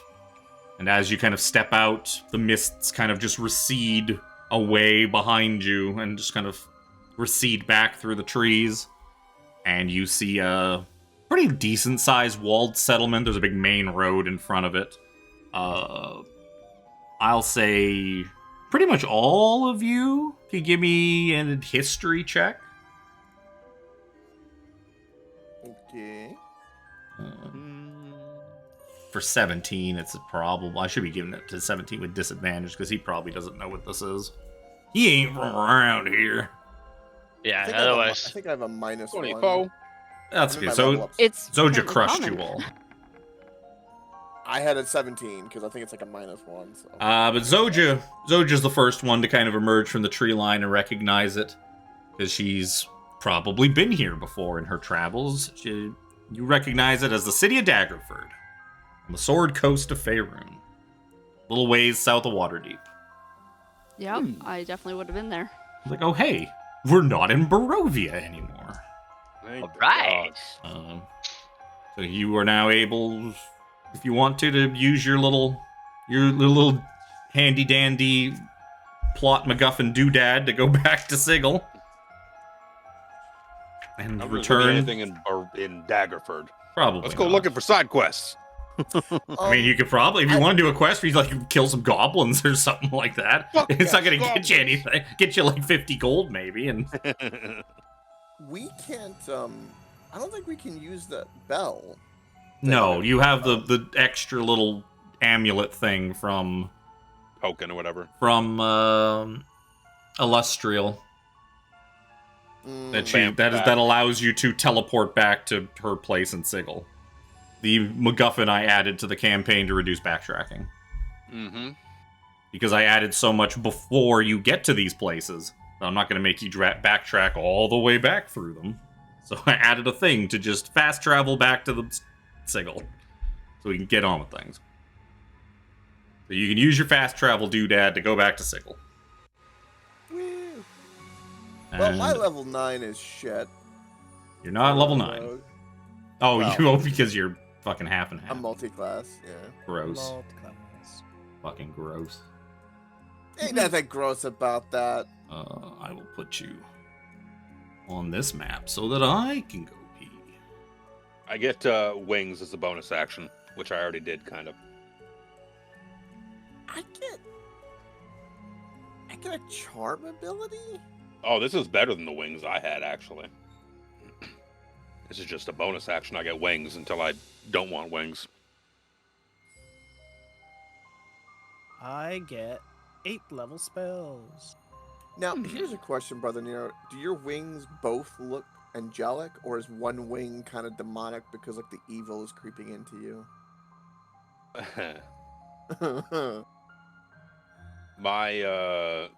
I think I flavored it that my wings I get for my race kind of changed when I put the eyeball into my head. They look like bat-like skeletal wings almost.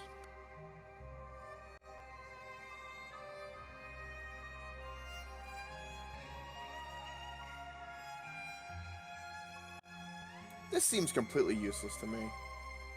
All of this for a level. What the hell do I do with this?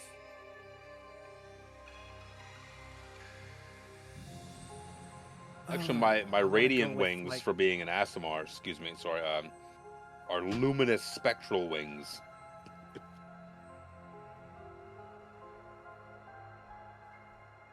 I felt my water while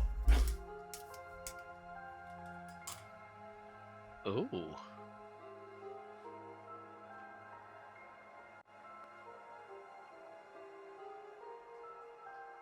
Let's get. I posted what I got. Yeah, what did you get, Zojja? That's a good question. What is a 14 paladin? 15. 15. So mine just They get kinda- real level ups. No, well, Multi-classy. it would be good if I use this feature more. It ups my found enmity. Yeah, Yeah, it would be. Oh, that thing that you used That would be- once? yeah. The thing that you can Before use building. multiple times a day to get a free advantage on all your attacks on a target. Yep. Does sound like a pretty cool thing to have. Man, I No, wish I I was had thinking about that. Listen here. When you remember how many attacks you get per turn, we'll talk. I just got 3 on the other one. I'm like, wait. It's okay. She only has to use it like once more to catch up to Coke, being a Vengeance Paladin in fucking Dragonlance. I think he only used it twice the entire campaign. Yeah, well, once I got that sword, because it took up the bonus action for the extra hit, it's like, do you want advantage or do you want an extra hit? It's like, ah. Plus, it's a spiritual weapon, so I can hit 2 different things at the same time. Yeah, but once you use the oath, like, the oath is there. You don't have to, like, Yeah, that is reuse it true. every turn. You just need to use it Yeah, once. that is true.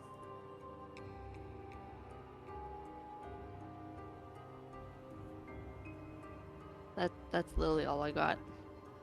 No spells, Yeah, no mine nothing was- else. Can't remember what That was advantage is. I think it's like an advantage is like a mathematical +4 to hit or something like that. +5 to hit. Mm-hmm. Oh. What it equates to. I get 8 level spells. And 8 level that's spells are about hot. it. 8th level spells are hot, though. Well, I I got a went slot. Now, question. Mhm. For I went with myself, something that makes sense on my character. That's what matters.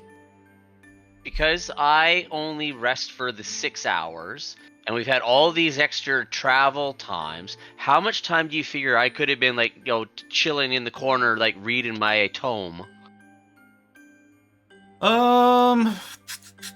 Ooh, that's a good question. What do you need? The You one need that no one else knows exists. Yes. You need what 48 hours total? 48 hours. Definitely not enough to have completed it of yet. course. So I'll try and work that out before next session. Okay, thanks. Where's my actual Vecna notepad? Not this teeny tiny Kryn notepad. Barovia. There you go. Hours for 17's book. Because I would have been, like, squirreling that every chance I had, pretty much, because that's... Oh yeah, well, you didn't even really have to Knowledge. hide it. Yeah. You'd just be like, you pull out a book and you're just reading a book while you're riding in the carriage. Why? Yeah, exactly. That doesn't seem suspicious at all. It seems pretty normal. Yeah. Everyone's 'Cause, probably like, well, look at this fucking nerd reading his book. Oh, read your book, 17. Look, he's reading books. What are you doing? Just Yeah. hoarding the No. Billy scores, bro. It's cool. You guys don't know that's what it is. Nope. Seraphina Nope. completely understands because she spent many hours in libraries reading books. He probably felt vindicated seeing 17 being a big nerd reading his book. It's like, oh, it's not just me. Yeah, other people are nerds Not too. just me. Right? Yeah. We can be nerds together. I read There you religious go. texts.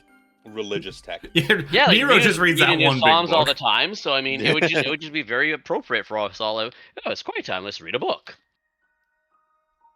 And then Jack just is plays bar games. Jack's Yeah, probably Jack's reading the- bottle. Jack was Jack's doing reading the everything shampoo it bottle took while on the to. toilet. He was Yep. like trying his best to fucking just ruin the quiet time every 5 minutes, Yep. like a loud child in a backseat. And you're all crammed into a carriage together for hours. Like, are we there yet? As a Are we father there of 4 yet? boys. Oh God.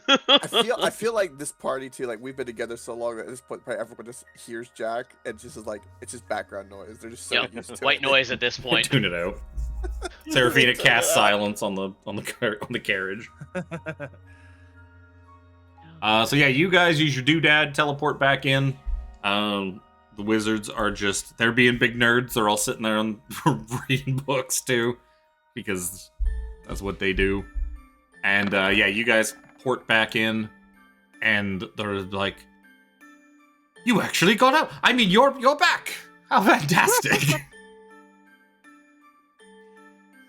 This is what we do. As they all come over to see you, he's like, I had the utmost faith you would escape from that horrific place. And he just gives you a big grin, like, yeah, like you can tell there's a look on his face, was like he might have just lost a bet to like Tasha whether or not you were gonna fucking walk back in here ever. Is she giggling? Mordenkainen, you're no longer looking so blue. Oh yeah, and Tasha just got a big grin on her face. Which you're all probably dumbly, you're like, oh, she's just happy to see us. Yup. She's never been this happy to see us before. We must really be warming up to her. Yup. Right? Mm-hmm. She can tell we got more powerful, so that way she's, oh, good, but they might actually pull this off and save our butts. Well, you're clearly past the halfway point now with the fourth piece. 4 or 7. Number 4, I guess we gather around. Let's see where you are heading next. Produce the rod. So everybody puts their hands on it and prepares for the cutscene to play. So you see visions of you. It's nighttime. Big field of stars in the sky as your vision is flying about a land that looks pretty, not idyllic, but you see fields and forests, trees, mountains, stretching at rivers, oceans far off in the distance. You see just could be maybe anywhere on the material plane. It looks pretty familiar to most of the places you've been or lived. You see settlements here and there dotting the landscape, and it kind of spirals down, and your view kind of starts to get lower and lower to the ground, as if it's almost like searching for something amidst the dotted forests, sitting at the foot of this great mountain range. The only thing you do notice that does seem a bit strange is it's nighttime, and you can clearly see the moon beaming down up in the sky, beaming its light down, but it's not alone. You also see in the sky a red moon just hanging off to the side. Such a piece of shit. And you can see, all of you, but Brother Nero, can see a space in the sky where perhaps another moon should be. You can only really tell it's there because there's just a vacant hole and the stars are missing. The stars are blocked out by something that you can't see. Brother Nero, you see it, though. A black moon hanging low in the sky. Ominous looking. And, this vision kind of sweeps down, and at the foot of this massive range of mountains sits a tree on a hill. This massive, massive tree, hundreds of feet wide, that just kind of curls up, biggest tree you've ever seen, bigger than any tree you've ever imagined. And then the vision ends. What the hell was that? 3? Well, shit. 3 moons? 3? I only counted 2. Oh, you mean that space where the stars were missing? Yes. No, 3 moons. 1 black as night. Shame your pedantic eyes can't see it. Why was that tree so big? Lustriel just kind of runs over to a bookshelf. I think I know where this is. And she goes, yes, it's the material plane. Another world of the material plane. A place called Kryn. Easily identifiable by its 3 moons. It says here, yes, the white moon Solinari, the red moon Lunatari, and the black moon Nuatari, seen only by people who've been touched by great evil. Oh, I'm sorry to hear that, Brother Nero. I give a toothy grin. But apparently this is where you're going next. The world of Kryn. What is the world of Kryn? I know nothing of Kryn. She's just kind of flipping through books. She's according to what I've got here, there's a world much like the one you come from, like Toriel, where most of us are from, or for close to your Earth, Tasha, Mordenkainen. A place with a material plane, but unlike the worlds we all come from, it is abandoned by its gods. A great cataclysm centuries ago swept over the land, and the gods pulled their influence from the world. And she's flipping through the book frantically, looking stuff up. And it's apparently the land of the large continent of Ansalon is ravaged by war. The one god does remain, an evil dragon queen named Takesis, who seems Very similar to our Tiamat. Very, very similar to... I wonder if she's an aspect. I will have to think on this. A lot of questions. And she kind of just like going off on her own. She's like, oh, yeah. Apparently this Takesis has great dragon armies sweeping across the land. Dragon armies? Is there anything that we can do to defeat so many dragons? Well, you've got Zojja. She's good at fighting dragons, isn't she? Oh, yeah. It's true. You'll be fine. My glaive. Mordenkainen comes and like Dragon. pats you on the shoulders and yes, I'm sure you'll be fine. You do have Zojja. Walking, talking, dragon slaying machine from what you've told us. The problem You are is wrong. one person versus army. You say armies. Well, maybe you don't have to fight these armies. Maybe you can just slip around and get to this tree and. ETFO. To be fair, we didn't see any armies in the vision. I don't think an army would be holed up in a tree. Perhaps. Oh, they all three of them just kind of look at each other like, oh. Have you ever been to Kryn? I've never been to Kryn. I've never been to fucking Kryn. Fuck Kryn. I feel like I'd get into all sorts of legal trouble if I went to Kryn. Someone wrote stories about that. Seems like a legal fucking mess to get involved in. We don't cross-populate. And Illustrial goes over to her Rolodex. You see her pull out her Rolodex, and she's like, Kryn. I do have a portal to Kryn here somewhere. I believe it's a gateway that leads to a tavern or a restaurant or some eatery near a settlement or something. God damn it, Illustrial. You really need to take better notes. And she's like holding the card up and she's squinting at it. She's like, I mean, it sounds safe enough. I think we go shopping before we go gallivanting off. Yes, and I will make the requisite preparations. Recharge your magical MacGuffin artifact that lets you skip back to here and avoid a bunch of narrative busywork. Yep, I like it. That's a good idea. Seraphina. Seraphina, I almost forgot. This came for you. And she runs over and hands you another letter. I go to the letters for Seraphina. This one say? Yeah. Now that the cat's out of the bag, you want me to just read it, or do you want me to just leave it? This one, yeah. Sure. This one, yeah, you can read. Okay, so I open it up. I'll show this to all Look at players then. everybody. I'm not going to read the handwriting, or I'm going to mess all the words up. Yep. Yeah. Dearest daughter, I have news. While you've been gallivanting across the multiverse following these childish impulses of yours, I may have found a solution to our unique situation. I have been contacted by certain individuals. They seem to have an opening in their organization, a top-ranking position, requiring a mage of remarkable skill, and apparently my name came up. I was contacted by their leader.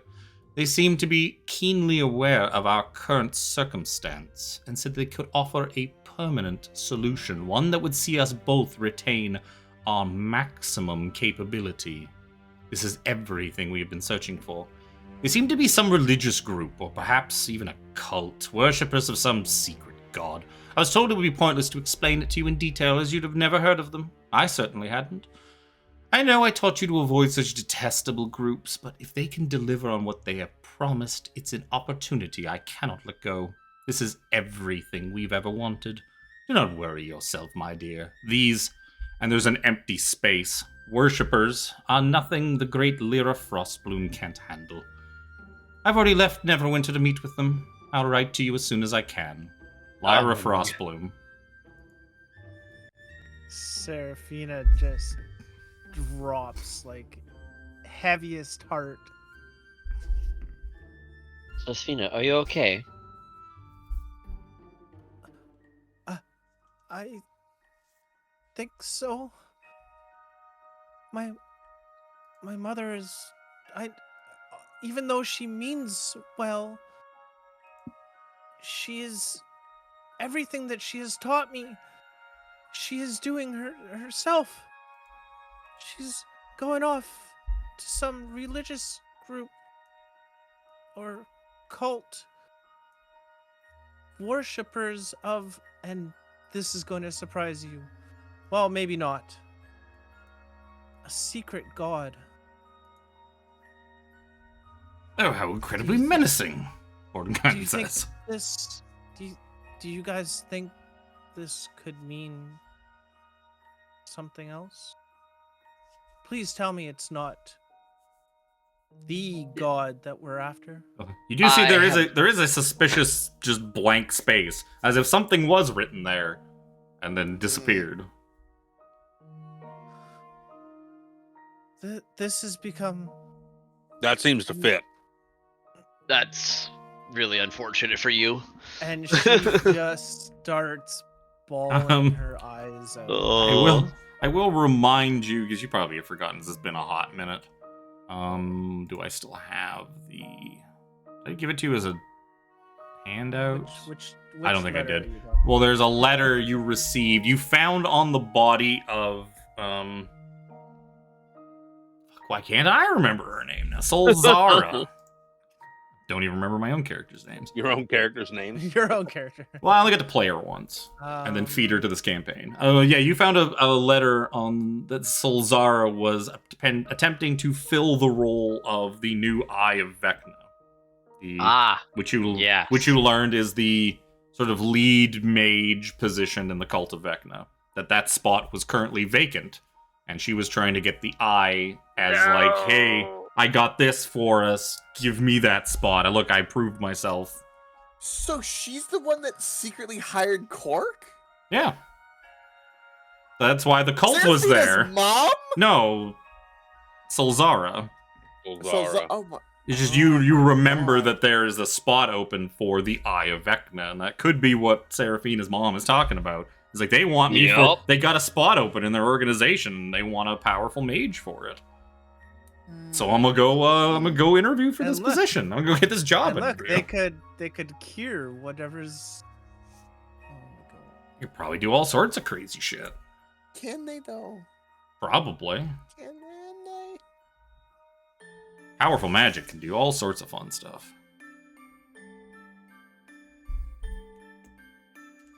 Like summon us here and start this whole adventure. Yep. Seraphina kind of steadies herself a little and looks at the four of you. Well, maybe that's good for you if you fail. Because your mom was not going to let Vecna erase you. She'll put up a big stink about it. Oh god. You imagine? Poor Vecna is now stuck with Seraphina's mom. Well, he probably delegates to the cult. It's more like the heart of Vecna, the leader of the cult, is stuck with Seraphina's mom. Seraphina looks at the five of you and is just like, I know this is our path anyway, but I ask, if this is all true, I ask of you one more thing. Help me save my mother from this evil. Sure thing, There has Seraphina. been a little bit questionable, Jimmy. Sure thing, Seraphina. She's probably less. Of course, we would be able to help you. She's probably less evil than Brother Nero is now. Not by a lot. And maybe that scales balance out over time. Without question. I will aid you when the time comes. And Seraphina, remembering where she was staying, she runs. With letter in hand, runs to the wherever she was staying. The little We're gonna go room. shopping. Mordenkainen, Tasha, and Illustrial all kind of look at each other, and then Mordenkainen puts his finger on his nose, and Tasha puts her finger on her nose, and Illustrial's just like, God damn you guys. You're all monsters. Seraphina, what's the matter? You see Illustrial kind of going after her. Oh, it's amazing. The Greyhawk wizards are sticking together. So good. If Elestrial enters her room, Seraphina will be like, "This has all gotten so complicated." Well, look at it this way. Your mother is at least safe? Question mark? It doesn't sound... I would imagine if the cult was just looking to murder her, there's much simpler ways to do so.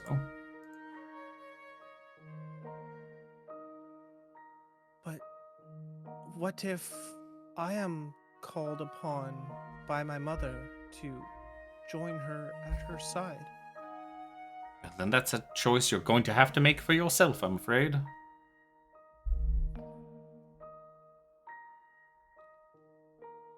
Thing is, No. This can't enter my memory, my mind. What if I want to join? No, it can't be. I cannot subject myself to such evil. Do you wish to forget, Seraphina?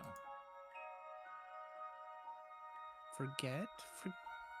Forget what? I'm not forgetting my mother. I did not say.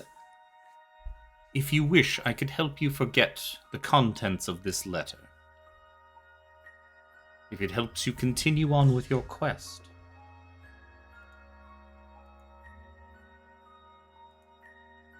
Maybe when we come back from our next endeavor, it might be needed.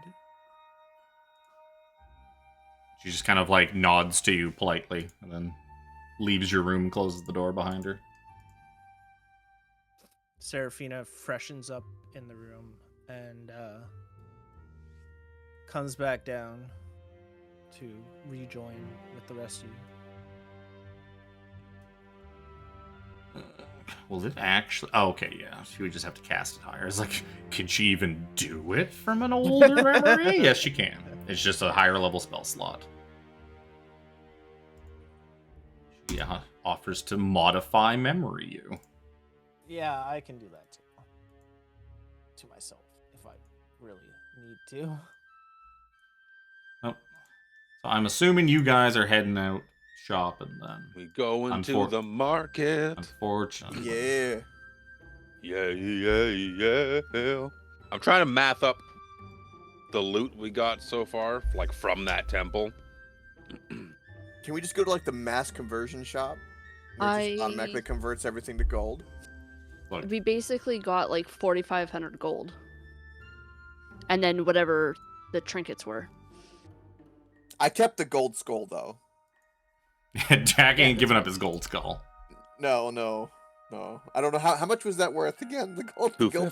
It's like worth like 250 or 500 or something like that. One of the two. It was not worth a ton. I'm looking at like if we took the electrum, I don't think we took the copper, right? Absolutely It was not.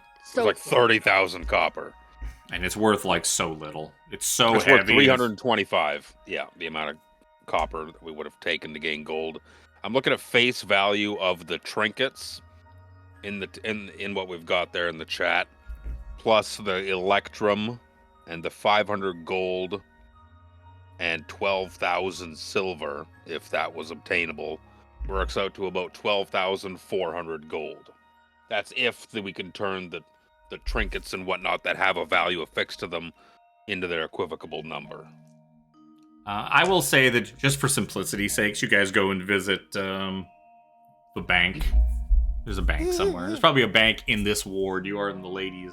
Actually, no, that'd be in the... It would probably be in the market ward. But you visit a bank and, like, just turn... You put it in the coin machine, like the change machine that, like, turns all your, like, pennies and quarters and shit into, like, a receipt. And you can cash in for bills. You upgrade all of your small stuff into gold coins for space. Now, that's for the change. For the trinkets, I petition for somebody to be like the Pawn Star guys. We put all the Walking into different shops, they're like, "I the need best to I could do for you is 5,000 gold. Yeah, that's the question mark, is how much value we get for trinkets. If an Yeah. obsidian scepter worth 2,500 gold, what can we realistically sell these things for? Like a crown It's a with, pity. with tiny gem-eyed dragons. With You imagine 750. with enough time, you could probably get full value for all of that stuff, but it would take days or weeks to sell it all at absolute full value by going around meticulously finding collectors and people that are interested in each individual item on its own. We set up a little booth in the market. Odds and ends. This is ends odds. 4 weeks later, the multiverse disappears around you. But we've made 10,000 more gold. Because there was 500 gold, 12,000 silver, and 6,600 electrum. Were the Brother Nero turns to you and is like, "Guys, I can finally afford," and then he ceases to exist. Oh. damn it! To dust with a snap of your fingers. Hello, Riku. What are you doing, kitty? You don't. That's what So, I thought. is there anything pressing? Because the other option too is you can kind of think about it more in between sessions and aim to go shopping. Yeah, Next other than time. like a couple more healing potions, I can't think of anything. Because the other else we option too is, pressingly need. yeah, if there's things that you don't really want that badly, it's also not a bad idea to save up for something better and more expensive. Yes, we need to see how much money we have right now and whether it's worth it to go shopping or not. Because it's like Aside spend from, like- what you have now for a smaller incremental gain, or Yes. blow it all on a really cool thing later. Can we put all this money in the sigil bank and get interest for a week? For a week, no. You could get maybe interest every few months or something like that. If you really We negotiate could go a gambling. good interest rate at the bank. You'd have to make an appointment though, because the bank's pretty busy. Probably don't have anything until tomorrow or the day after. See a So looking financial at- advisor. Looking at fluid cash that we got out of there is 5,000 gold. Between gold, silver, and electrum. Because it's 6,600 electrum, 12,000 silver, and 500 gold. Yeah, a lot of the stuff you got in the temple was not some spendable loot. It was cool magic items, like the rod of frost, have the the- Yeah. book. We still have the 110,000 gem thing though. From Cork, So yeah, I remember I think The if we're dice looking thing. for the Seraphina wants a better arcane grimoire, and that was 20 plus grand or something like that. Yeah. I don't have anything that I really need armor, but for me to go up 1 AC for 5,000 gold is As I like say, exorbitant amounts of gold. the best Where I is- could do is Where's the MSRP? That's There it is. poison would be something I would need to put because I haven't put any. I've only got one vial left of the. that would be Herbalot. worth it if we could get a couple vials of poison or something like that. That would be the only thing I could think of. I mean, everything else. I mean, all my attunement slots are full. I've got armor, disadvantage, all that jazz. So Apparently I'm it's probably very Arcane charming. Grimoire. Is that what it's called? Yeah. Okay, there it is. I got +1, but The more the better. you're always looking at higher. Of course. I would imagine you probably wanted to. Finding a place that sells one would be tough. You could probably ask around at. What did I call it? Maples Magic Emporium. Maple. Or like a ring of spell storing or something.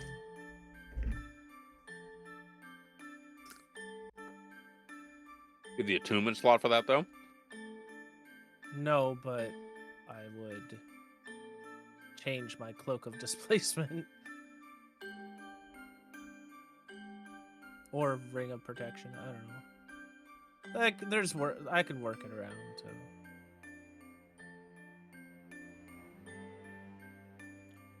Because I know, Luke, you wanted more diamond shit anyways, right? Yep. Yeah, I need to exchange some. So yeah, some regardless, currency you're gonna for go diamonds. visit Maple, or at You least need probably her daughter. I have 300 gold of diamonds. I have 700 worth still, but Because it costs every And time a you cast. chunk. Every time you costs cast Greater Greater Restoration. Restoration. Greater Restoration cost me 100 gold worth of diamonds. And Yeah, diamond when you get dust. into higher level stuff, Greater Restoration becomes more and more not necessary, but very, very useful. Yep. Yeah, so I wouldn't mind exchanging. Is it an even exchange rate? Like, I think it was 10% markup. I'm looking for where I put fucking Maples. Oh, places of interest in Maple's Magic Emporium. Spell components in bulk at a 10% markup. Twig. That's her emo daughter's name's Twig. Jeez. I knew it was Branch or something. My God, I remember Twig now. Oh God. I'm gonna actually roll. Yeah, when you go in, Twig's working, and she seems just as disinterested when you come in this time as she was the last time. She's like, "Oh, do you know how everything works? Because I don't want to explain it." yeah, yes. Cool. Question. Cool. Not asking Twig in general. Like the resurrection spell. It says a diamond worth at least 1,000 gold, which the spell consumes. Does diamond dust equivocate to that, or do you No. need like a physical chunk It diamond? needs to be the actual chunk diamond. Okay. So you would need 1,100 diamond if you bought it from here. Yeah, I'm also looking at how much. Because what I have is diamond dust. Yeah, because literally, you can buy literally every component here in bulk at 10% markup. Yeah. She sells up to 5th level spells off the wizarding spell list and has spell scroll printing and photocopying. Fucked. Where did I write down what the price of those were? Oh, it's in the scrolls section in here. It's in the MSRP. I would in the future. Do I need to take resurrection? I'm looking at either taking resurrection in the future, but I also have like raise dead and stuff. Like I have the lower level spell slots. Revivify is the one I'm thinking of. I have those lower level spells, but that's like someone who's been dead for a minute. Resurrection is within a century. And that costs 1,000 gold. Isn't there one between that? There's Raise Dead, I believe, is a 5th level spell. Yeah, isn't that's cheaper in like a week or something? I do not house that one. Raise Dead. I think that's a 500. Yeah, a diamond worth at least 500 gold. So if you're looking for a more economical solution, I mean, sure, maybe there's something that's been dead for 50 years that you want to resurrect and talk to. Because you don't have to speak with dead, so you can just do it the expensive way. Yeah, and it's like a diamond worth at least 500 gold. Whereas the same thing with the resurrection spell, it's a diamond worth 1,000 gold. So you can't have 2 500 gold diamonds and be like, ah! Nope. If Kavax was here, he'd be able to explain diamonds to you real well. Yes. He was an expert at resurrection diamonds. What's the timing on Raise Dead? 10 days. Okay, yeah. So he was looking for 1,000 gold diamonds. He needed true like proper resurrection. True resurrection is like centuries. I think there's no time limit on true resurrection. That's also a 9th level spell, I think. Yeah. Resurrection, the 7th level, is 100 years. That's my plan, is to take resurrection. Should we come across somehow, some way, some dead body or something like that we could potentially get information out of that I can bring back to life, or if somehow you die or something like that, it's more thematic, I think, in my mind, to take resurrection. That's my plan. So I'm gonna buy a diamond worth 1,000 gold. Yep. Costs you $1,100. You could get it in a little paper bag. You bring it up to the front in a little paper bag with the bin number written on it. And she rings you as up. well 300 gold worth of diamond dust. So 330, I guess. That's in a different bag with a different bin number written on it. Good. She puts it in the scale. and just kind of brings you I'm up. party looting that because these are Yeah, oh yeah. Yeah. Yeah. they're just meant to bring everyone back to life and the cure. Yep. I don't Shit like that. have real need of anything. That's Like, so I would like a better 1100 weapon, plus but it kind of 330. defeats the purpose. 1430. That's 1430 for inventory's sake. I have 700. A weapon, you say? Come to Lucanu's. You hear a commercial. You hear like a little fucking thing floating by, like out the window, with playing Lucanu commercials, and it just kind of Oh my drifts God. by and like You goes should down the street. Totally get an AI to make a Lucanu like chime commercial for like his weapons. Like a Lucanu is Well, it's I don't know, little like, you floating can, like, skull things that like talk to you is a thing in Sigil for finding information. That Lucanu would be the type of guy to pay for one of those things and record like a fucking commercial on it and have it just drift around through the marketplaces and that as yeah. advertising its store. Why Well, he's so successful. Pays to Good advertise. business. Outside of that, yeah, it's not really worth the money to me to upgrade my armor a little bit. But then no one can find Lucanu's store because his fucking sign is written in Chult. Or Omuan. Yeah. It's written in fucking Omuan, ancient Omuan. Which is why he does well, but not as well as he could. But he's like, the commercials are working. People are coming in. Can we start like putting out feelers for some of the sales of these items as we're traversing the marketplace? You So just kind of would get on that track. give me a persuasion check to see if you can coax anything on. out of this fucking Oh. child. That Hold on. Shut- What if I use Thieves' Cant and try to find somebody that's good at fencing stuff? They could just buy it from us flush, and then they just go sell it. oh, you're trying, or are you trying to? I thought you guys were trying to buy. Yeah, but no, I thought you wanted to know the prices of the items you're looking for. Oh, I thought he was trying to start Hmm. a roll. I was to trying. sell No, them. sorry. I was trying to put out like feelers for people to buy out. Like you said, it would take time to find. Oh, the it right would buyers. take an unreasonable amount of time, campaign-wise, to sell it off properly. What about like if I use Thieves' Cant to find like a fencer, we would probably sell it at a discount of their value, but it would probably go quick. Yeah, but you would also know, being in tune with unsavory people, that he would give you pennies on the dollar because Maybe I could persuade him otherwise. I am a rather charming person all of a sudden now. Apparently, I'm begilded now. just because you're walking around holding a golden skull does not make you No. I'm literally level 9. I'm begilded with my rogue subclass. I'm begildingly charming. As You're an action, I beguiling. could- Yes. Guiling. Panache. You have You really panache. sitting there going like, what the fuck Panache. is she trying? Like, I That's have the thing. yeah. That's He'll- literally I've put. you might get nickels on the dollar.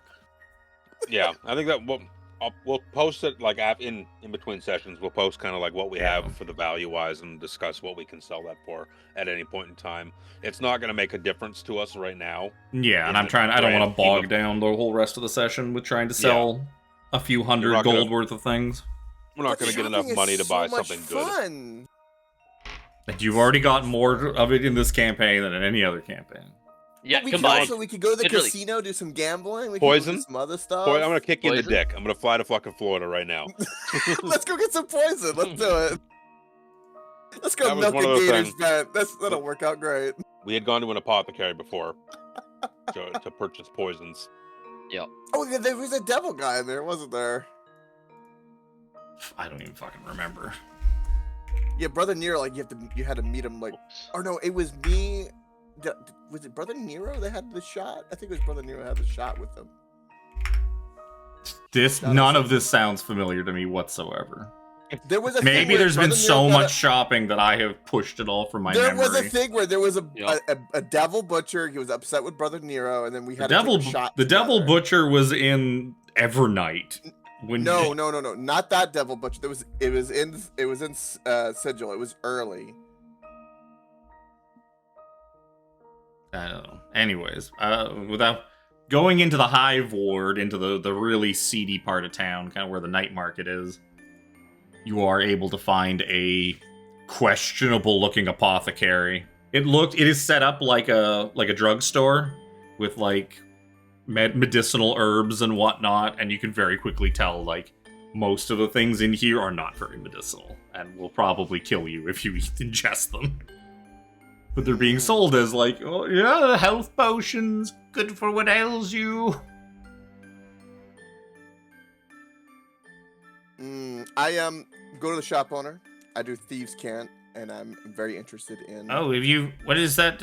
What's wrong with your hand? It's this. You find this hobgoblin store owner. And he's like looking at you, twitching your hand around. He's like, "What's wrong? Have you got the palsy? What is that?" Oh no! I don't know if you want to be messing around with these things. If you got the shakes and twitches like that, it's very dangerous. Some of these things. They're very dangerous. I agree. What are you looking for? Boner pills? You look like you need boner pills. I need goner pills. I need the pills that'll make people. Gonorrhea pills? Oh no! You got too much of the things. You use too many boner pills with the wrong people. Yes. Well, I can't get rid of it completely. I can just sort of mitigate the symptoms. Make it go away. Oh god. Various creams and salves, and he's like starts pulling out creams and salves and putting them on the counter. This will manage the itching, the burning. You take this one here. Now, even though you are not producing symptoms, that does not mean you can pass it on to your future partners. That is very important, and you must inform them of that. I kind of jolt him, kind of look him dead in the eye, and kind of get a little serious. And I will use my panache, take an action, and I'm gonna be a little charismatic and be like, "No, I need the really good stuff, the final stuff, the true drip of evil." The boner, beyond the boner pills, I see. You're looking for a bit of extension. You're looking to lengthen. You're looking to make yourself more versatile. Turn a one-hander into a two-hander. Ah, I see. Hand and a half. I want a one-hander into a cheese wheel. Okay. Oh no. It's like, I believe, and he pulls out like this jar of this like red powder. He's like, this is very dangerous stuff. It'll get bigger, but sometimes it just keeps getting bigger. And have you ever blown up a balloon too far? Yeah, it's kind of a pop. And he just makes it, with his hands, he's just like pop. It's everywhere. Great mess. But yes. if you know someone with a generator, it's usually fine.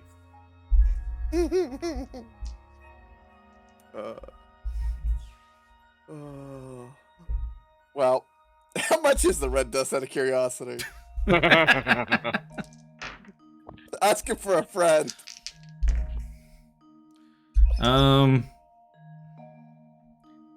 Like I can give you a supply of it for. You need to take it for 3 days straight, back to back. One 3-day supply would be 250 gold. One cycle. Oh, this we completely forgot on your journey in the wagon, as I had so many other things in my head. Can you roll me a Constitution saving throw, Jack? Oh, right. Okay.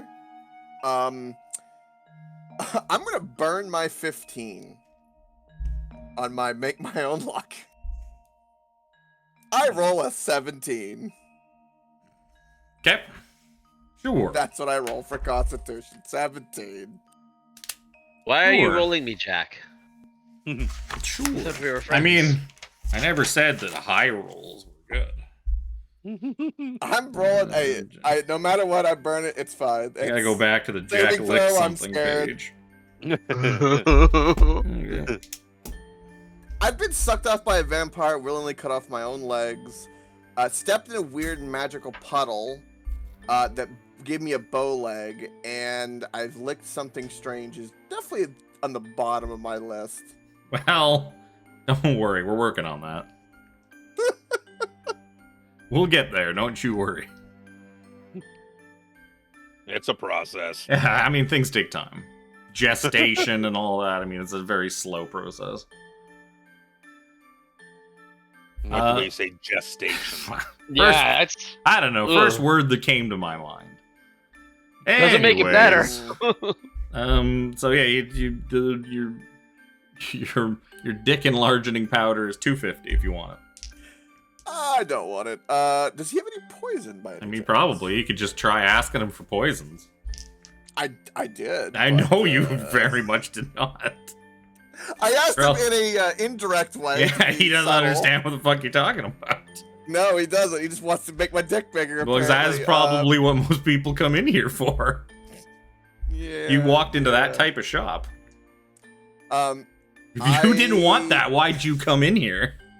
I want poison. It ain't my fault that the rattlesnake venom is next to the dick pills because of happy accident. You see, there was How like am I a supposed to know? when Jack went to walk in the building, there was like a food cart passing by, so the steam from the food cart like obscured the sign, and it's just called Dick Bigham's Wonderful Dick Largening Emporium. That's the name of the hobgoblin. Fucking Dick Bigham's. it is Dick now. Bigham's. That's a great name. It's Richard Biggums. Richard Bigham's. Richard Bigham's. Fuck, I think that's my next character's name. Rewrite, That would be very fitting for that one. Nope. You're all Richard classy looking Biggums. kid. Yeah. Make. Yeah. So, yeah, Richard just kind of looks like, you seem lost. What do you... You don't want to make it bigger. You don't want to make it harder. What do you want? I want poison. You want to make it smaller? You don't seem like that No. type of guy. You don't seem like that type of guy. want I can tell poison, just by looking. please. Just aisle 3, and he just points over at like a shelf on the side. Why didn't you Pick just aisle say 3. so? Well, you were just such a good salesman, I had to hear you out. That was all. Fair. Yep. Sometimes they do that. They're charming. Like, I gotta hear it out. I can't afford this new cart, but man, you're selling it to be good. Yeah, you see a whole list of poison. You see a whole shelf full. A lot of them seem to be like inhaled or ingested poisons, contact poisons. You're looking if you're looking for stabby stab poisons, there's not too Something many. that I can put on the dagger, yeah, it's for oil. You see your choices are wyvern poison, serpent venom, purple worm poison, drow poison, and Wyvern? Is wyvern poison in there? yeah, he's got some wyvern poison. He's got a few. He's got a couple of vials of that on the shelf there. How much is it? You see it listed for 1,500 gold apiece.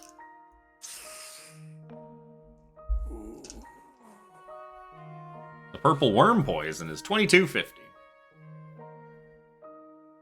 All right. Jack nervously looks at Zojja, Brother Nero, and goes, so what can I get? And how much can I get? I'm sorry. What's could you my repeat the allowance? price? I don't. What did I just say? Fucking. It's gonna cost you a gold encrusted skull. That's only Purple 250. worms It's not- 2250, wyverns 1500. That's right. I'm doing extra math in my fucking head. The wyvern was pretty good. Wyvern's Wyvern's sick. what you had already. Purple worm is the strongest one in the game. Yep. Yeah, the That's wyvern was ridiculous. 7 d6s.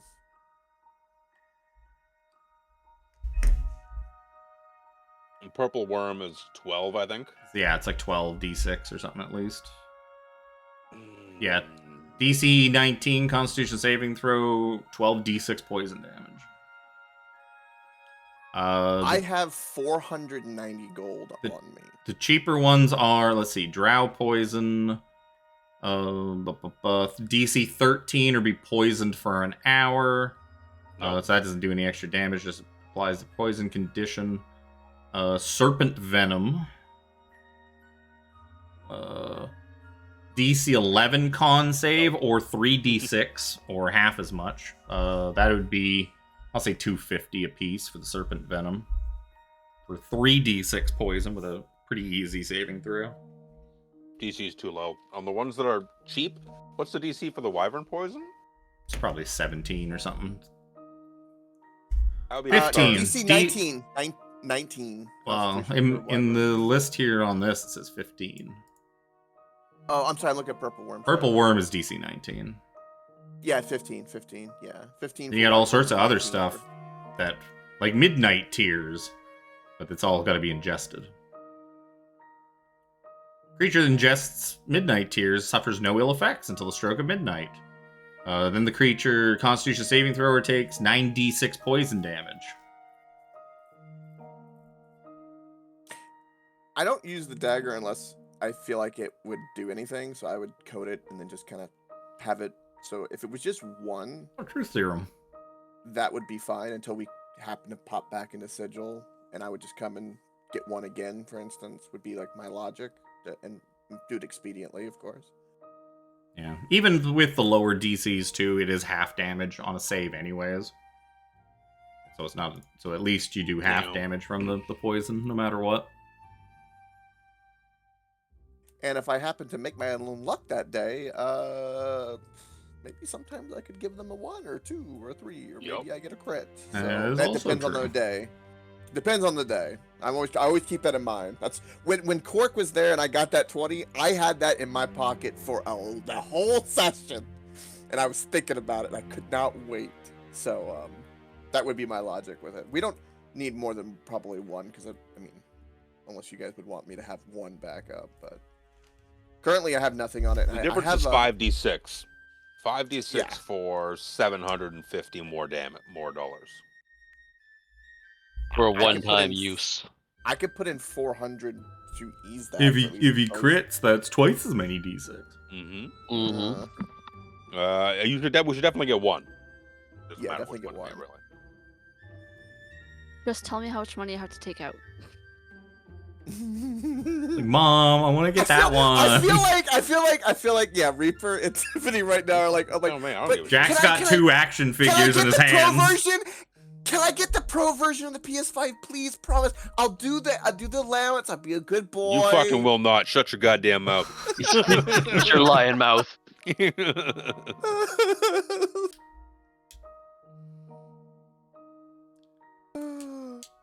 the purple worm. Make it count when it counts. Okay, I will do that. Tiffany, I'm gonna put in 400 of mine onto that. So how much do I need to remove? It was 2250. If he's putting in 4, Yep. No, you were actually serious. You're buying something. Well, Keep the 4. Okay. Just take it from the party loot. It's if I need to borrow $400 from you, you need to borrow $400 from me. It's personal money, but it's you think if it arises. He hands you your poison in a little paper bag that says "totally not boner pills" written on the outside of it. Nice. Perfect. Yeah, I'll do that, and I will then. Yeah. 2250, Tiffany. Thank you. Like, why are you torturing me? I've asked you so many times. It's just numbers after numbers after numbers being thrown at me, and I'm like, what the fuck are you talking about? Math. Masters of the universe. Great song. Got some diamonds. Got some poison. Let's get the fuck out of here. Go to goddamn Kryn. Yup. Man, it's been a while since you guys been there. What? Almost like a week of time.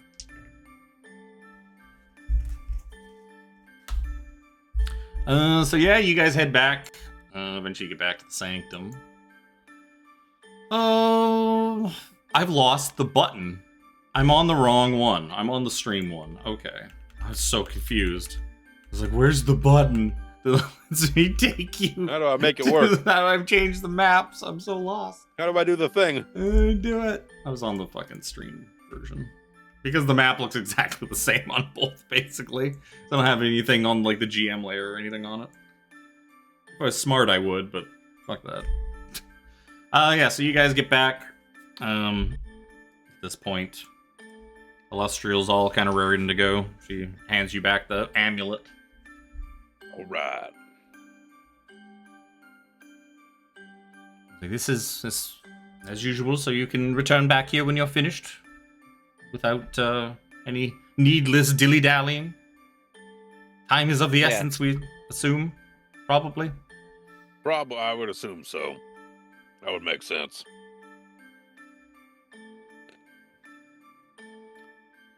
Says, I will prepare the portal. And she goes and does whatever she does to open her portal. She pulls some levers, turns some dials.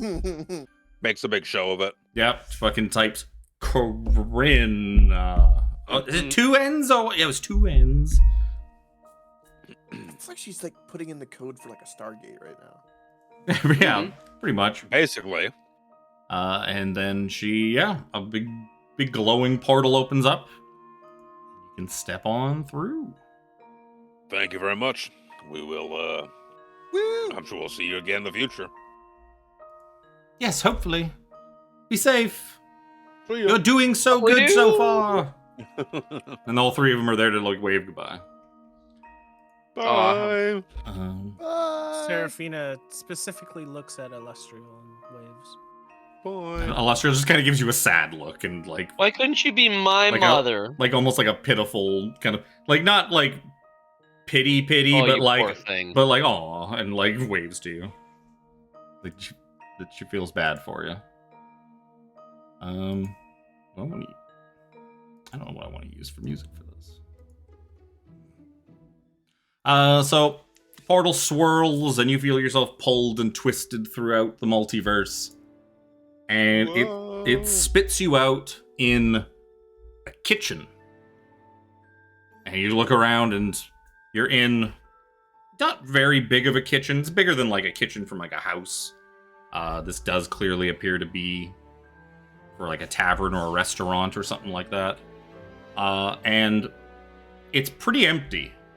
There's no cooks, no nothing going on, so it must be, you would imagine, probably late at night. There is only one person in here, and that is the young boy, probably about 12 years old, now sprawled across the floor, pots and pans all around him, soapy water kind of all over the place, and he's just staring at the 5 of you with his jaw agape. Just it's like...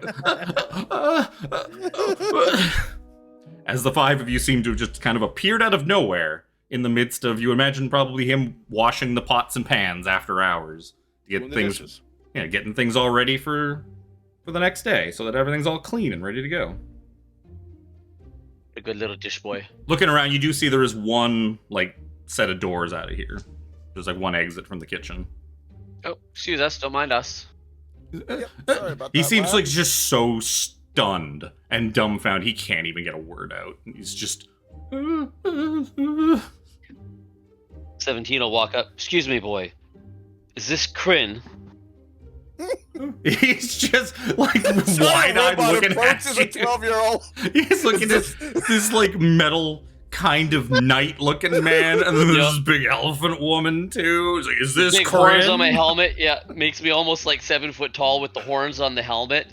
And he's just like, he's like kind of nodding a little bit, like tears welling up in his eyes. Like he's just terrified, just terrified.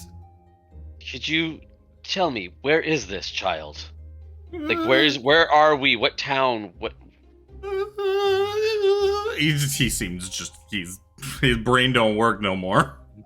17 will reach down, pick him up by the shoulders, try and stand him on his feet. There. Pat him on the head. As you like let him go to go back on his feet, he just collapses back to the ground again. Like his legs just give out from under him, and he kind of scrabbles, like crab walks back away from you, like and he holds out like the scrub brush, the soapy scrub brush in front of him, almost like a sword, like like it's gonna do something. Oh, 17 reaches out and takes it from him. 17, you're scaring the young lad. He stops, looks at the brush, looks at you guys, looks at the child, hands like reaches out, like handing it back to him. He kind of tentatively takes it, and then like kind of cradles it to his chest. uses like the slightly wet, damp hand, pats the boy on the head, walks away. Brother Nero, perhaps maybe you should talk to him. You don't think you're gonna get anything useful out of this kid anytime soon? Don't mind him. I'll walk up to the boy, kneel down because he's still on the floor. He continues to kind of scooch away from you.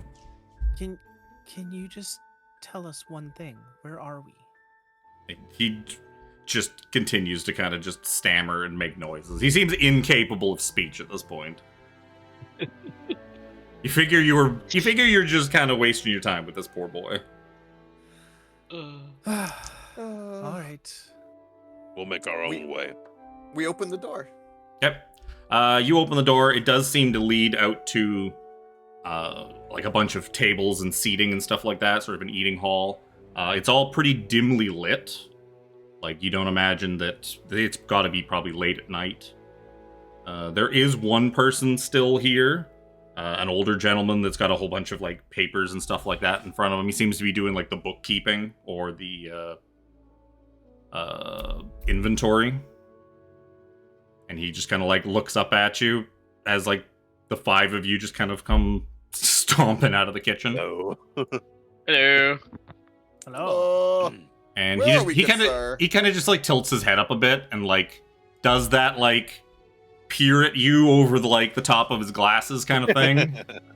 And he looks like one at a time as you're all kind of like standing in a row in front of him, and he's just kind of like going like down to one end, sees probably like Zojja, and just kind of like, oh, that's interesting. And he kind of goes the rest of the way, kind of comes back, and then he says, "Now, I'm no stranger to nighttime dalliances in kitchens and broom closets and what have you. But 5 of you, well now, that must truly be commended." Yes! We got Lucano and Spencer. Spencer! Oh. Fucking dying! 17 will glance down and check his math in his inventory. Oh, did you forget to carry the one? Oh, no, never mind. My bad. Hello, good sir. He kind of stops writing and just like closes the book in front of him. He's like, this. He's like, I believe this might require all of my attention. That's just Seraphina talk. Oh, sure. this is great. Where might we be? Are we in Kryn? He kind of looks at you. He's like, my dear. Why, of course you're wrong. And he kind of stops mid-sentence and he looks at all of you. I see. I do see. My dear, yes, you are on Kryn. You happen to be in the city of Calaman. A castle Calaman, to be more precise. Bit strange to be arriving at such a late hour, but I imagine the method of your arrival is also a bit peculiar, if I was to maybe put a more finer point on it. As I've been here for probably a good couple hours at this table, and I know for a fact that is the only door in or out of that kitchen. And unless you spontaneously appeared out of that poor boy doing dishes in there, then you are obviously not from around here. And judging by a couple of you, you are clearly not from around here. That poor boy, as much as he's scared shitless at this moment, he is still there.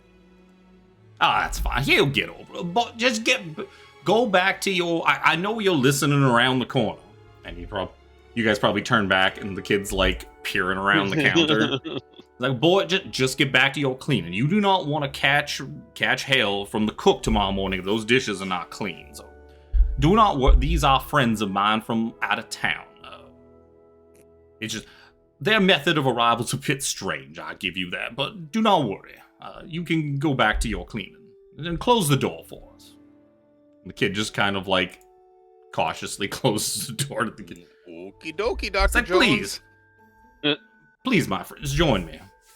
allow me to introduce myself. I am Spencer St. Clair, noted author and bit of a part-time adventurer these days, running around and what have you. Who might all you be? I'm Jack Miro. My name's Zojja. I can't breathe to do my stupid accent. Pleased to meet you, Mr. Sinclair. Oh, I God. am 17. I swear we came across a book with your name. Well, now that Do is. you have it still? I mean, I do you. believe I had the pleasure of reading some of your texts. Well, then we are definitely friends, sir.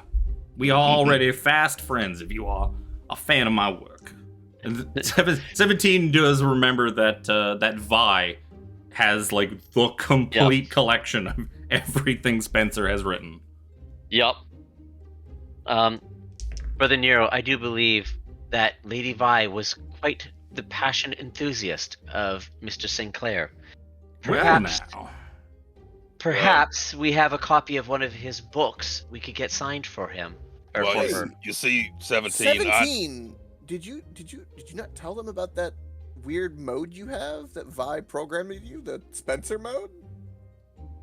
You aren't supposed to talk about that, Jack. We were drunk that night, and one night when you were rubbing oil on my legs, I thought everyone knew. In front of the author, Jack. It was not the appropriate time. This bullshit! Never mind them. If you have a passionate fan of mine that would like a signed copy of one of my books, I would be pleased as punch to Mr. placate that. He goes fishing around in his bag and he pulls out one of his books and I know your list. works, Mr. St. Clair. Where I come from, they're part of the banned book section. You know, the youths aren't allowed to. It's a section of books that you have to go behind a beaded curtain to get to. Red room. But occasionally you get 3 kids stacked on top of each other in a trench coat that make their way through and get a hold of a copy, and that copy circulates. And then we find it, and we have to. It's a big to-do. So he tells you, he's like, I'm so sorry for that. Where you are from must be a terrible place. Terrible bore. If such wonderful literature that's, I'll admit, not maybe for everyone, and certainly not for the youngest of youngsters, but It's the I mean, you gotta youngsters. learn sometime, let's be honest. But there's no safer way than with a book. The Spencer St. Clair how-to book. Oh my god. There's A more how-to for- book. That is a very good idea, my friend. An instructional book. I had not thought of such a thing. Believe me, I have some companions that could really use a copy of that book. Perhaps. Simpsons, you They notice can- you they have can- more fur they where can there test was it no for fur me. before. Oh, dear Jesus. We are we're looking for a big ass tree. Like fucking big, wide tree. A tree. Well.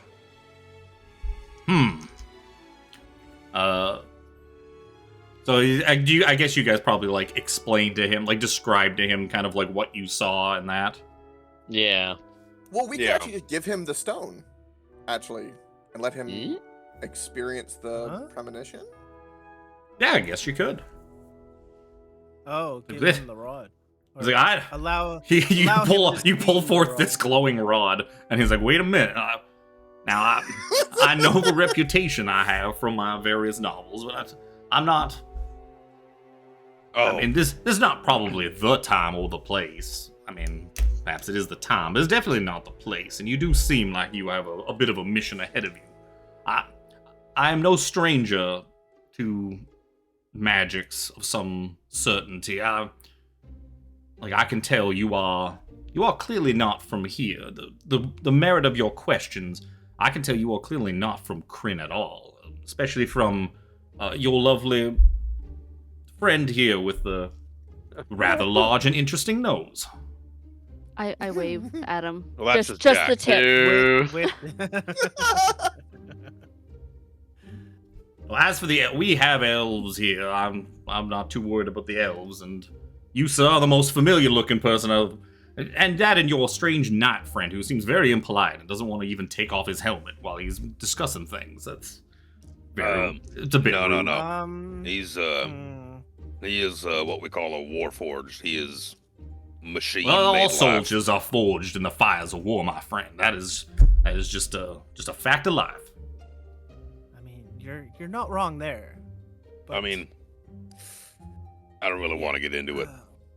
He's got a number of attachments that we can put on display. This would not be this rod piece. You are clearly gripping. So, if I may, 17, you call one of them a rod piece, right?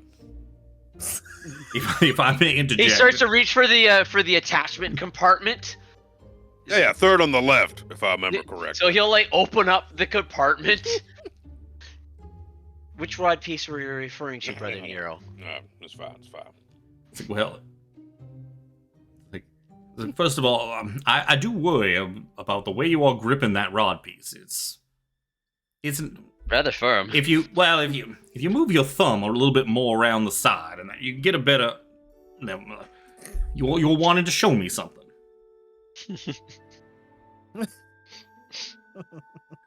Yeah, have a look-see at this, and you tell me if it rings familiar to you. And most important that we find this place. You guys kind of go through the cutscene again, and it flies through, shows around, and he's like, "What a remarkable vision! Is that It's like we are teleported to some sort of vision. If only there was a device that could replicate this, and for more people, and you could put it in your home." Actually, you know what? I take that back. That could be a detriment to my books and my livelihood. Never mind. Such a thing should never exist. It would take the imagination out of everybody.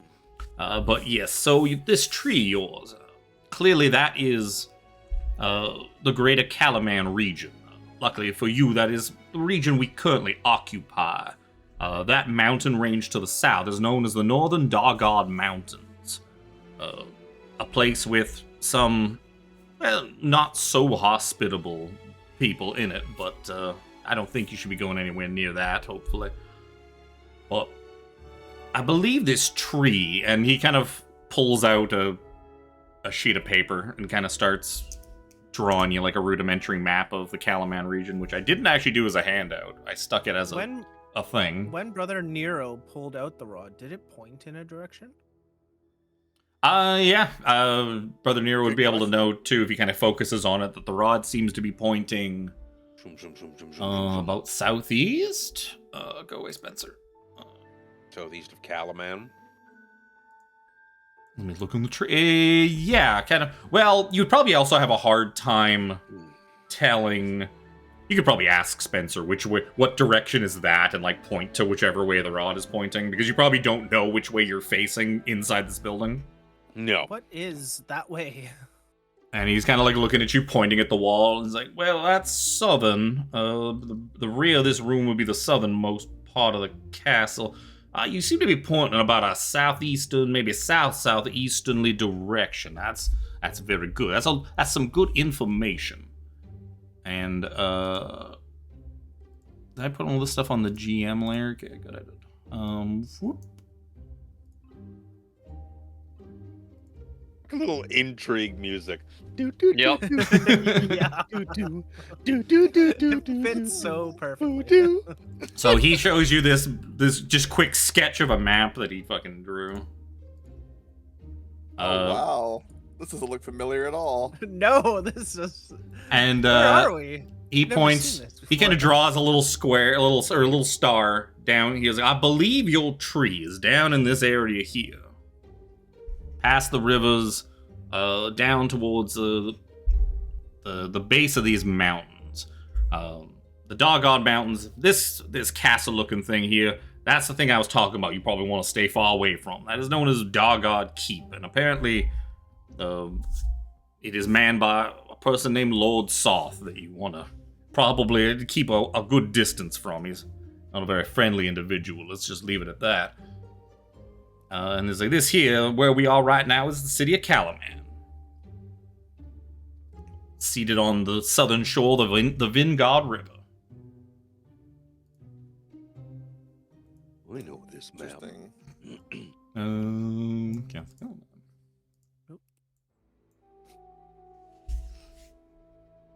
So, yeah, I would imagine that's where you're going. It's probably a good day or more journey to the south. It's a bit far, but if you've got a thing that if that thing points you in the direction you need to go, then you probably shouldn't have much trouble. Probably not. That's good to know. What time is it? What time of day is it? Is it nighttime right now? Oh yes, it is quite late in the evening. Most people have already gone to bed. I decided I was going to catch up on a bit of writing and reading and whatnot before we head out tomorrow. Myself and my companions, we have some things to do. And I just thought I'd take this moment of respite to catch up on my writing. That's fair. We appreciate your help. He's like, oh, and for your friend. And he kind of reaches in, pulls a book out, and you said her name was Vi. Yes. To the lovely Lady Vi. Your companions from beyond the stars speak very highly of you. I wish you great happiness. Spencer St. Clair. And he closes the book and he hands you a copy of... Which one did I pull out? The Quivering Shaft, an Archer's Diary. Quivering Shaft! Oh my god. Oh, Survival loved this one. I mean, she probably already has it, but now she'll have a signed copy. Not a signed copy. She has one for the private collection. That's Covering great. gash. Now, if I might be so forward, I can tell you can clearly have places to go, quests to uncover. You didn't even really tell me why you were here, but... Reaper, when you said that, I thought to myself, puckering puddle was better. Oh. But I'm a purveyor, a collector of stories. I love to hear histories and tales of heroics, and I can tell by the five of you that you have a great many tales to tell. It pains me to do this. Absolutely pains me. I just acquired these this evening. And he pulls a pair of stones out of his bag. I had meant for these to replace this awful... Do they have fargabs where you come from? The fuck's a fargab? What is that? I don't even want to get into it, but these... Now with these this thing here, it's like a fargab, and I like trumpet my yeah, and it does the little doot. It just doots.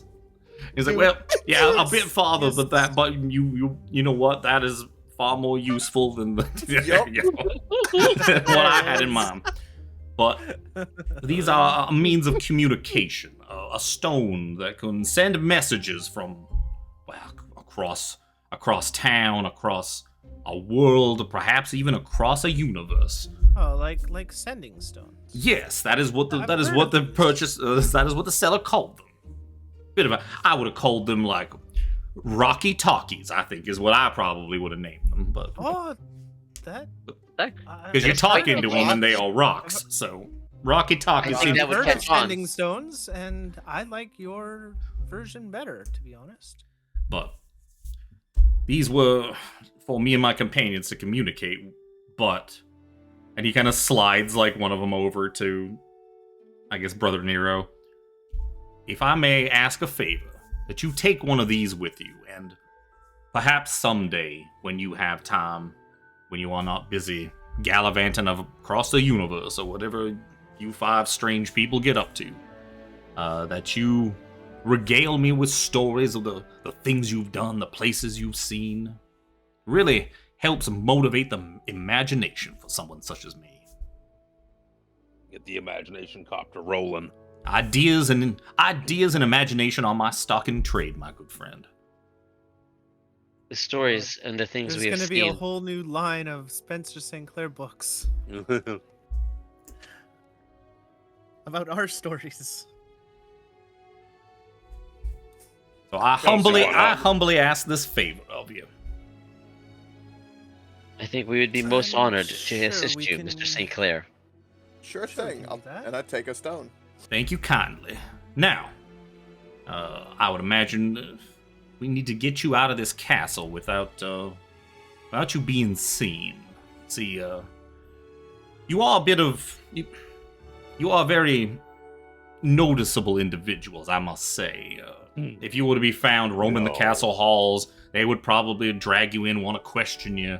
Probably think you are working for Takesis, you're part of her Red Dragon army or some such. But, I have an idea, though. And he's like, boy, come here. And you see the door open. And he's like, come here. And the kid kind of he gives a wide berth to all of you, but he eventually comes around, and Spencer kind of reaches into his pocket and pulls out a silver. And he says, I need you to go and find Steve for me. As quick as you can, and bring him back here.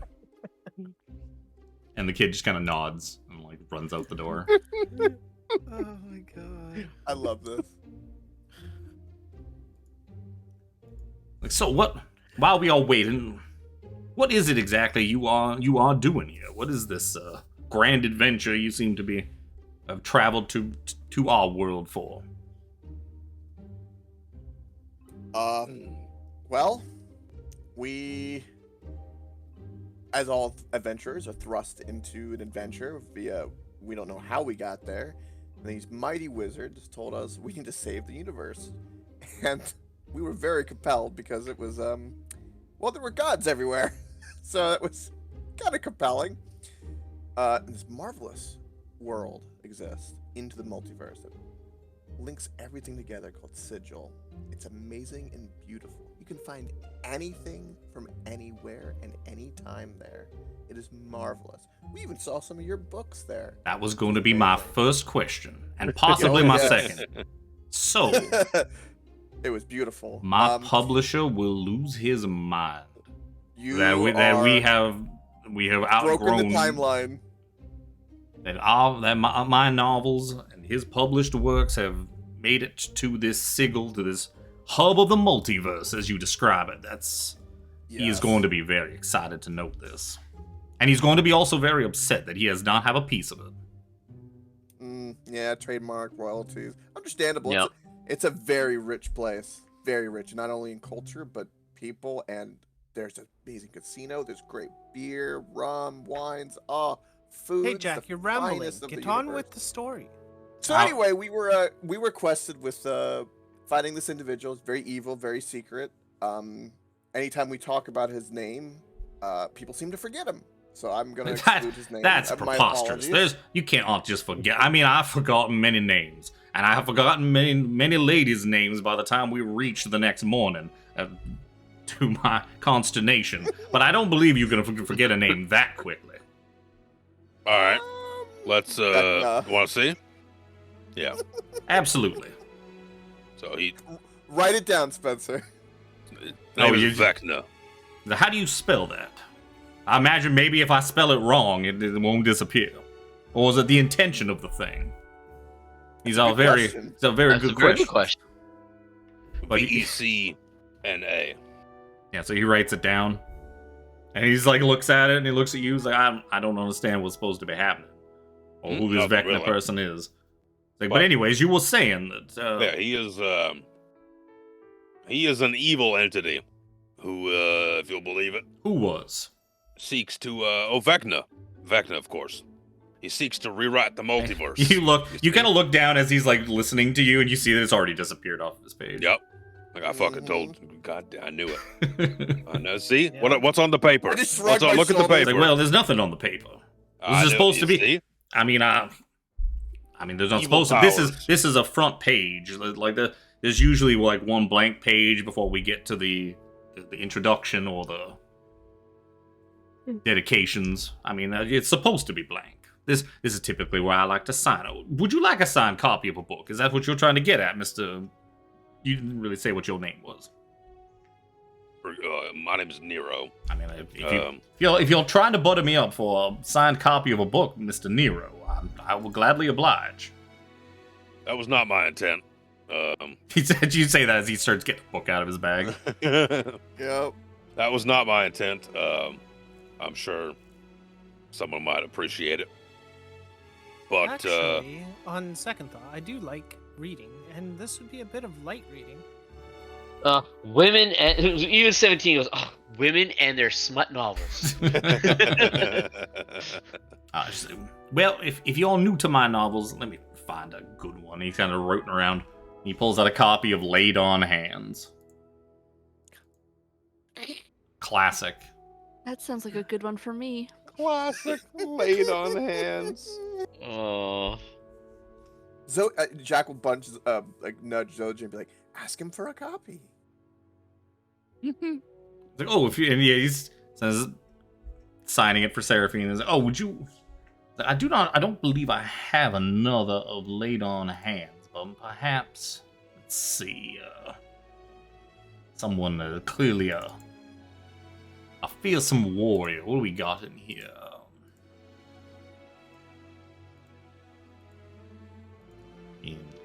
Hind of the Frost Maiden's not a bad one. The Swordmaster Unsheathed. This is... Oh. Unsheathed. For some reason, Brother Nero, that makes me think of where we were shopping with Mr. Lucanu's fancy blades. Yep, that is true. Mr. Lucanu had a very interesting selection of items. Lucanu, what an interesting name. The word unsheathen is just kind of... I don't like it. But we have a quest. We have a journey to make. Saving the world, saving the universe. Yeah, just as you're saying that, the door opens up and an armored gentleman kind of steps in. Spencer, what exactly is it you need me for? And who the devil are these people, Spencer? Steve, you're here.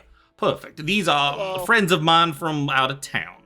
They have arrived here mistakenly. They are not supposed to have... It's strange between you and me magical travel. It's a whole thing. They are a bit off course. They were not supposed to end up in the castle. I'm hoping that you can help me to get them out of here so that we can... They have a time-pressed journey, and they do not need to be hauled in for questioning, as they're not going to find anything out spies for Takesis or anything nefarious like that. Not. I'm just looking to get them out of the castle so they can be on their way without any unnecessary stalling. Well, if you're willing to vouch for them, Spencer, then I suppose I could take them out the back door. I do like taking the back door. Yes, it is always a well-received option. Well, if you're finished, well, come with me, friends of Spencer.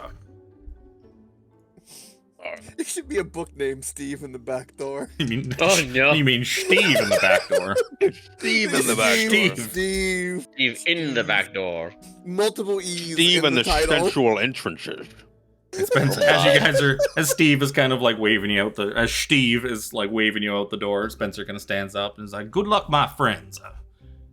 I don't know what it is, but I fear that all of us are waited with bated breath for the success of your mission. So, Godspeed. Yep. I wish I could see these incredible sights and go along with you, but it does all sound a little bit above my pay grade at the moment. Mr. Spencer, you would be quite interested in some of the things we have seen. It is a pity you couldn't join us. Yes, as every part of me wants to just run along and join with you, but I do have some companions of my own, and it would not be fair to them for me to just leave them in the lurch like that. And believe you me, my companions desperately need my help. They would be lost without me. I could not do that to them. We have been through too much together. Everybody has to write their own stories. Perhaps we will meet again one day. Perhaps. Perhaps. Jack's gonna shake Spencer's hand, and then he will leave him a full, pristine, full bottle of rum. Because Jack noticed that Spencer had a glass of, a gentleman's drink, and he goes, "Oh, add this to your collection." He kind of looks at it. He's like, Mr. Jack, are my eyes playing tricks on me, or are you on the bottle of this adult beverage? That is mighty strange. Nah. Did you do It this looks yourself? No, He looks at it, closes up. Spencer makes a perception check. Sadly, without advantage, because he doesn't seem to be wearing a cloak covered in eyes. No, he doesn't. He's like, it does look an awful lot like you. Like, you almost like, you are dressed to the part for this character here on this bottle. But I thank you for this. Whenever I drink out of it, I will think of you, Mr. Jack. Absolutely. Thank you for the book, Mr. Sinclair. Yes, I hope you enjoy it. And I hope your Lady Vi, Mr. 17, is quite appreciative of the book. Maybe one day I'll get to meet her as well. I always enjoy meeting fans of my work. Yes, I'm sure that if we knew you're here in the future, she'd be most interested to stop by and at least make your acquaintance. Oh my. How much of an innuendo were you? You know what? It's best left to the imagination.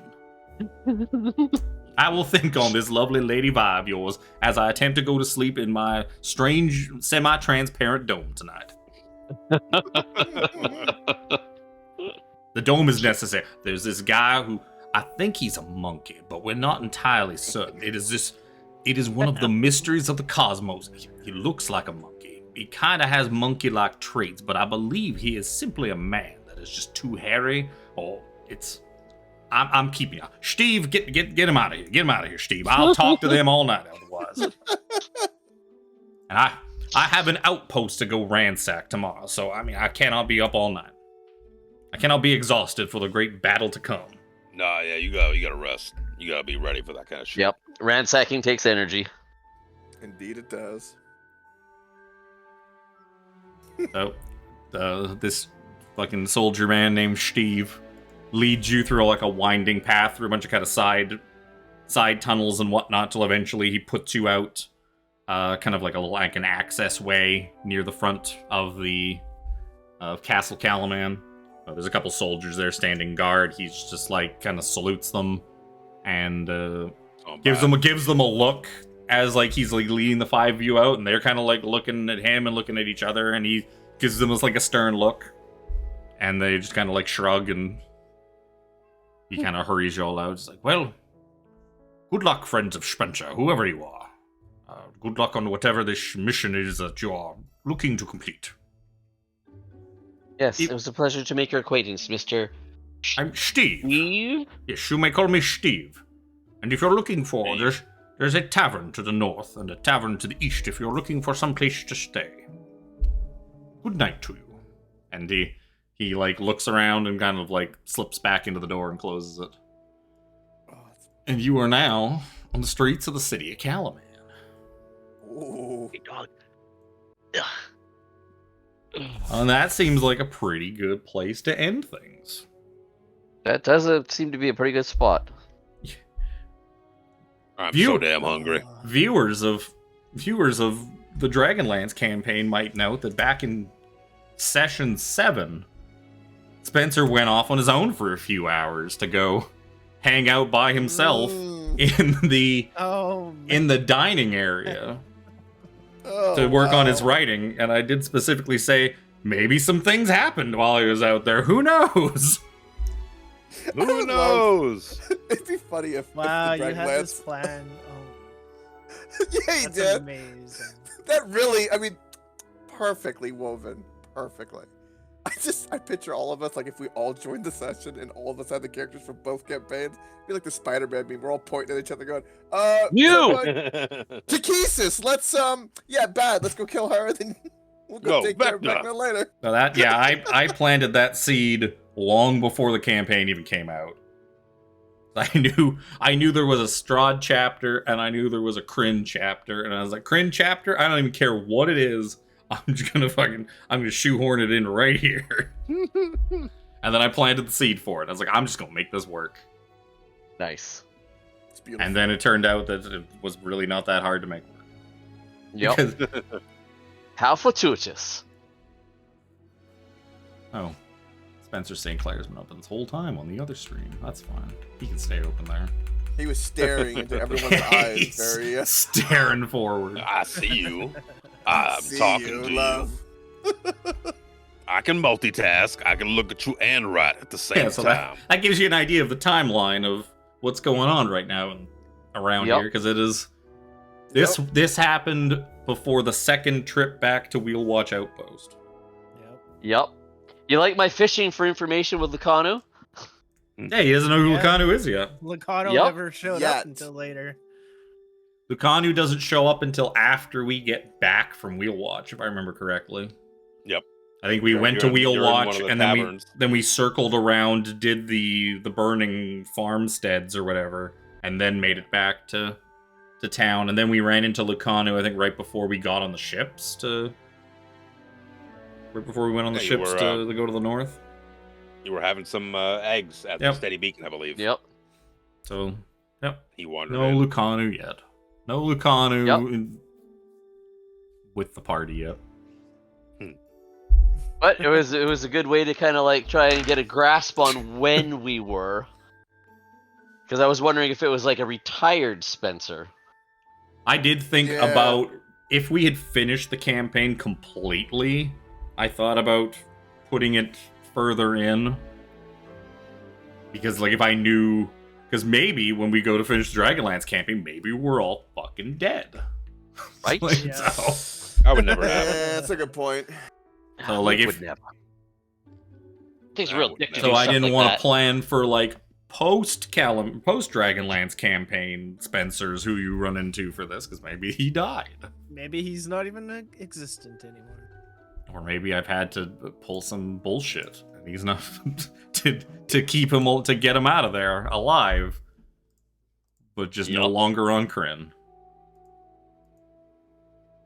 I got all sorts of ideas to save Spencer's ass if I had to for use later, but doesn't help me in Multiversal that saving. doesn't help me in that campaign. Yup. He'd still be dead as a doornail in fucking Kryn, but My 80-foot dash might come in handy. See you next Ugh. week. Right? Yep. Dun dun dun. I mean, there's all sorts of powerful multiverse traveling creatures who have a vested interest in the continued survival of Spencer St. Clair, their favorite author. One of them being Lady Vi, another being a certain undead person who seemed really vested in his favorite What do you author, think about- Spencer St. Clair. What'd you think about my Spencer mode comic? 'Cause that I thought of just right there at the moment. I'm like, oh, there's gotta be a Spencer mode because she loved him so much, and you were like kind of her pet. She wasn't her pet. They were like working associates. Right? Yeah, working associates. That's what we're calling it. She got him out of Eberron. And then occasionally at night, she'd turn on Spencer mode and ride him Like a pony. like a pony. Like a rock star. Do we hit traffic? Now, What now is Vi's this a thing? halfling. Does that mean she went for a spin? Oh, buddy. That's why I decided I'd leave it at the nighttime in the city of Kryn, or the city of Kirin, city of Calaman. Because it was Yeah. I was looking, oh, it's like 5 o'clock. That's a good time. Yup. Beautiful. Look at all this recycled content I'm able to use.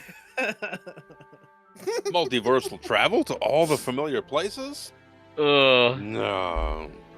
I mean, how could there not be a Kryn chapter in this fucking D&D 50th anniversary celebration campaign of, like, basically Yep. the swan song of 5e campaign? Are we gonna go to Greyhawk? We haven't been to Greyhawk, have we? I've always I mean, been interested in it, but the sort of cost is there on Oworth somewhere. At the very least, you might have to go pop in to go get that. Future content ideas. Time to eat something. I've been snacking. In terms of campaigns, we've never been to No. Any outro or anything like that? See you next week, losers. Like what? What? Watch us die next week. Watch us die next session. After next week's the week that I need to actually put my nose to the grindstone and sort out some Call of Cthulhu shit to have in my back pocket, because I'll probably have to run Cthulhu while Luke's prepping the next campaign. It'd be better to have that done. Cthulhu good. Yup. Depending on how much time you need, we could probably even do like a 2 or 3 parter.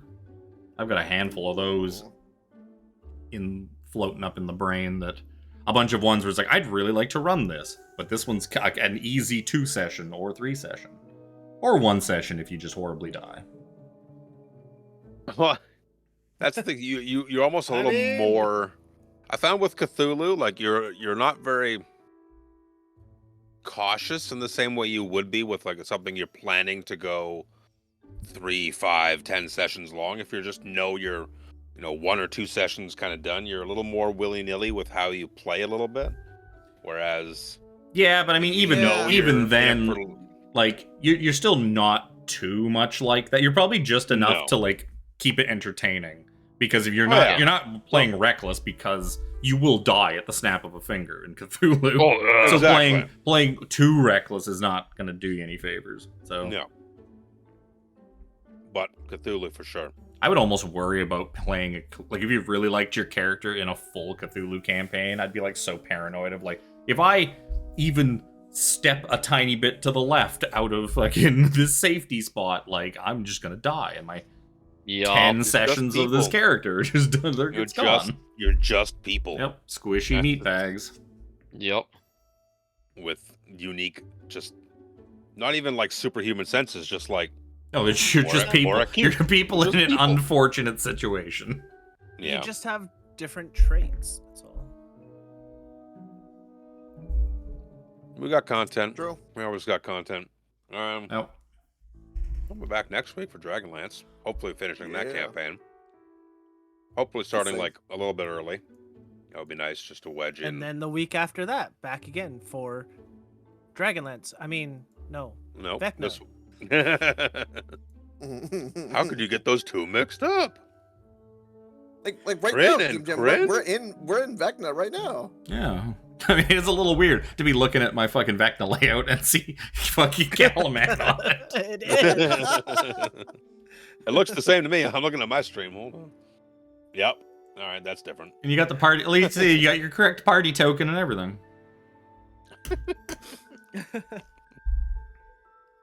Beautiful. I had to fucking screenshot Steve like a couple of sessions ago to make sure I fucking had. Last time I saw Steve on screen, I fucking zoomed in super far and fucking like copy paste. It's like, I need Steve. I need the Steve token. I can't ask for it from Luke because that's gonna tip my hand. Yup. I need Steve for some. Why? Research purposes. Yeah, I'm making a scrapbook. In my scrapbooking.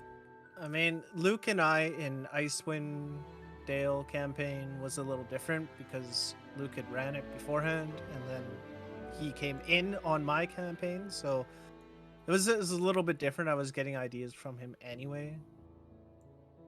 Yeah, Luke, why didn't you know there was a big fuck off tree down there? Look, we don't talk about the Southwood. Why do you know there was a big fuck off tree with a piece of the rod of 7 parts down there? It's improper. It never came up. You didn't get that random encounter. Oh, okay. You didn't get it up? What?